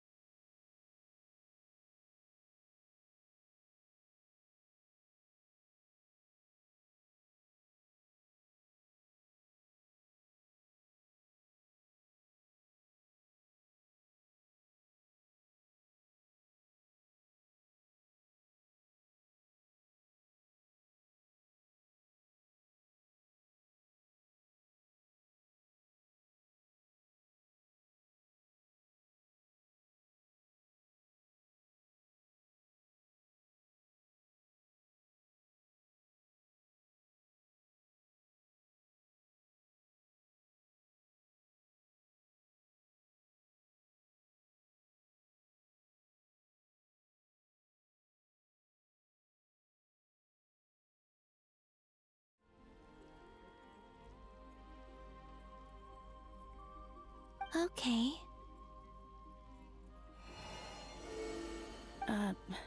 Isn't that just your power? What? But it's everywhere in Nodcry. In the air, in the land. Even the creatures who live there have adapted to its influence. How curious. This Kuvaki certainly did not exist anywhere in the world before we were imprisoned. Let alone influence living creatures. So, how exactly does it affect them anyway? Can they float in the air like us? This is so strange. Why would their reality differ so much from mine? Columbina, you're looking for more than just a way out of here, aren't you? Yes. If I am to help my friends, I will need tri-lunar authority on par with that of our foe. You mean... you'll need our power? This sounds extremely risky. The Three Moons' powers are not mutually compatible. Concentrating them into one goddess will be a very painful process. And if anything goes wrong, it could tear you to pieces. I know. But I'm willing to take that risk. Even so, let's say we successfully transfer our authority to you. How will you take it outside this prison? Nibelung constructed this realm specifically to prevent us from using our powers to interfere in his war. No moon goddess can leave this place alive. What if I don't leave alive?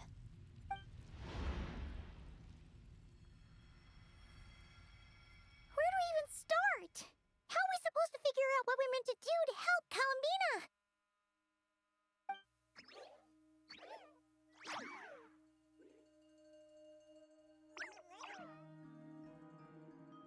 Columbina?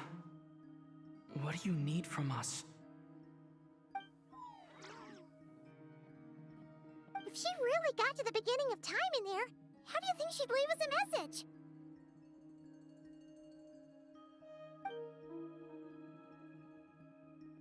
You don't think she'd write it down on a stone tablet somewhere in the hopes that we'd find it, do you? Seems unlikely. Columbina may not talk a lot, but she thinks deeply about issues like this.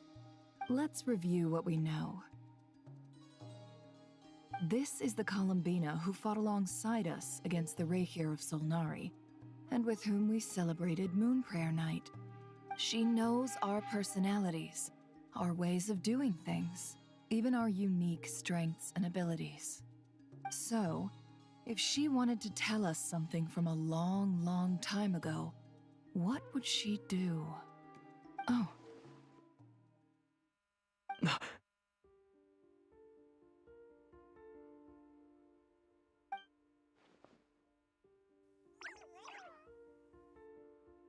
Traveler, you once said that those golden ripples also appeared when Luanatar was born. What if Columbina left Luanatar here, not just as an anchor to the real world, but for some other purpose? If she is part of Columbina, and Columbina knows that I can see past events through her... Oh yeah! Like when you peeked into Rare's past through his heart! Nefer, wait. If you're right about this, and you can really see past events through Luanatar, your eyes, they'll... Oh, I know. Looking at Rarir's past in Conria was already enough of a strain on my eyes. Looking this far back into the past, it'll surely blind me. But it's our only chance. This is the only way. Boss. We spoke about this once, a long time ago. Do you remember what I said, Yehoda? The day I lose my sight, the Curatorium of Secrets will be yours to run. But... What's wrong? I'd be overjoyed if I were you. This day's come a lot earlier than either of us expected. I need to know you'll honor our agreement, Yehoda. Promise me. Yes, Boss Neff. I promise. Are you sure you don't want some time to think this through? What is there to think through? I should have gone blind after our battle with Rarier. Frankly, it's almost criminal that I got away with it for this long. Then at least let me take some precautions on your behalf. And if you really do lose your sight, I'll visit your office every day and make sure you're well looked after. Oh, please, anything but that. I was actually ready to go through with this. Are you trying to scare me into backing out? As if I could ever scare you. I'll assume you're just joking to calm your nerves. All right, enough chit-chat. Let's do this.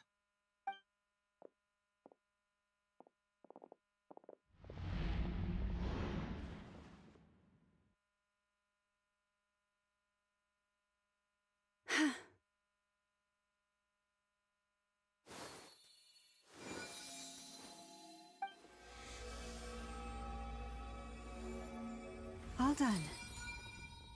Good. Now give me some space.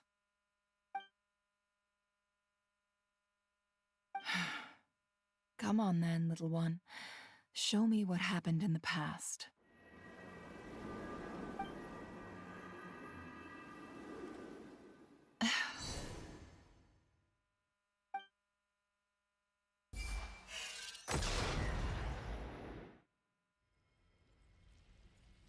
Between the Trilunar Authority, Kuvaki, and the soul-surviving moon, the Frost Moon, I think I might know how to get back. But I will need my sister's help. Time to go talk it over with them.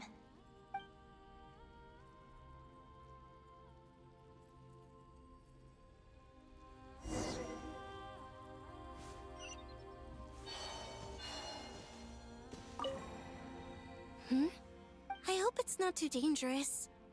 You really scared me when you said that thing about not leaving here alive.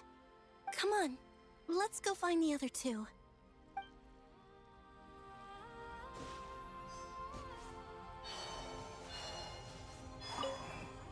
It seems you have reached a decision. I'm all ears. What do you propose?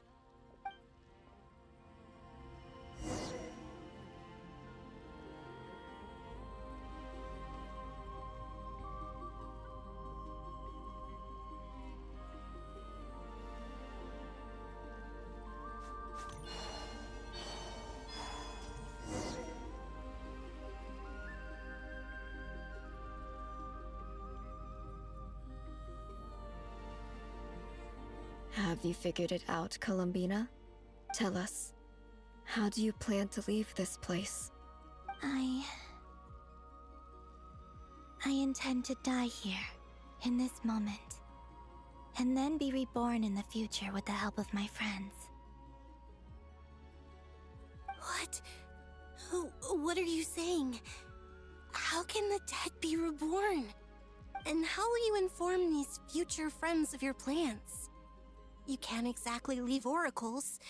Nothing can escape this place. Not a single ray of moonlight. And even if you found a way, what if they never find the message you left for them? You'll... No, that won't happen. Come again? They will find my message. I'm sure of it. I'm not following. How exactly will you achieve this? It's quite simple, really. First, I will leave my soul here.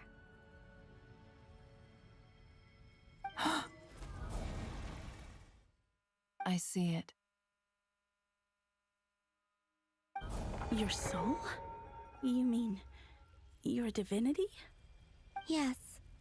I once left a portion of my soul in the future. One so small that this prison barely noticed anything.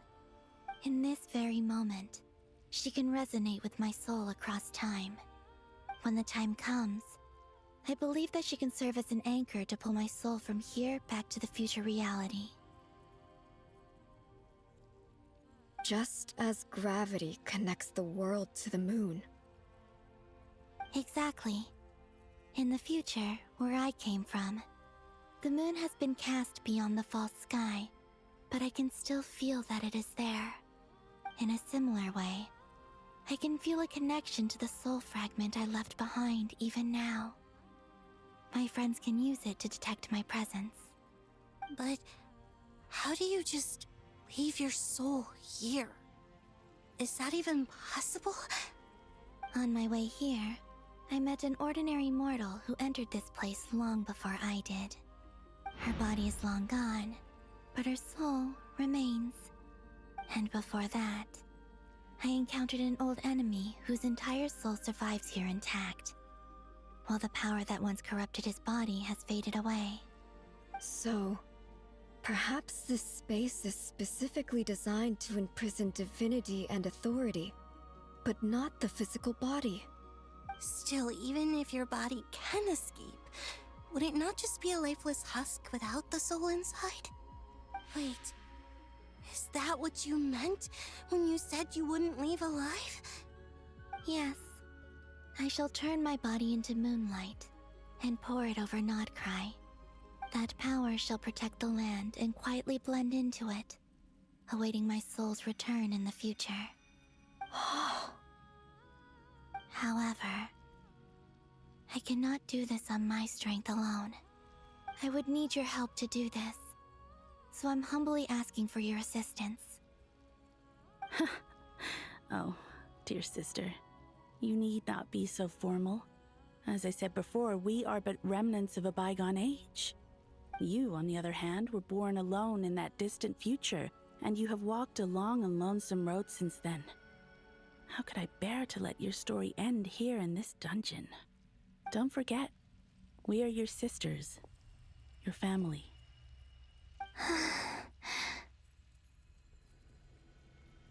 Arya's right. Actually, I've always wanted a little sister. Can you imagine how it's been for me? Getting nagged by two older sisters all the time. Now, I finally get to be the big sis. And not just that, but I get to help you return to your world, too. How could I say no to that? Sonnet. Canon?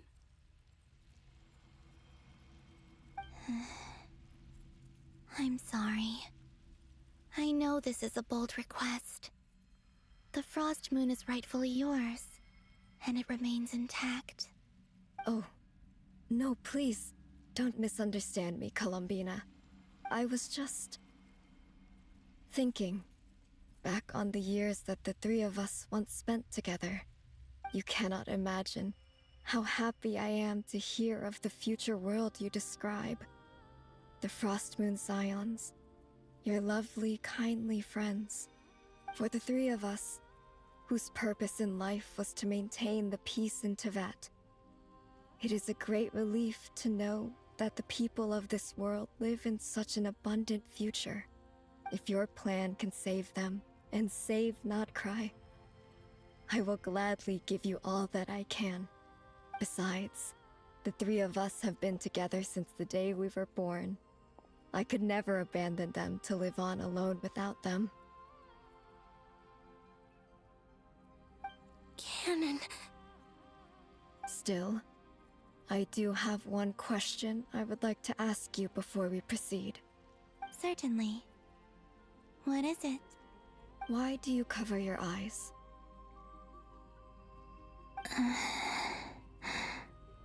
Yeah, I was curious about that too. But it seemed personal, so I didn't want to intrude.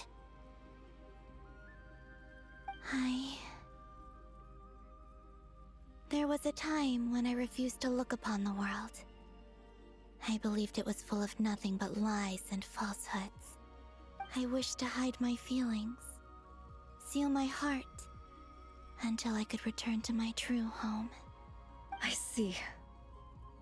Perhaps that decision saved you from ever having to see the false sky again. But at the same time, you likely missed out on many true and precious things, like the smiles on your friends' faces. Promise me this, Columbina.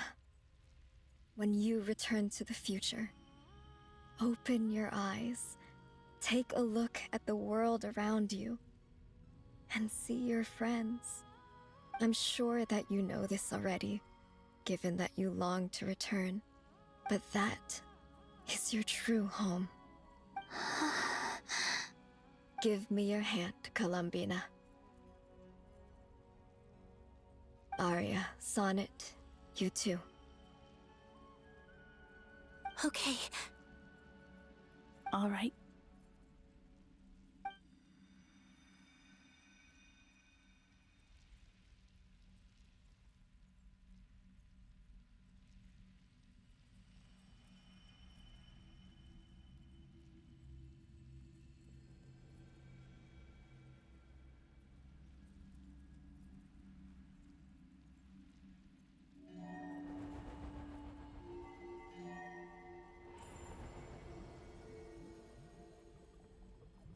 We once were the songs sung for eternity, but now it is you who must continue to sing.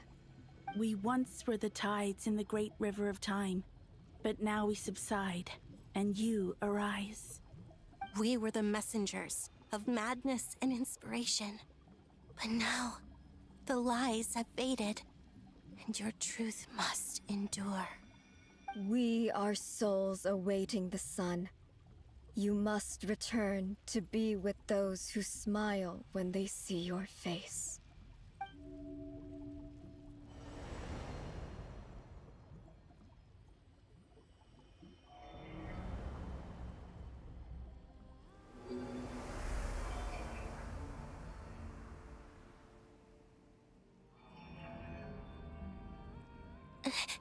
Is it done? Yes. We have transferred the authority over all 3 moons to Columbina Hyposelenia. From this moment on, she is the Tri-Lune Goddess, the one and only moon goddess of this world.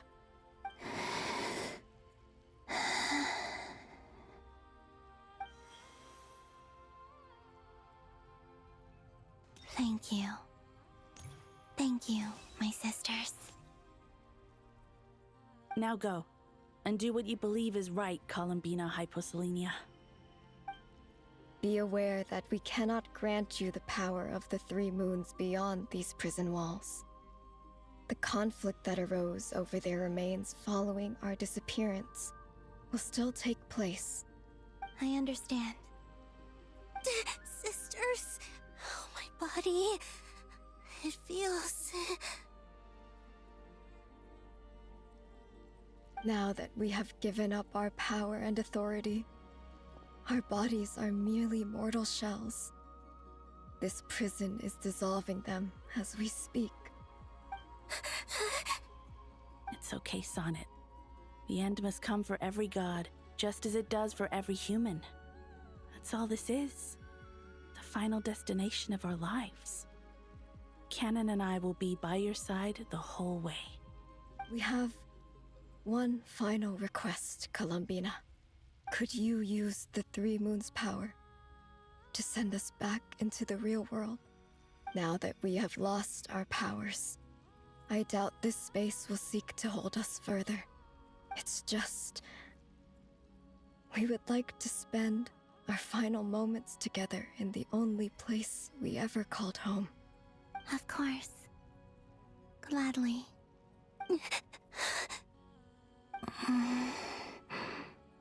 Sonnet. Yes? Don't...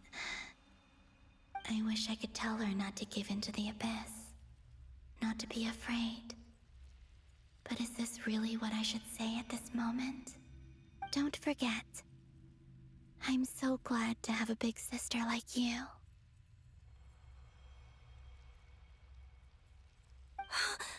No, Hypo. Thank you. I'm okay. I'm not afraid.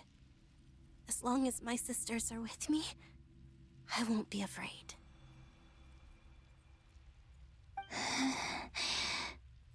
It looks like This is goodbye, sisters.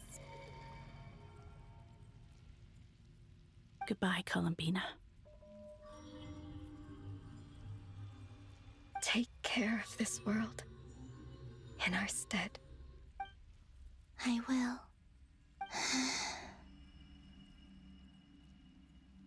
And now, it's time for me to bid farewell to my body, too. May it become the moonlight that keeps Nodcry company through the long years ahead. So this is why Nodcry was not always home to Kuvaki. It only appeared after I poured my body out upon this land, and only this land.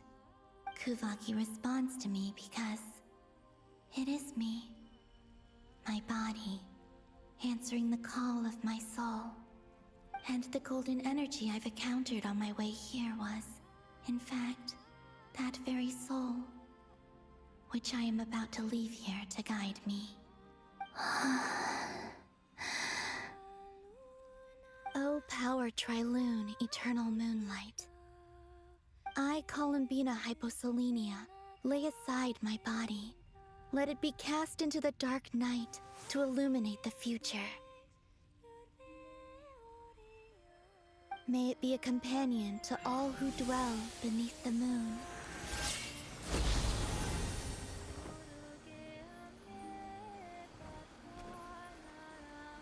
Until the time comes for me to return home.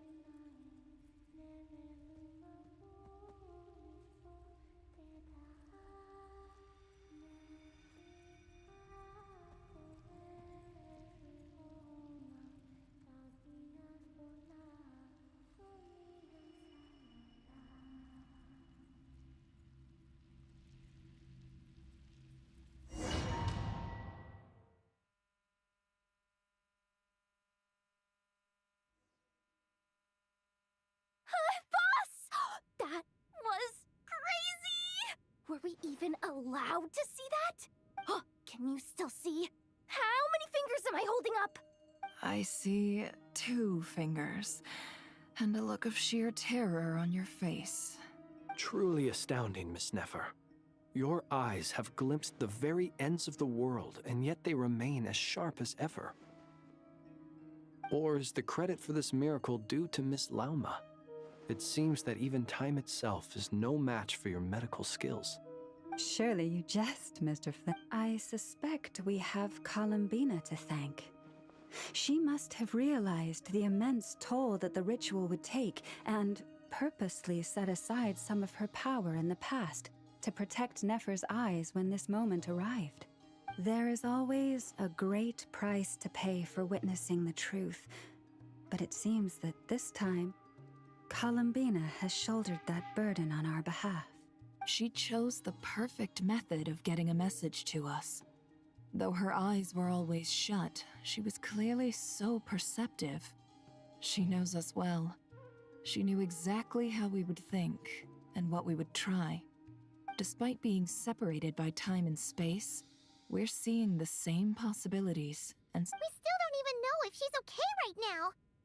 But as long as there's a chance we can do something, we'll fight to make it happen. We'll get you back somehow, Columbina.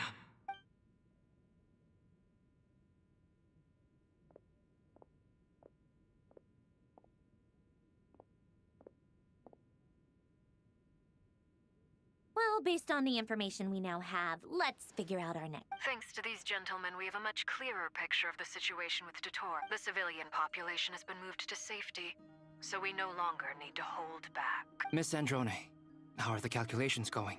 So far, so good. I'll keep seeing how far I can push the system, though.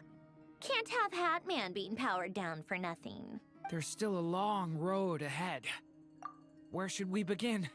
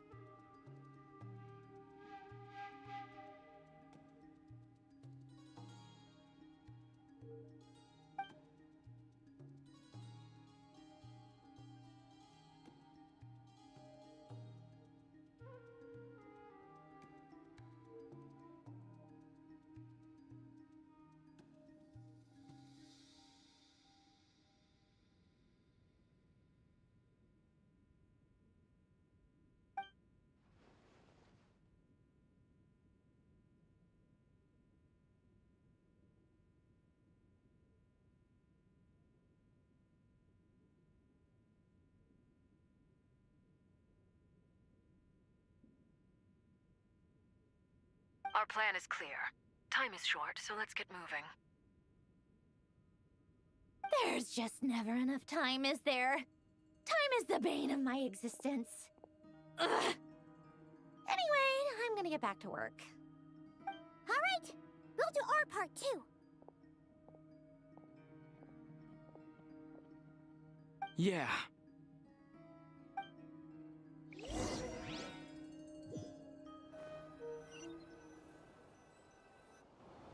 Albedo's theory says that elemental energy can dilute the light realm's power, but I'm no expert in building elemental defenses. Sounds like something out of the advanced elemental theory section of the library. Whew.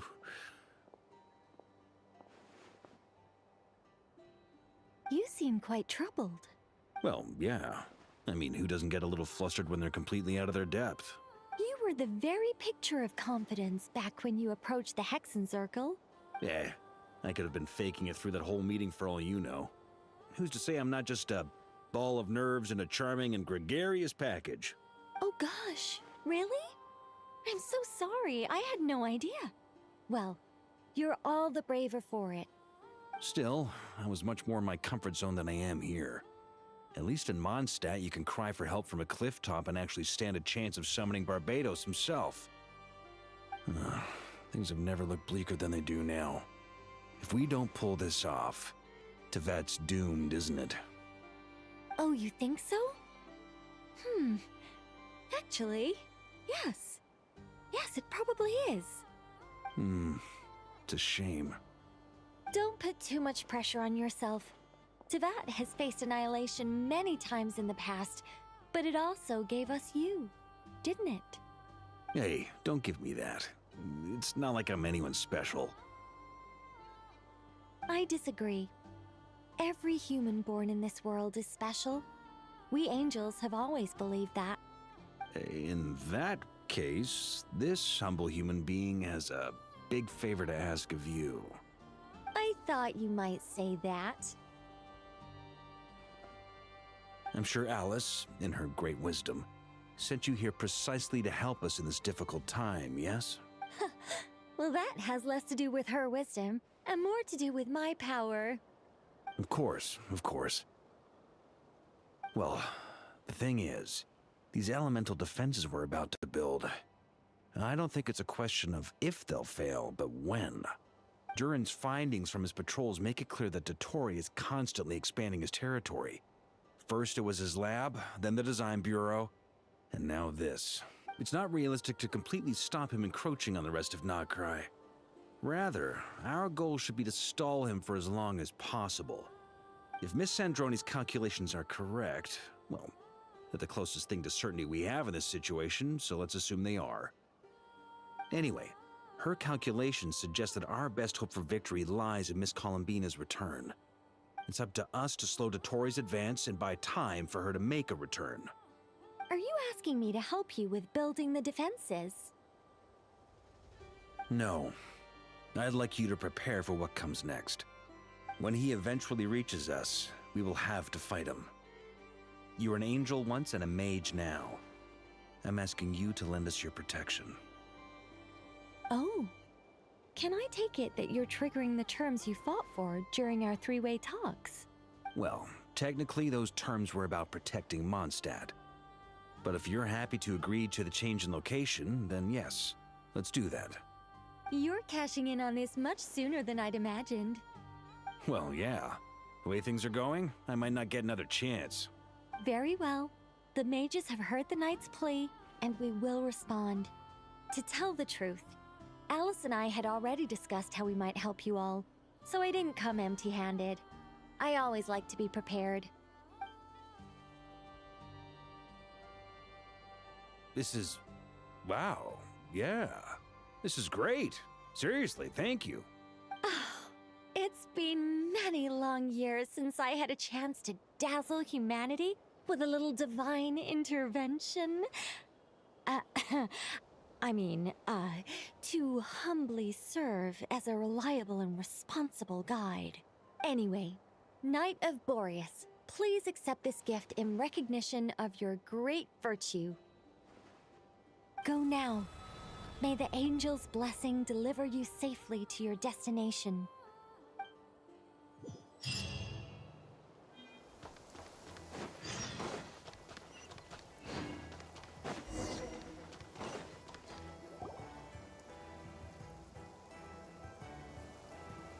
Ah, you're here.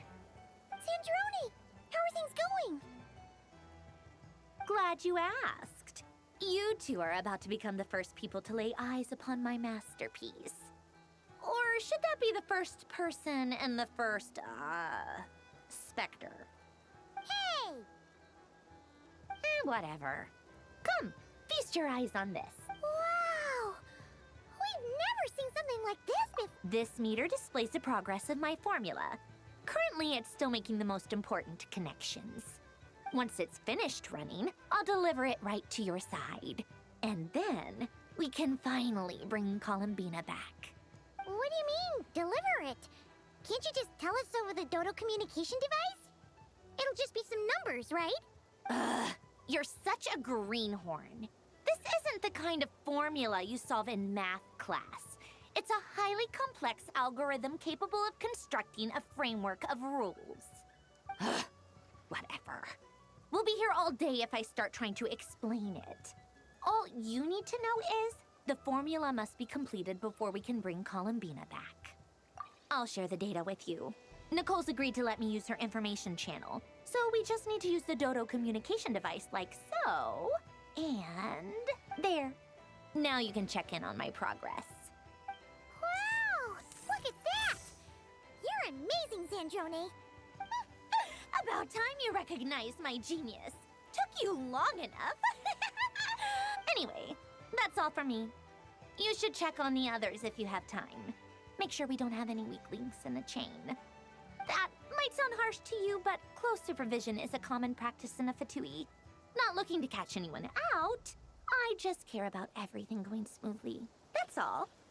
I'm kinda stuck here while the formula's running, so I need you to be my second pair of eyes in the meantime.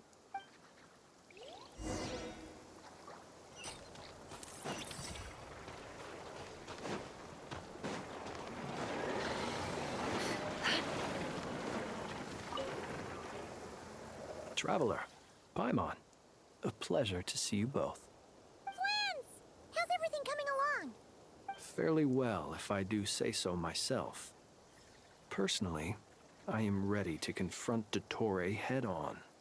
Ooh, you sound much more serious than usual. To be honest, I am not usually fond of exercising my full strength. For one thing, it's hardly conducive to maintaining a low profile. Besides, I believe one should have the right to choose when to show their hand. I am conserving my strength until the moment of battle is upon us. Anything to boost our chances of victory. Seeing you get into the zone like this really puts Paimon at ease. Huh, Traveler? I consider it an honor to have your trust. Rest well. I look forward to seeing you both in your element during the battle.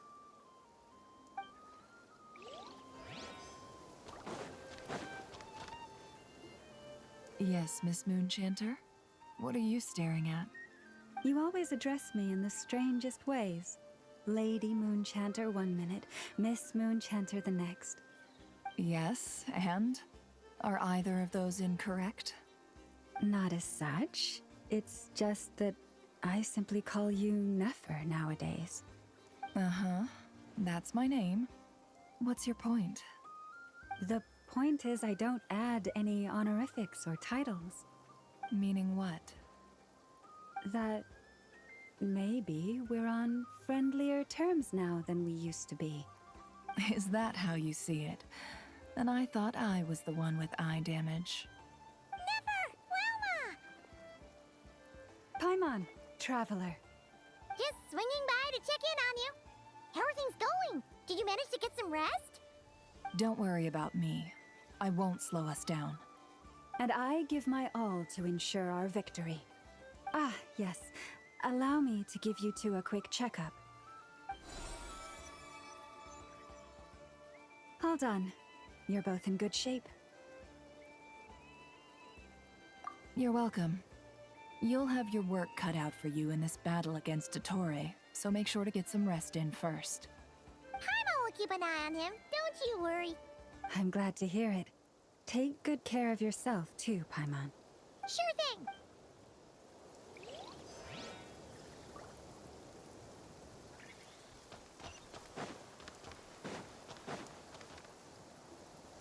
Thankfully, Miss Nicole has come to our aid. Nasha Town is now looking very well defended. Golden Flame. Yes, that's Nicole's power, all right. Based on the latest message from Grandmaster Varka, it sounds like they've reached an agreement. The situation should be more stable with her assistance. Everyone will have at least some degree of protection. Albedo! Durin! Hello there, you two. Are you well rested? That's good to hear. As per the plan, Albedo and I will be in charge of Nasha Town. As Dottore's energy field expands, it's creeping ever closer in that direction. But we will do our best to hold our position. We fought side by side many times before, and always with great success. I believe this time will be no different. So don't worry about us. Focus on fighting Dottore.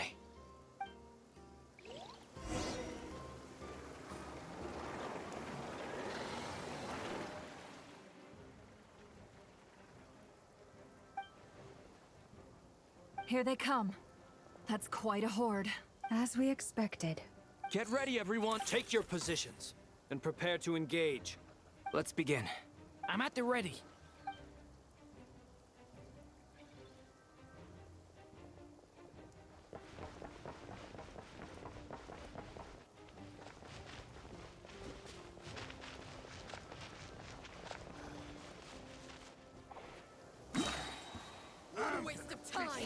Wipe out! Water jet! The long sleep beckons.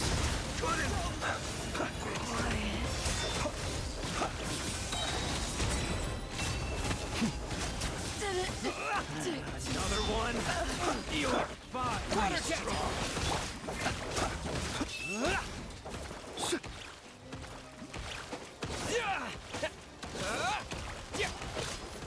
Go! Observe. Night.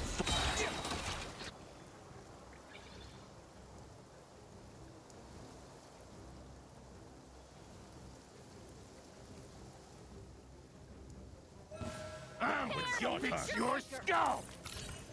With one heart, we pray. Leave this place. The deception ends here. These creatures cannot stand against us. Oh, fighting talk. Just don't let your guard down. That goes without saying. I'm hardly the risk taker in this group. Excuse me?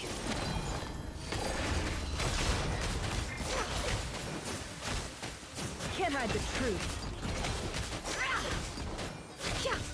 By the frost moon of old, you poured.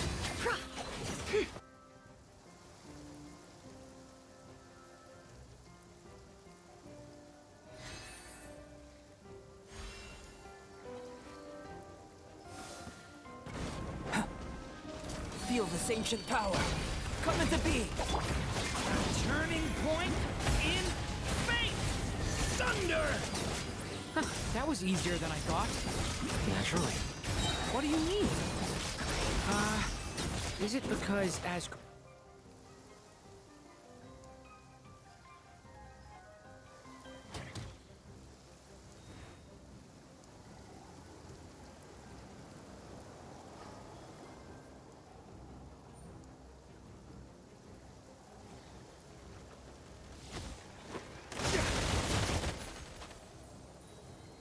Run while you still can! Bombs There's away! nowhere to hide!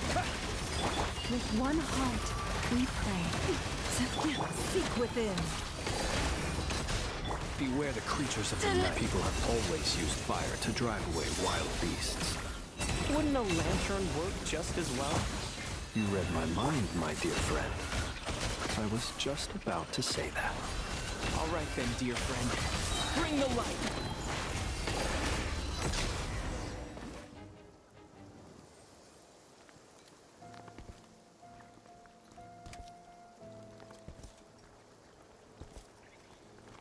You're looking well. I trust you've had a good couple of days. Dottore. It's actually a good thing, in my view.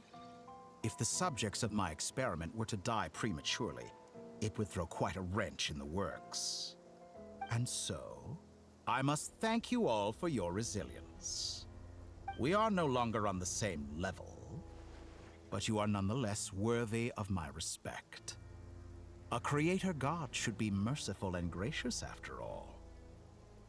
And in any case, it is only right that before I end your lives, the world is informed of the arrival of their new god.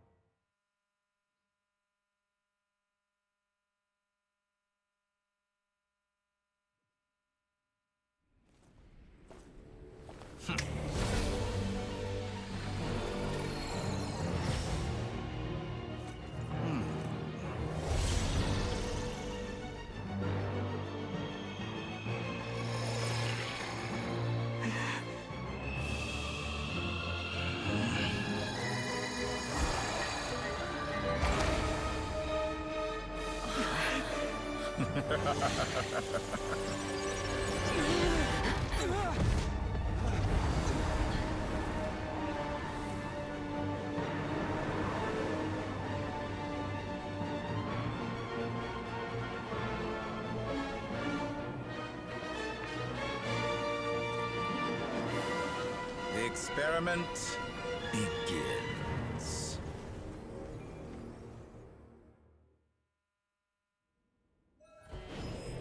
With the marrow of the 3 moons in my hand, behold the false thorns fall!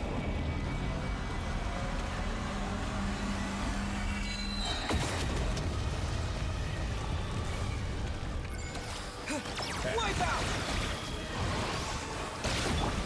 Observe to dust. Reverse. For the everlasting forest, you poor lot, seek within. No more love. It all adds up. The long sleep beckons. Enter, close your eyes. Yeah! By the frost moon of old, leave this place. The mystery unravels. No more lies. Excellent. You barely managed It all to adds touch my up. level. Good. No more Keep lies. it up. Did you honestly think that would hit me? Observe. Water jet first, like an ant in my palm. Oh, I've been moved inside another space, and it's sealed off. Looking at the structure of it, it seems like the Tory intends to trap us here. There's no exit. Our endurance is about to be put to the test. Pathetic. That's more like it. Some... You can't hide the truth. And here I thought you dodged that. Moon's Go! It all adds up. You can't hide the truth. Good. Keep it up. Seek within.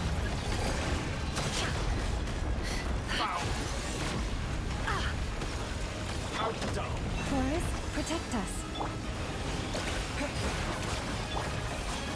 It all adds up. No more lies.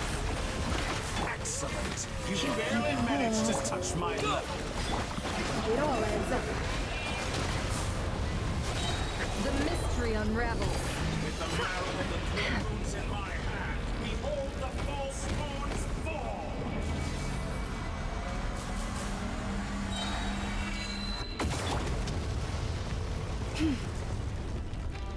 Tell me, One where will you heart, try we scurrying pray. off to Leave next? this place. Looks like Dottore has opted for a divide and conquer strategy. But we will not allow him to triumph. No, I shall pray for our victory.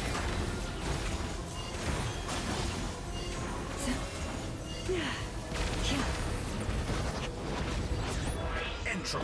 Go! To me!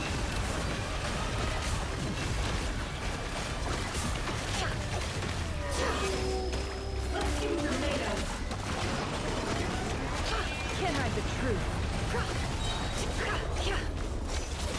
Good. Keep it up. I'm still... No more lies.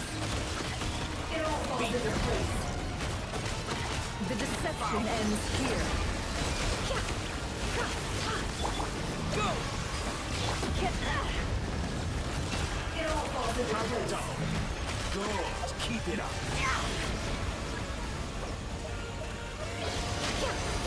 It all falls into place.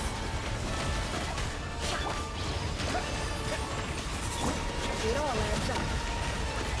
Let's see what you're made of. Excellent. Can't hide the truth. The mystery unravels. No more lies. Be annihilated. That which cannot stand against me. What's this supposed to be? A knockoff version of the space Columbina got trapped in? There really is no way out. Let's see about that, Dottore.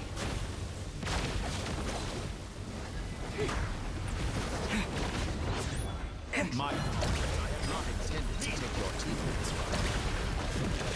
You have a choice. Obey, and I can release them. An excellent deal, if you ask me.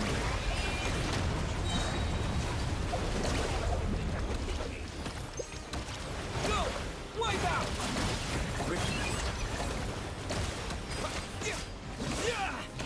Go! Go!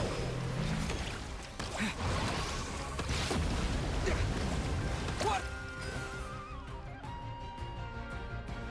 I'm aware you've been working on some little tricks to surprise me with, but it appears that none of them have come to fruition. My guess would be that you're trying to bring Columbina back. But then, where is Sandrone? Or are you trying to buy time for her? I always found their friendship to be a curious phenomenon. Two highly incongruent personalities, and yet they share a deep connection.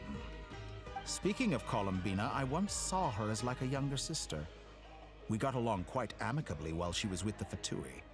But then one day she suddenly decided she would refuse to take part in any further experiments. To this day, I truly don't understand what I could have done to upset her so much. It's such a pity. I could have had a sister, a family. But alas, she grew to dislike me. You're not fit to be family to her. That I can't deny. So many people, all obsessed with playing out the same tired old dramas. This world is rotten to the core. And then there's you. You had every opportunity to reach the right conclusion. The thought of killing you off like this?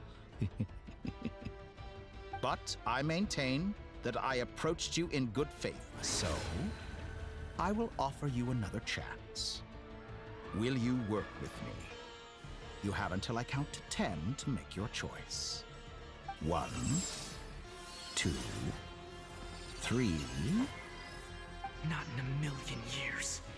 Huh?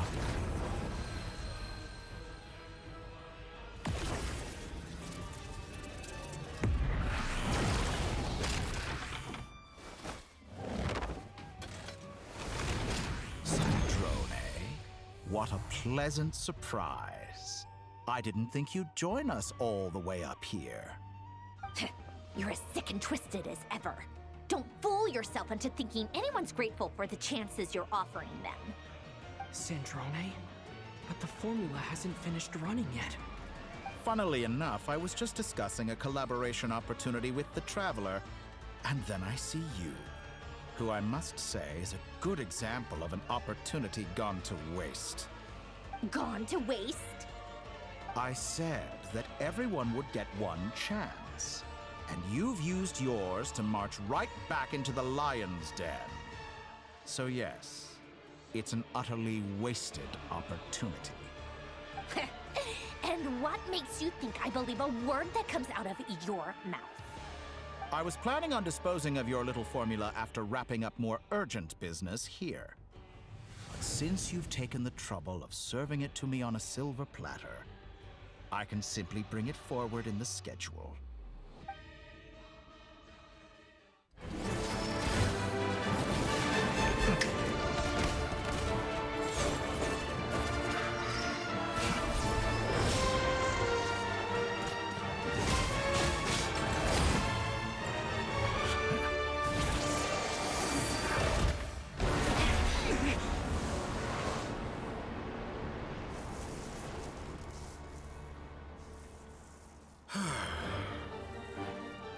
Is this your life's work?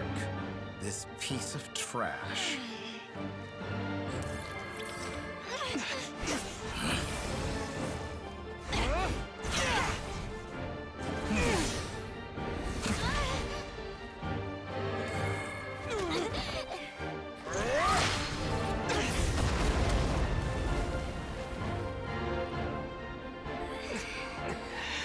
Your formula runs too slowly, Sandrone.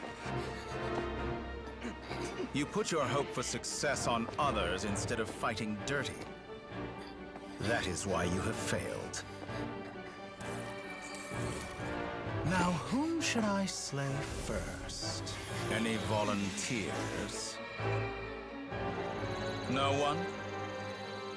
How nice of you to leave the decision to me.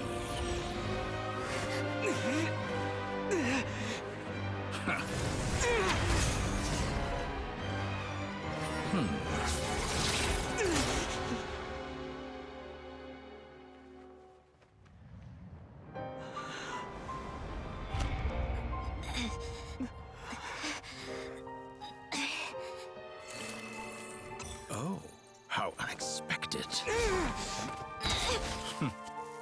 Sandrone, any last words for me, comrade?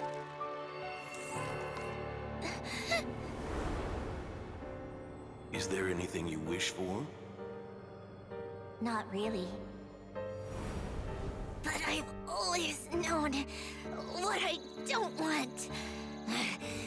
Go to hell, Dottore.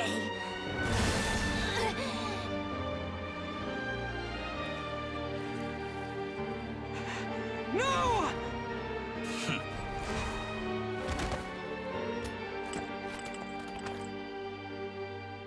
And now, you have failed.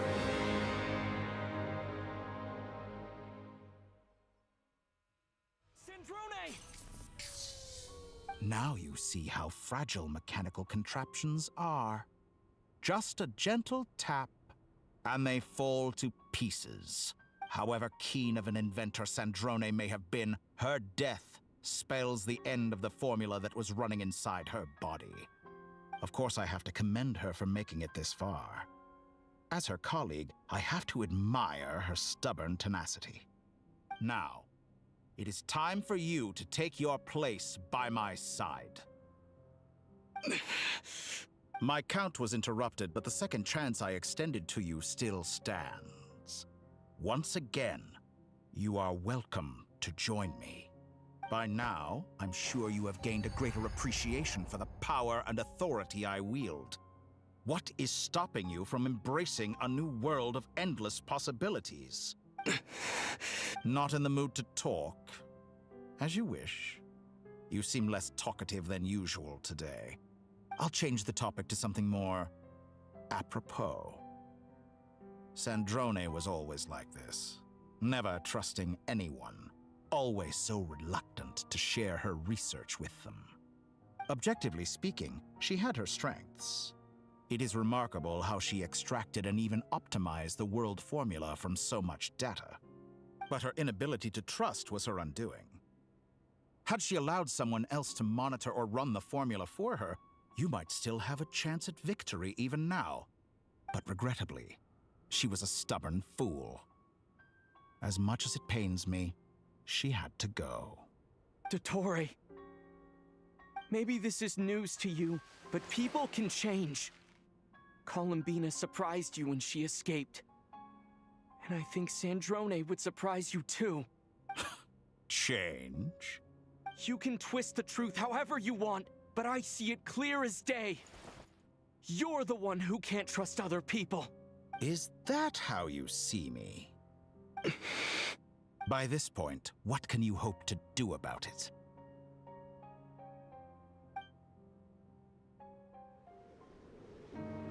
It is pointless to fight on. You've already lost. Wrong. You can't win this, Dottore.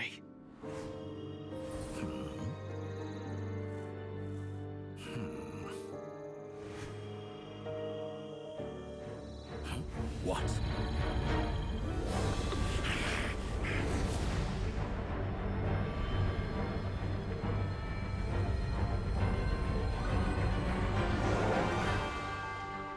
My formula can get us 90% of the way. It will connect you to Columbina. Then, I will bring the formula's output to the Traveler's side. For the last 10%, do whatever it takes. Just bring the moon down.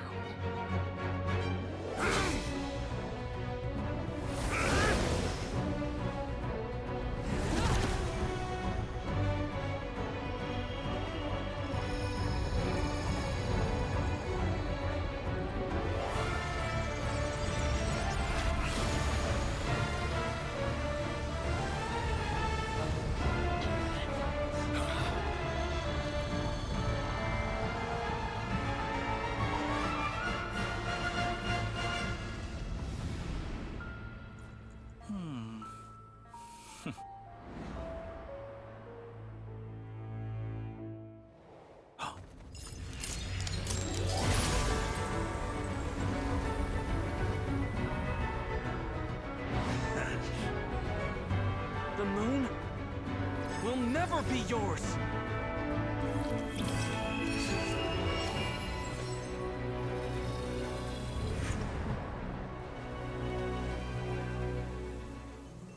I turn my body into moonlight and pour it over Nodcry.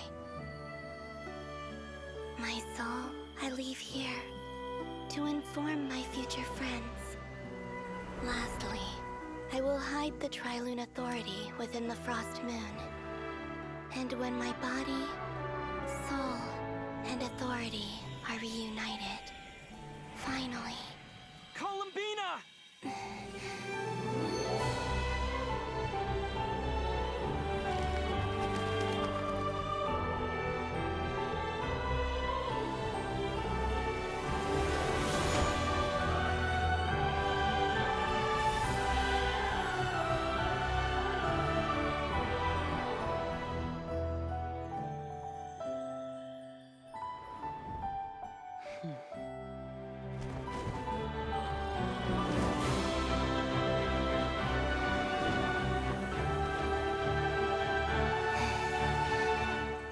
It's been too long. I'm back.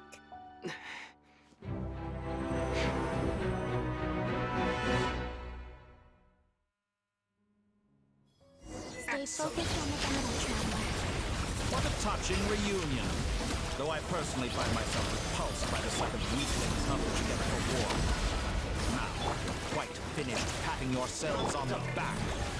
Show me how long you can struggle before you drown. Watch out, Columbina! Manipulate space itself! I know. Wait for the right moment. We'll strike together. Moon's remnant.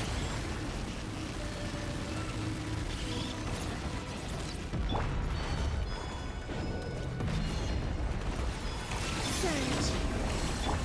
Water jet! Outdone.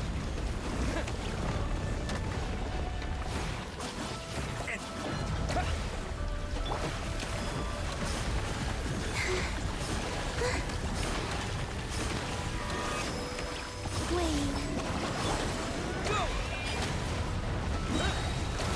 Wipe out! First, Water like an jet! ant in my palm.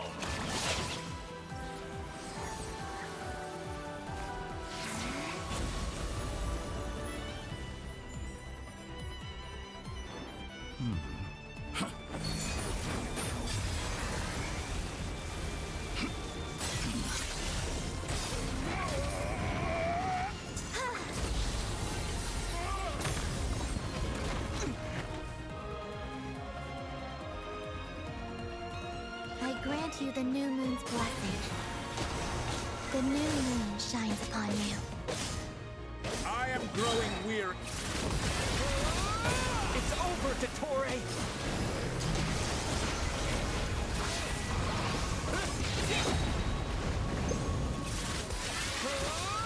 Time to pay for your... No longer must the world cower in the cold night. I was so close to the moon.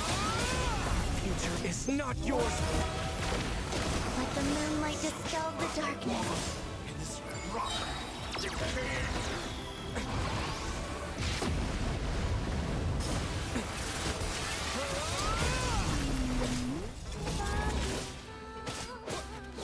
Only I could have shaped the new world. Only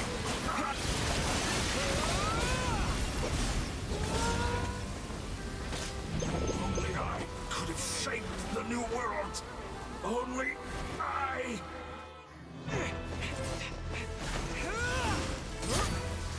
Willfully blind. How can you be so satisfied with your fate?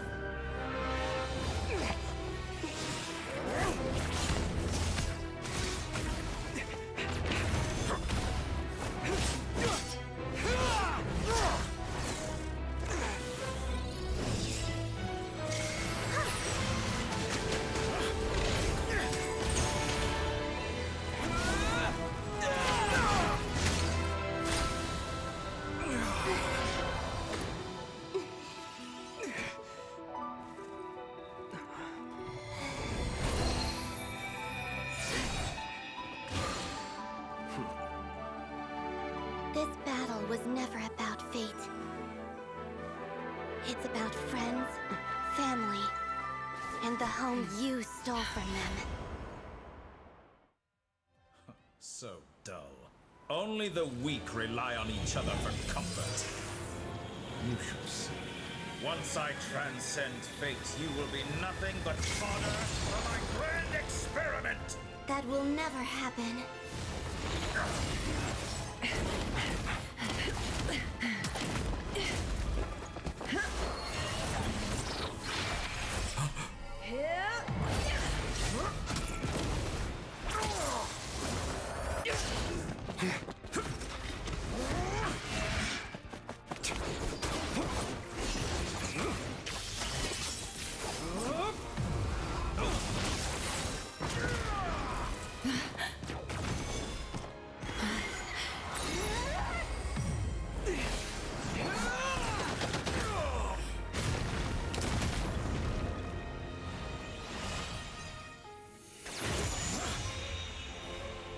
Today, the moon lights up this world once more!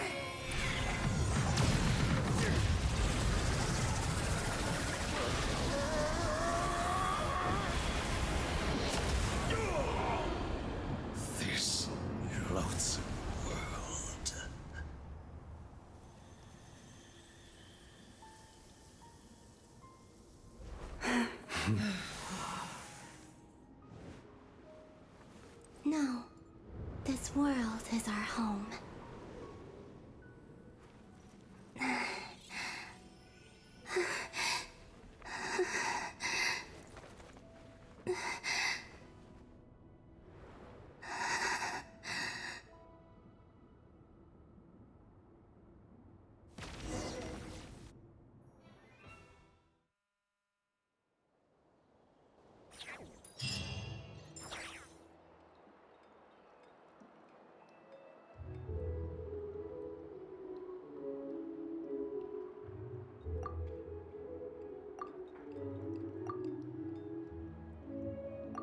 No, you're doing it wrong. The moon looks like this now. What are you drawing, children? The new moon, Mom. It looks different than before, doesn't it? Also... Can I go buy a sugar sculpture today? Please? Just one? All right. I suppose today is a special day after all.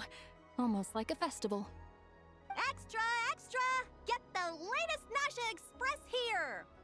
Post-disaster report! Nasha Town reborn beneath a new moon!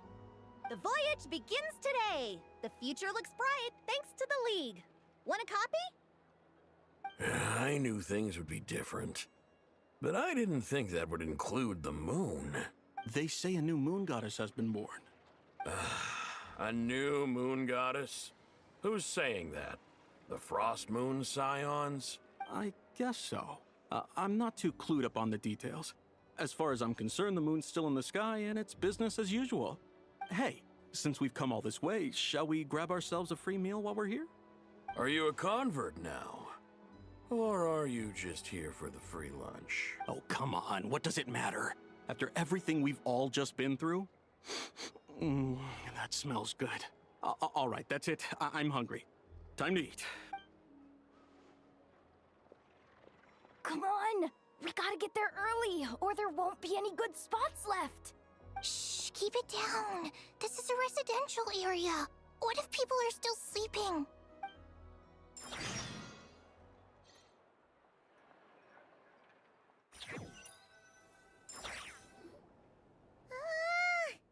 Why is it so noisy outside? It's okay.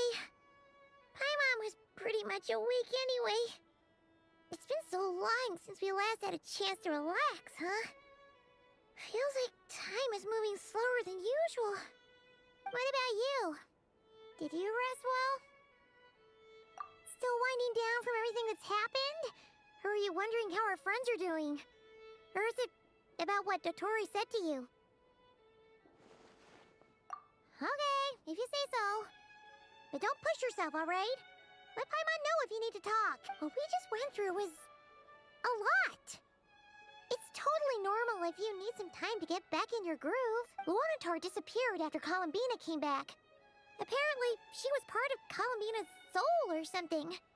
Still, Paimon kind of misses Luanatar somehow. But anyway, you did great. So did Paimon. We all worked our butts off to contain this disaster, and in the end, we made it. So, chin up, Traveler. You should be proud of yourself. Hey! Don't poke fun. You should be glad that Paimon's growing as a person. Paimon didn't think you'd mention it. You have no idea how anxious Paimon was. She was worried sick about you. Well, if you really want to show Paimon you're sorry, you're gonna need to make it up to her. You better be ready to splash out on a lavish meal. Phew. Okay. Paimon's full now. Huh? Oh, well... Hey there, Traveler and Paimon! Good morning! Morning, Yehuda! Here for some breakfast? Oh, I've already eaten. Just need some water. I was mostly worried you might forget what day it was today. So, Careful there, Paimon. Too much food will make you drowsy. Don't let anyone catch you hiding at the back and nodding off during the League meeting. Yeah, she'd probably be saying that to Aino. She's the baby of the group, if anyone. True. You know, I'm surprised that all these competing groups are actually coming together to try to solve things together. Definitely a first for Nodcry. Well, nothing like a region-wide calamity to bring people together. After that, surely even the most self-interested people have to realize that going it alone isn't worth the risk, right? Try telling Boss Neff that. She's not exactly convinced that people are gonna get with the program. Really? But if she's so pessimistic about it, why'd she agree to be the Curatorium's representative in the League? Probably 'cause even though Unity sounds like a pretty far-fetched idea, the benefits it would bring make it worth a shot. I think things will work out, though. I swear, Nodcry feels like one big family now with everything that's happened. More than it used to, anyway. Paimon's with you on that one. And it seems like plenty of other people agree, too. Just listen to the bustling streets. All right. Everyone's been rebuilding these last 2 weeks, and the evacuees have been coming back in droves. Life's slowly returning back to normal. Which means my workload's probably gonna shoot back up. Were you about to head out? There's still some time before the ceremony begins, you know. Yeah, we were gonna take a stroll around the square and say hi to some friends first. Sounds good.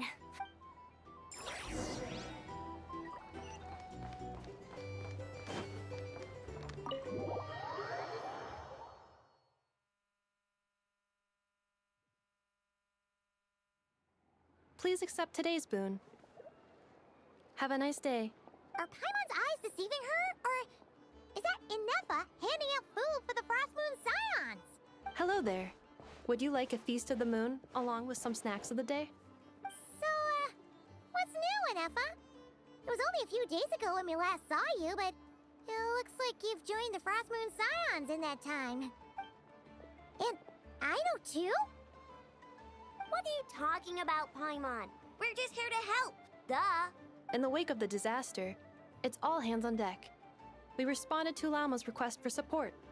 At times like these, the smallest good deed can inspire others and help them through the hard days ahead. And we're using eggs and heating tubes to make that a reality. In true Krumkake Crab Shop style! Inefa! Did you hear that? The Traveler said I did good. The Traveler! That's because it's true, I know. Proposal. If you can resist eating today's dessert, I will provide you with compliments, too. No way! Well, that proposal got shot down quickly. I need something to get me through the hard times, too, you know. Mom! Yes, dear. Go right ahead. Excuse me. Could I take a photo with the robot lady? She helped us get safely out of Nodcry, and she helped us get back home, too. She's the best. Of course she is! And since I'm the whiz kid who built her, that makes me even better than best, right? But you stole my snacks, though. Oops. Shall we move to the open space near the center? The view there is better. Thank you! Aren't you the better pick for this job, Flint's? You underestimate yourself yet again, Master Ilua. Not at all. I rarely come by Nasha Town. I don't know any of the big shots here. All in good time. Socializing is a step-by-step journey. But you're much further ahead on that road, aren't you? You're not seeing the full picture. You know the truth now. My friends do not understand my habits. There is no question about it. The Lightkeepers need a representative in the League. Someone who is upright, cares about other people, and can realize their self-worth through group action. You say it like you wouldn't make the cut. I am most flattered that you think I would. Sigh a little less, Master Ilua, and have more faith in yourself. All the Lightkeepers agree that you're a very promising young man. That is precisely why Starshina and Nikita felt safe delegating such important work to you. I'm sure we all also agree that we would sooner die of dehydration than manage to wrangle anything out of you in a discussion. My apologies. I am not in the habit of bringing water with me when I go out. Whatever. I'll take the job. By the way, who else is part of this? Oh, it's quite the who's who of Nodcry. There's the Moon Chanter of the Frost Moon Scions, the boss of the Curatorium of Secrets, a representative of the Voynich Guild, and even someone from the adorable Kromkake craft shop. I'm sure you will find speaking with them to be a genuine pleasure. If you say so. I've never done this work before, so I'm honestly a little scared of making mistakes. But I'll do it. Not only is it our duty as Lightkeepers, but because I want to make Nodcry a more welcoming place. An admirable attitude to take. The beacons are lit, Itlua. We're but one step away from breaking through the blizzard. We have the chance to band together and build our shared homeland into an Elysium. This is unprecedented for Nodcry. An opportunity not to be missed. Yeah. You're right. I'll do my best. Quite a few familiar faces have arrived. Let's go, shall we?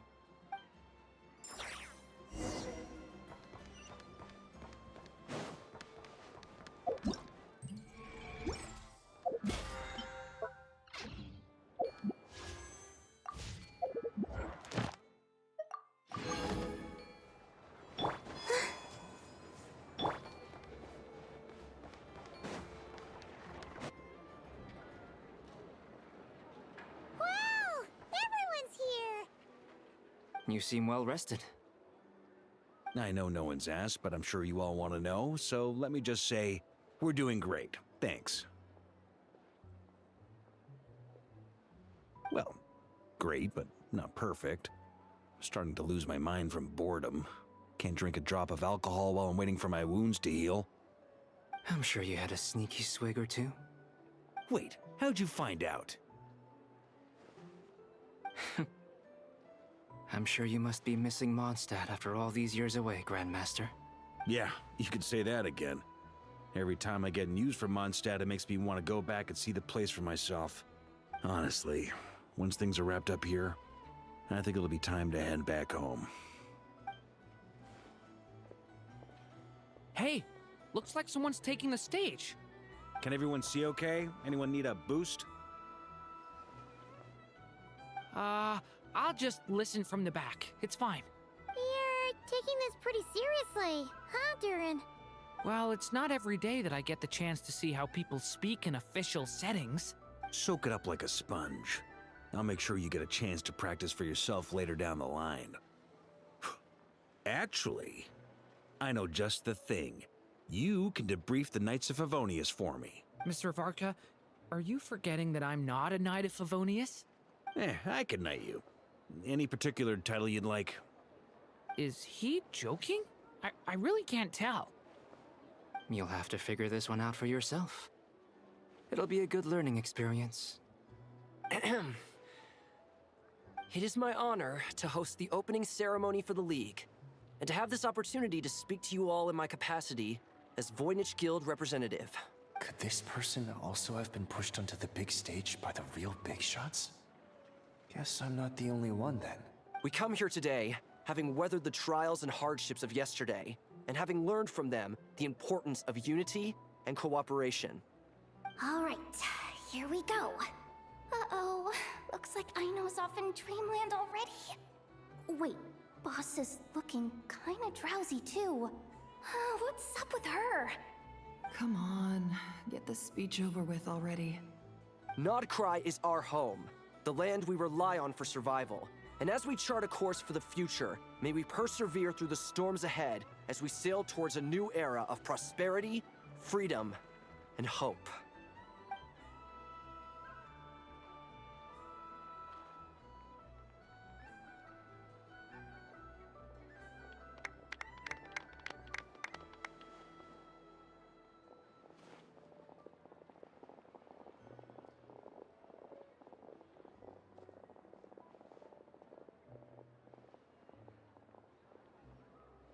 Looks like we'll have more opportunities to travel in the future. I'm sure you'll cope, Lady Moonchanter, given how fleet of foot you are. Unfortunately, I suspect I'll be too busy at the curatorium to act as your host. We have a busy schedule, not to mention an international network of contacts to manage. It'll be all right. I'll just check your schedule with Yehoda well in advance. And if she's not available, I can simply ask Ashru. You... So giving my employees extra workload isn't enough for you? You're really going to drag my cat into this too? I thought you'd approve. Aren't you forever increasing your employees' workloads? That's a bold statement. Are all the Frost Moon Scions feeling more audacious now that your moon goddess has returned? Columbina's return has brought joy to all who care about her. That includes both you and me. As for the Frost Moon Scions, we are learning how to thrive independently, without relying on the moon goddess. It is up to us to make our home a more livable place. Joining the League is one of the steps we are trying towards that end. I like the word try. It's nice and non-committal. You can opt out at any time and still say you tried. You don't see a bright future for the Frost Moon Scions? Or did you mean the League? I'm just not as optimistic as you. The Frost Moon Scions should count themselves lucky that they have a leader as stubborn and enterprising as you. But Nodcry's a big place, with all kinds of people. Most of them don't enjoy answering to a leader, or even listening to reason. Well, that's where you and your methods come in. Unless the Curatorium of Secrets is only here for appearances. For now, yes. And that won't change until this venture becomes worth my while. What would make it worth your while? Getting out more than I put in. Right now, I'd barely break even, but I'll grant that it's a good start for Nodcry. Then maybe it's worth a try. All right, you can stop now. Or do I have to join the Frost Moon Scions before you'll get off my back? You'd be very welcome to join us. Hey, you two! Congrats on all your hard work! What are you chatting about? Nefer was trying to dissuade me from adding to her employees' workload. Also, she's considering joining the Frost Moon Scions. Sorry, what? Your conversations are always the most interesting. Would you two care to join me for some tea before heading to your next destination?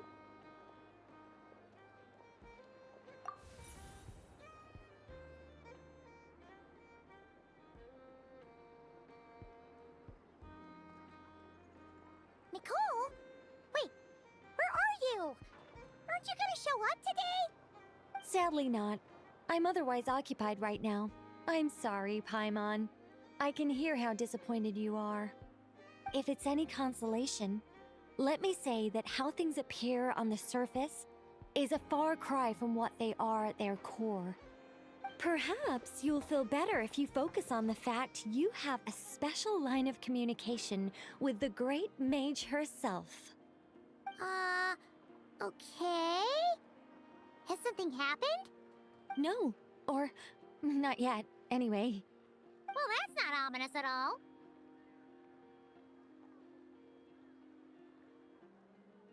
Not for the time being. Just think of this as a general check-in to make sure this communication system is still running smoothly. Besides, it's good to chat once in a while if we want to maintain our friendship. You could've just said so. Paimon got all worked up for nothing. Still, the best friendships are built through face-to-face interaction, you know? It's never gonna stop being weird having tea with you when you're not there and just talking to thin air. All right, fair point. I'll bear that in mind for next time. Yeah. Any update on that crisis at the world's borders? Alice just informed me that they had their work cut out for them. and now everyone's thoroughly exhausted. But they did finally get things back under control. Still, we can't let our guard down yet. The disruption caused by this disaster has made Teyvat easier to detect from the outside universe.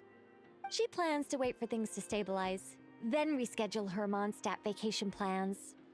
As for me, I agree with Hat Guy's perspective. This is a time when many new variables are emerging, and the situation is changing constantly. Plus, most of this change is for the worse. We have to remain vigilant and ensure that the embers of chaos are not rekindled. I did notice that the energy in Nodcry changed somewhat after the War of Funerary Flame, but since it was still aligned with the Light Realm, I never gave it a second thought. It looks like I'll have to examine the connections between phenomena I observe more closely in the future. Just doing my duty. It's more or less second nature by now. Of course! To give you the full picture, I'd have to start with the substance from which angels were formed. Never mind. Paimon's right. Showing off my knowledge would be much more satisfying in person. By the way, you did receive the gifts from the Hexen Circle, yes? I'm not trying to claim credit or anything, but my pride demands that I at least mention it.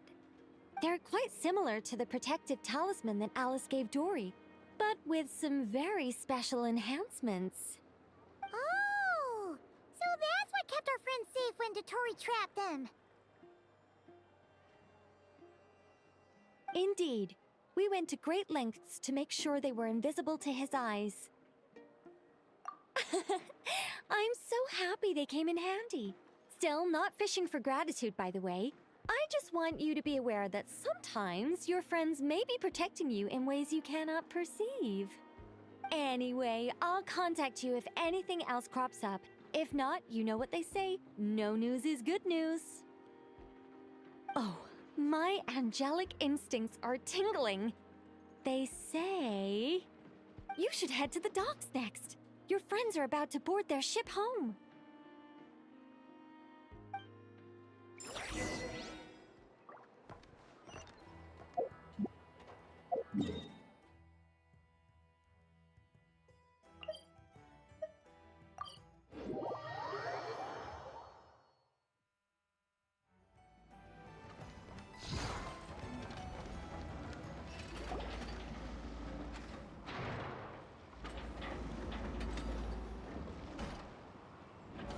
You're here. You're here too, Hat Guy! Are you heading back together? No. I'm bound for Sumeru, and she for Fontaine. We just happened to cross paths at the harbor. Everything seems fine. Sandrone may have an abominable temper, but she's always been very responsible with important calculations, and things entrusted to her by valued friends. You always speak as if you know us inside out, Mr. Hat Guy. Maybe I'm just a good judge of character. I certainly hope that's all there is to it. Regardless, you have been a significant help in this matter. For that, you have my gratitude.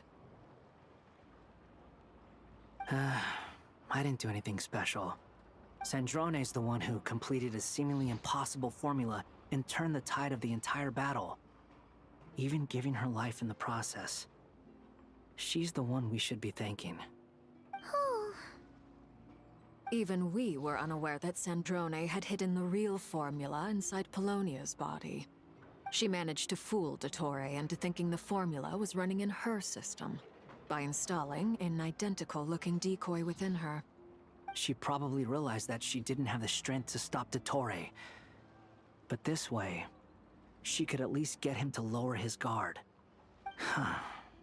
She always worked like that. Always had a backup plan.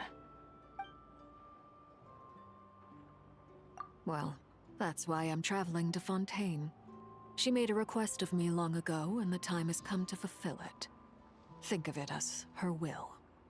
She said that should she ever fail in a mission, she'd like me to deliver her core and Polonia's to the Fontaine Research Institute. She also mentioned that she had made arrangements for people there to set her affairs in order. Some of her personal effects, such as her notes, were left to me. I've decided to take them back to the House of the Hearth, For safekeeping, primarily, but also as mementos, I suppose. However, there is one book among them that I'd like to leave in your care. I'll have someone deliver it to your residence at the flagship at a later date. No, I was specifically warned not to tell her. This is her last wish, and I will abide by it.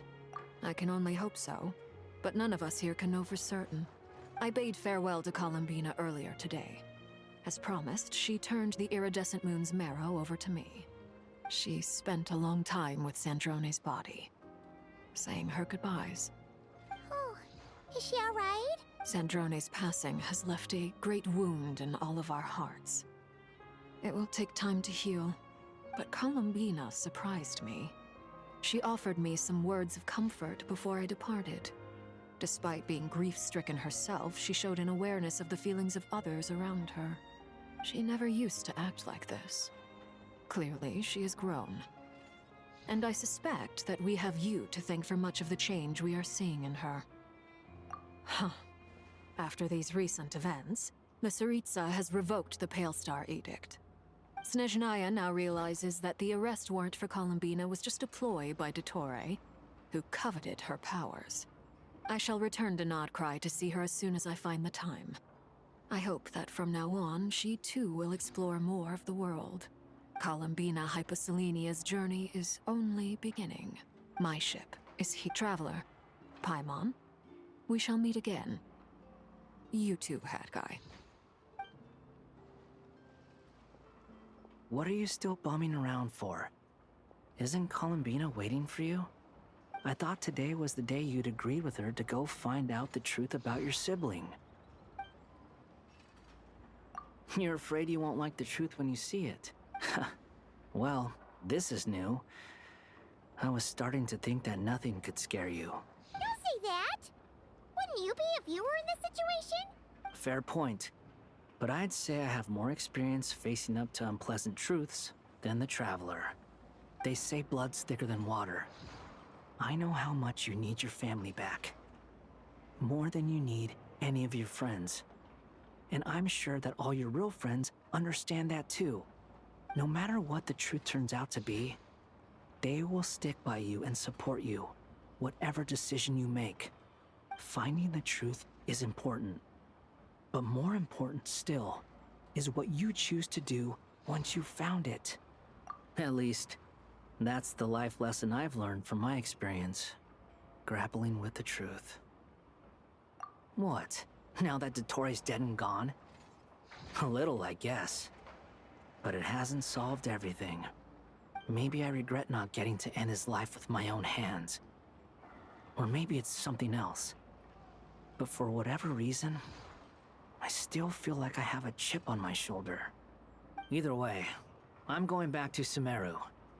Lesser Lord Kusanali is gonna need help dealing with all the chaos Dottore left in his wake. Not just from this incident, but everything he did in the past, too. You should continue with your journey, as you've always done. Who knows? Maybe we'll meet again someplace else.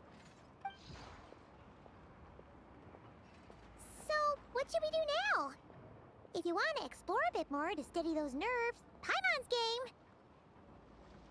After all, when Columbina said she knew where your ship was hidden, Paimon promised to give you two some alone time with the truth.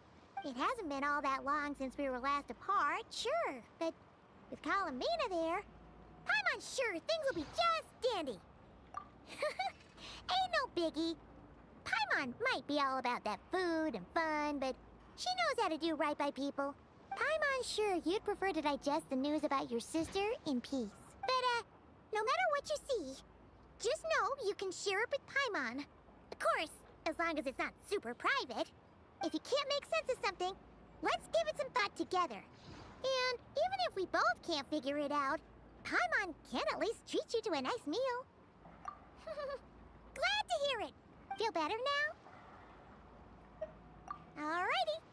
Next up, time to meet with Columbina.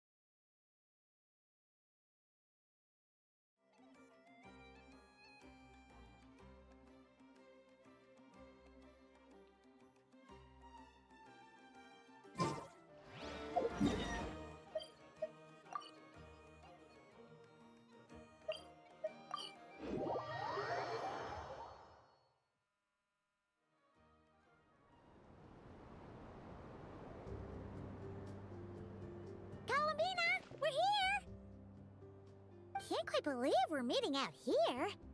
We've gotten used to walking over to Silver Moon Hall whenever we go see you. Well, you're still welcome to go there whenever you want to see me. It's just, now that it's all over, I've decided to make some changes. Try and fit in with the Frost Moon Scions, like Llama suggested.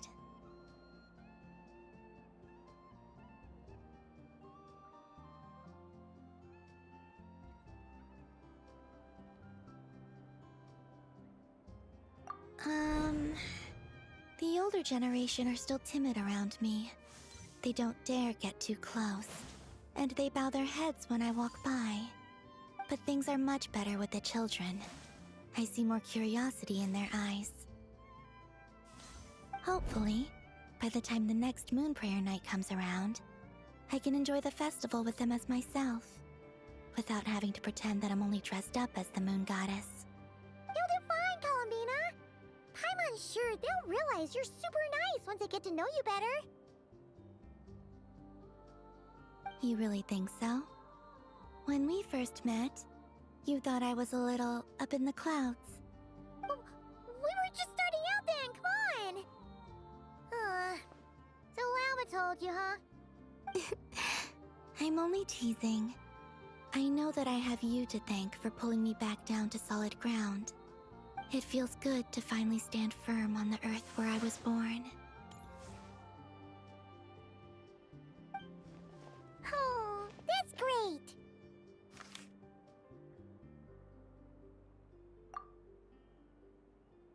Thank you. I'll make sure not to lose it this time. Well then, are you ready? Lumine, what happened to our spaceship back then? Why did you leave? It's time to learn the truth at last. Ready as I'll ever be. Good. Then let me open the way for you.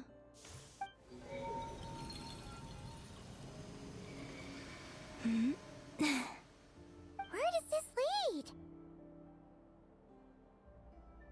To our shared destination. Huh? Do you remember me telling you about my missing prologue back when we just met? I said that my story began on the moon. But while I was inside the moon's reflection, I realized that my prologue was really hidden in the future. I just had yet to discover it at that point. The story of the time before I was born was in fact the story of my distant future. It's truly fascinating. But when I obtained the Trilunar Authority and returned to our present reality, I sensed something I hadn't expected. Your prologue. So you mean... Yes, your spaceship. All this time, it has been hidden on the Frost Moon, which lay beyond the sky. The great ruler of the firmament. The heavenly principles. Wait, them? Why would they do that? I don't know. Perhaps your ship contains something that is incompatible with Tevat. Or something that cannot be known. Oh, did I pick a bad time to say this? I know it must have been hard to work up the courage to do this. Maybe I should have waited until you were on the moon, with no chance to back out. That would have been kind of mean, you know.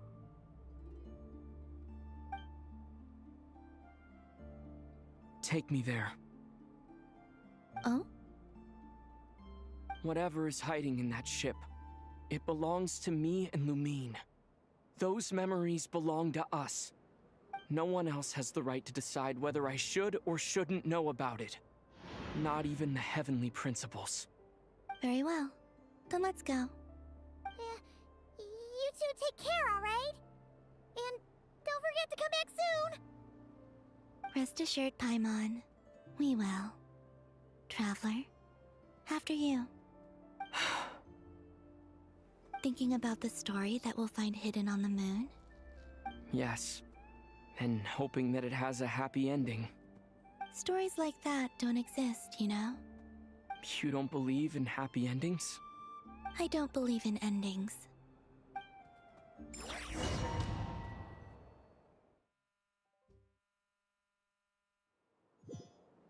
Where am I? This is the pathway I built between Tevat and the Frost Moon. The moon is very far away from us, so it could be a long journey.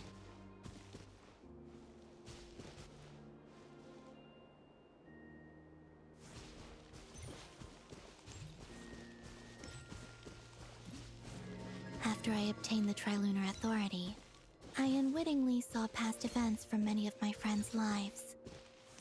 One was Lauma. She was so young when they chose her to be the Moon Chanter. From then on, the Frost Moon Scions looked to her to bring messages from their goddess. But, for better or worse, I had left Hisi Island before she was ever born. It was not until much, much later that she met me. I think it's for the best. Because of the way things turned out, you had the opportunity to become friends. You're right. In that sense, I think we were both very lucky.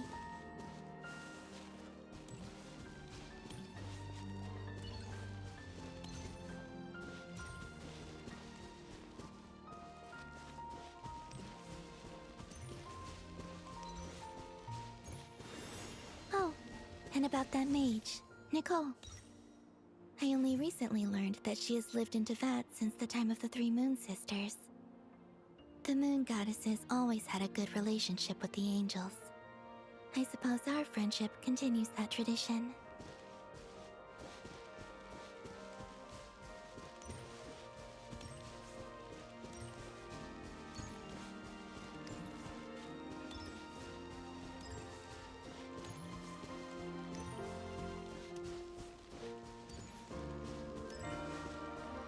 And then, there's Sandrone.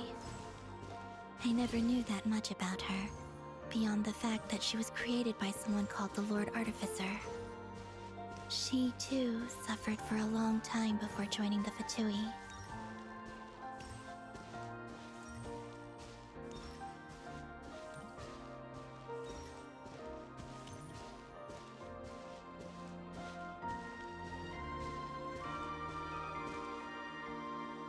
How I wish I could talk to her again. Even if only to hear her say nasty things to me.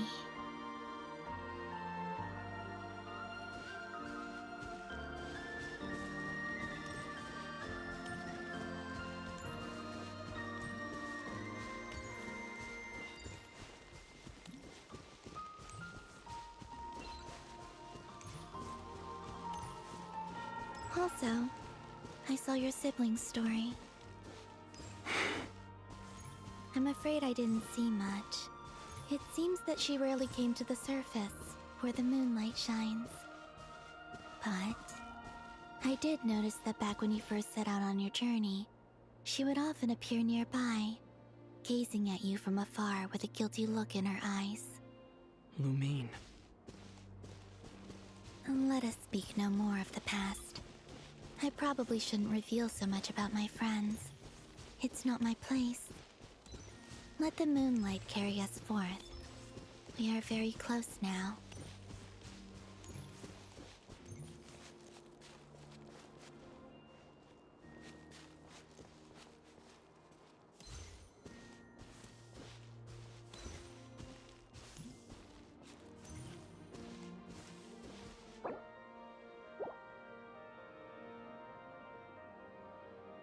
After this, I'd like to bring some Kuhenki to the moon as well. If they're willing, of course. What about your other friends? Will you bring them to visit too? Certainly. But I'll need to tidy the place up first. This home hasn't received any guests in a long, long time.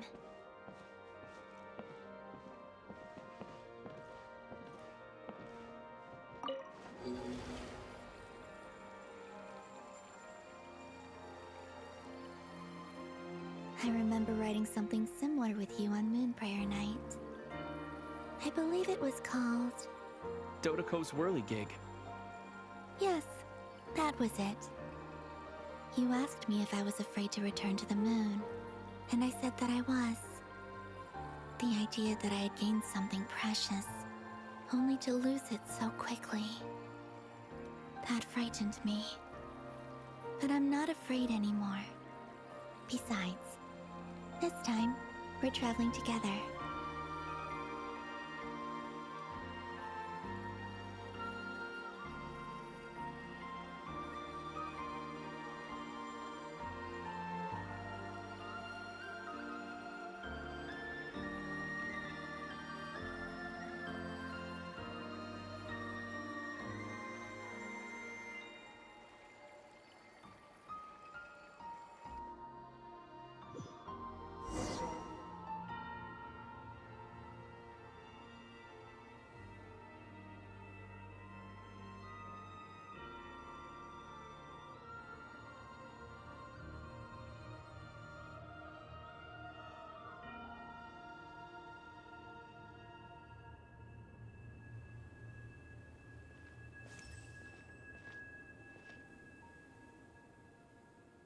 We're here.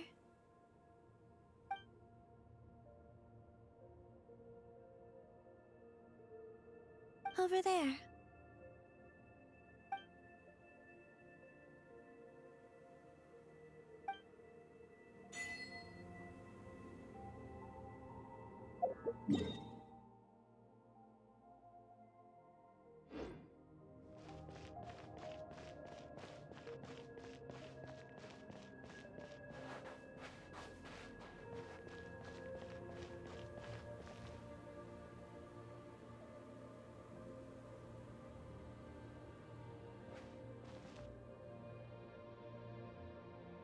Our spaceship. It's huge. I suppose that the moon is the only place one could hide it. It'll be all right. Huh? The way you feel in this moment, I went through it too, on Moon Prayer Night. The door was right in front of me, but I struggled to find the courage to step through. Solitude for me once meant living a life in which even I was absent. Before I met you, that was the only life I knew. But that night, solitude meant throwing away the life I had gained after meeting all of you. Columbina. Go. Retrieve the part of your life that was once lost. Trust me, you will lose nothing by doing so. Look, Teyvat is right there. All of our friends are down there, waiting for us. You're right. Thanks, Columbina.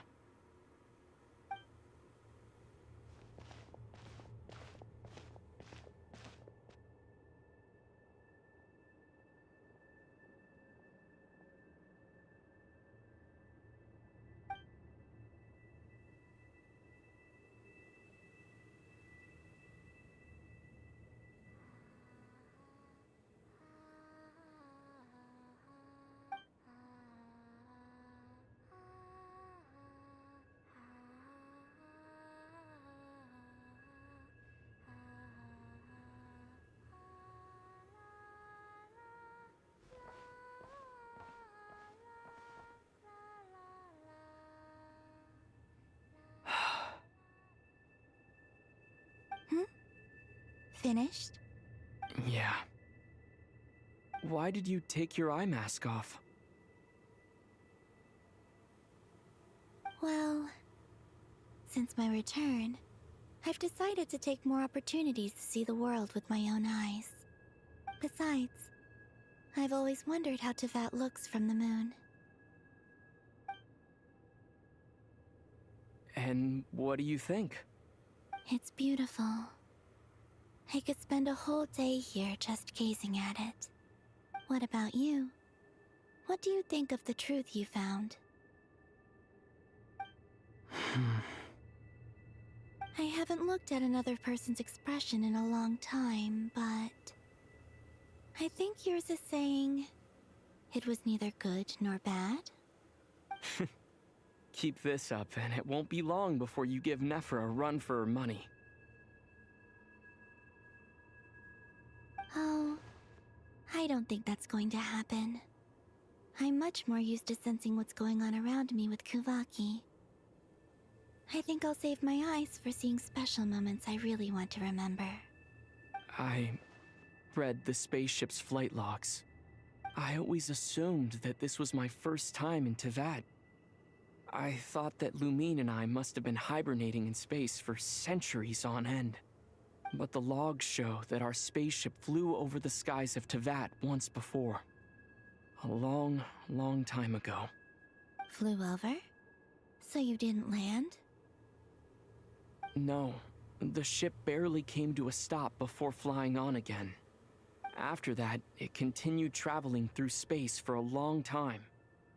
Some of the data is corrupted, but I suspect that it kept flying for thousands of years.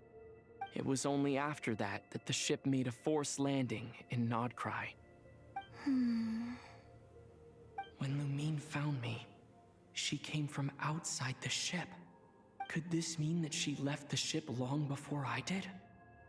Maybe even during our first pass over Tevat. Are you alright? Yes, I can feel that the truth is coming together, one small piece at a time. I remember Lumine telling me that when she first arrived in Conria, she could not recall the past. So this might be something that even she doesn't know. Here, I made some space for you. Your mind must be racing, and this seems like the perfect place to relax and clear your head. Oh, wait, there's one more thing. What is it? Wait here a moment.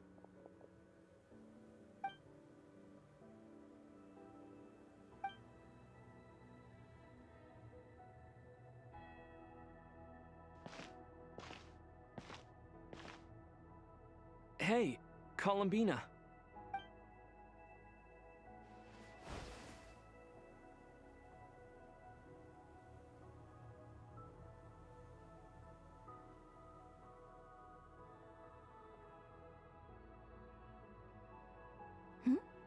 Is that a new outfit? An old one, technically. It's been in a cabinet inside the ship this whole time. It's a matching pair with Lumine's. She always liked this set more. Huh. I don't think there's a huge difference.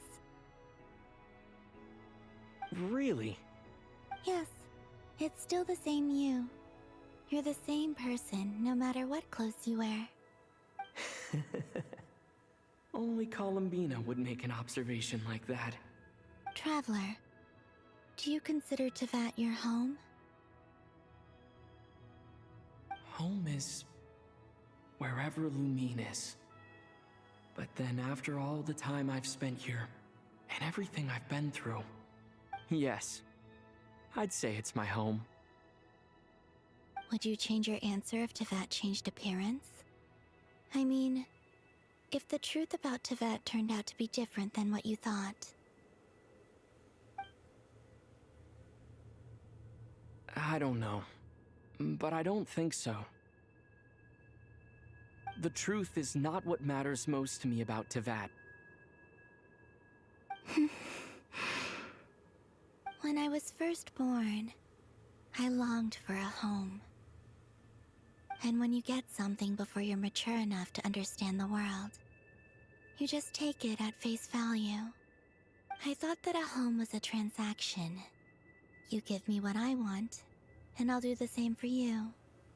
But you and your friends taught me what a true home should look like. You never asked for anything, yet you gave so generously to me. That's because your friendship matters to us. It was worth it. In the past, I thought that my birth in Nodcry must have been a mistake. But after journeying to the distant past where the story began, I realized that it was I who chose Nodcry to be my future home. Now, I am glad that I made that choice. I'm sure your friends are just as glad. In fact, I intend to make the same choice today as I did back then. What do you mean? Well, I've given the Eternal Moon's Marrow to Lauma, and the Iridescent Moon's Marrow to Arlecchino. And now, I shall return my Kuvagi to Nodcry again, that it may continue to protect my chosen home. Wait, but what about your body? Hmm? Oh, are you worried that I'll disappear again? I won't. Not this time. The Frost Moon has now entered the fall sky, and I am the Trilune Goddess. I am only returning to Nodcry the part of me that it needs. I am giving what I can, because my home is worth it. Oh, and I have something for you, too. For me? Yes. Come closer.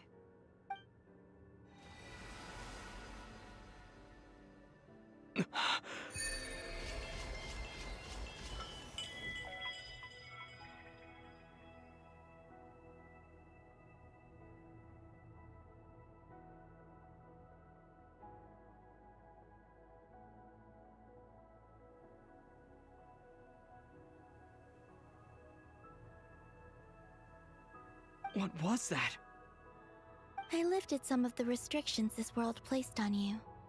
I trust this will help in your future adventures. My power. It feels like it's grown. I can use the elements more freely now. Thank you. This will be a great help. You're welcome. I see you as family, and after everything you've done for me, In fact, no. It's not because I owe you. It's because you're worth it. Here, this flower is for you.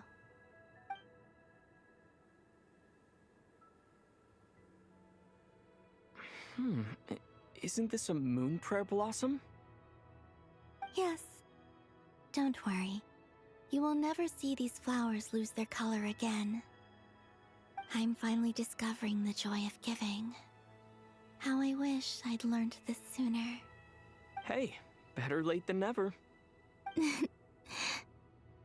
What are you thinking about now? Why don't you take a guess? You get... one shot. I don't think I'll get it in one guess. But I'm sure it's a happy thought. That's kind of a sneaky answer. I can't say you got it wrong. Down into that, the moon seems so far away. I felt it might always lie beyond my reach.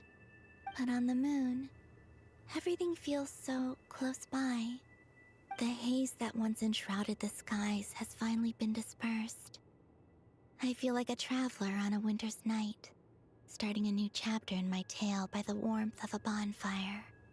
I don't have a lot of luggage, but I do have a lot of hope for the future.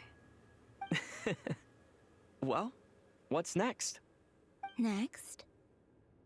To start with, I want to stay here just a little longer. After that, let's return home and continue our journey.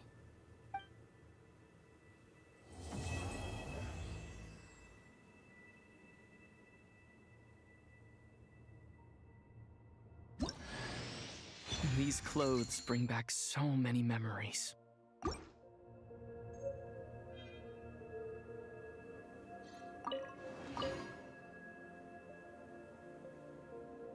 The journey goes on, like I said. This is not the end. I don't believe there has to be an ending. Okay. As you continue on your journey, don't forget to gaze up at the moon once in a while. It is, after all, no longer an illusion.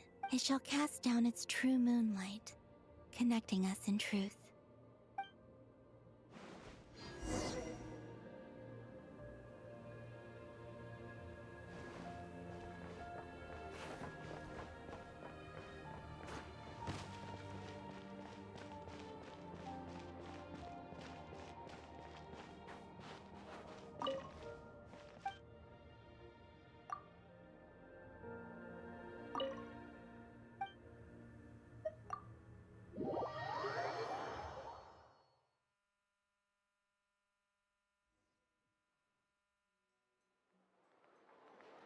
To Jean, acting Grand Master of the Knights of Favonius.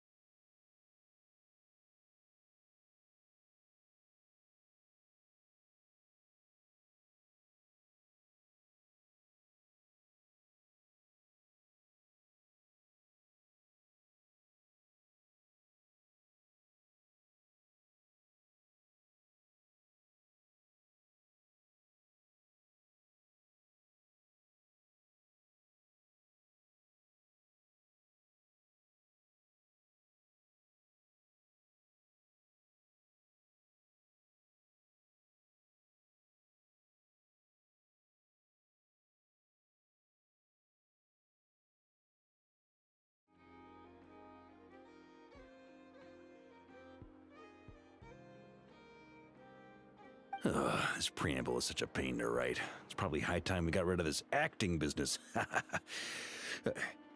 I trust that Dern has updated you all on recent events. Hope we didn't worry you too much. The good news is, we managed to come together and put a stop to the Doctor's evil schemes. With that, I think it's safe to say that Notcry is finally out of the woods. As for the Fatui, not counting the Damselette, aka the Moon Goddess, who has left their organization, we found ourselves allied in this instance with both the Knave and Marionette. May she rest in peace. As ever, we find ourselves better off for making friends rather than enemies. But until we can ascertain the Tsaritsa's true intentions, the future remains uncertain. In a short while... Wait. How am I meant to surprise everyone if I tell them in the letter that I'm heading home? Well, that would be a huge waste. Okay, got it. I will begin sending the expeditionary team back home in waves. I'm sure they'll be able to answer any questions you still have. I hope they won't gloss over the details of my many heroic deeds. But if they do, I'm sure it'll be because they're just too exhausted from the long journey. I think of Mondstadt daily. Please give everyone my best regards. P.S. The honorary knight went above and beyond this time. Are there any other honors we can give him? I'll leave it with you. P.P.S. Please be extra nice to Klee for the foreseeable future. I cashed in on the last favor that the Hexen Circle owed us, so we need to earn some more goodwill. If there's any serious problems, feel free to stick me in solitary confinement when I get back. I'll do the time for her. Whew. And that, as they say, is all she wrote. End of an era. And with the moon shining down brighter than ever, I think everyone is going to sleep well tonight.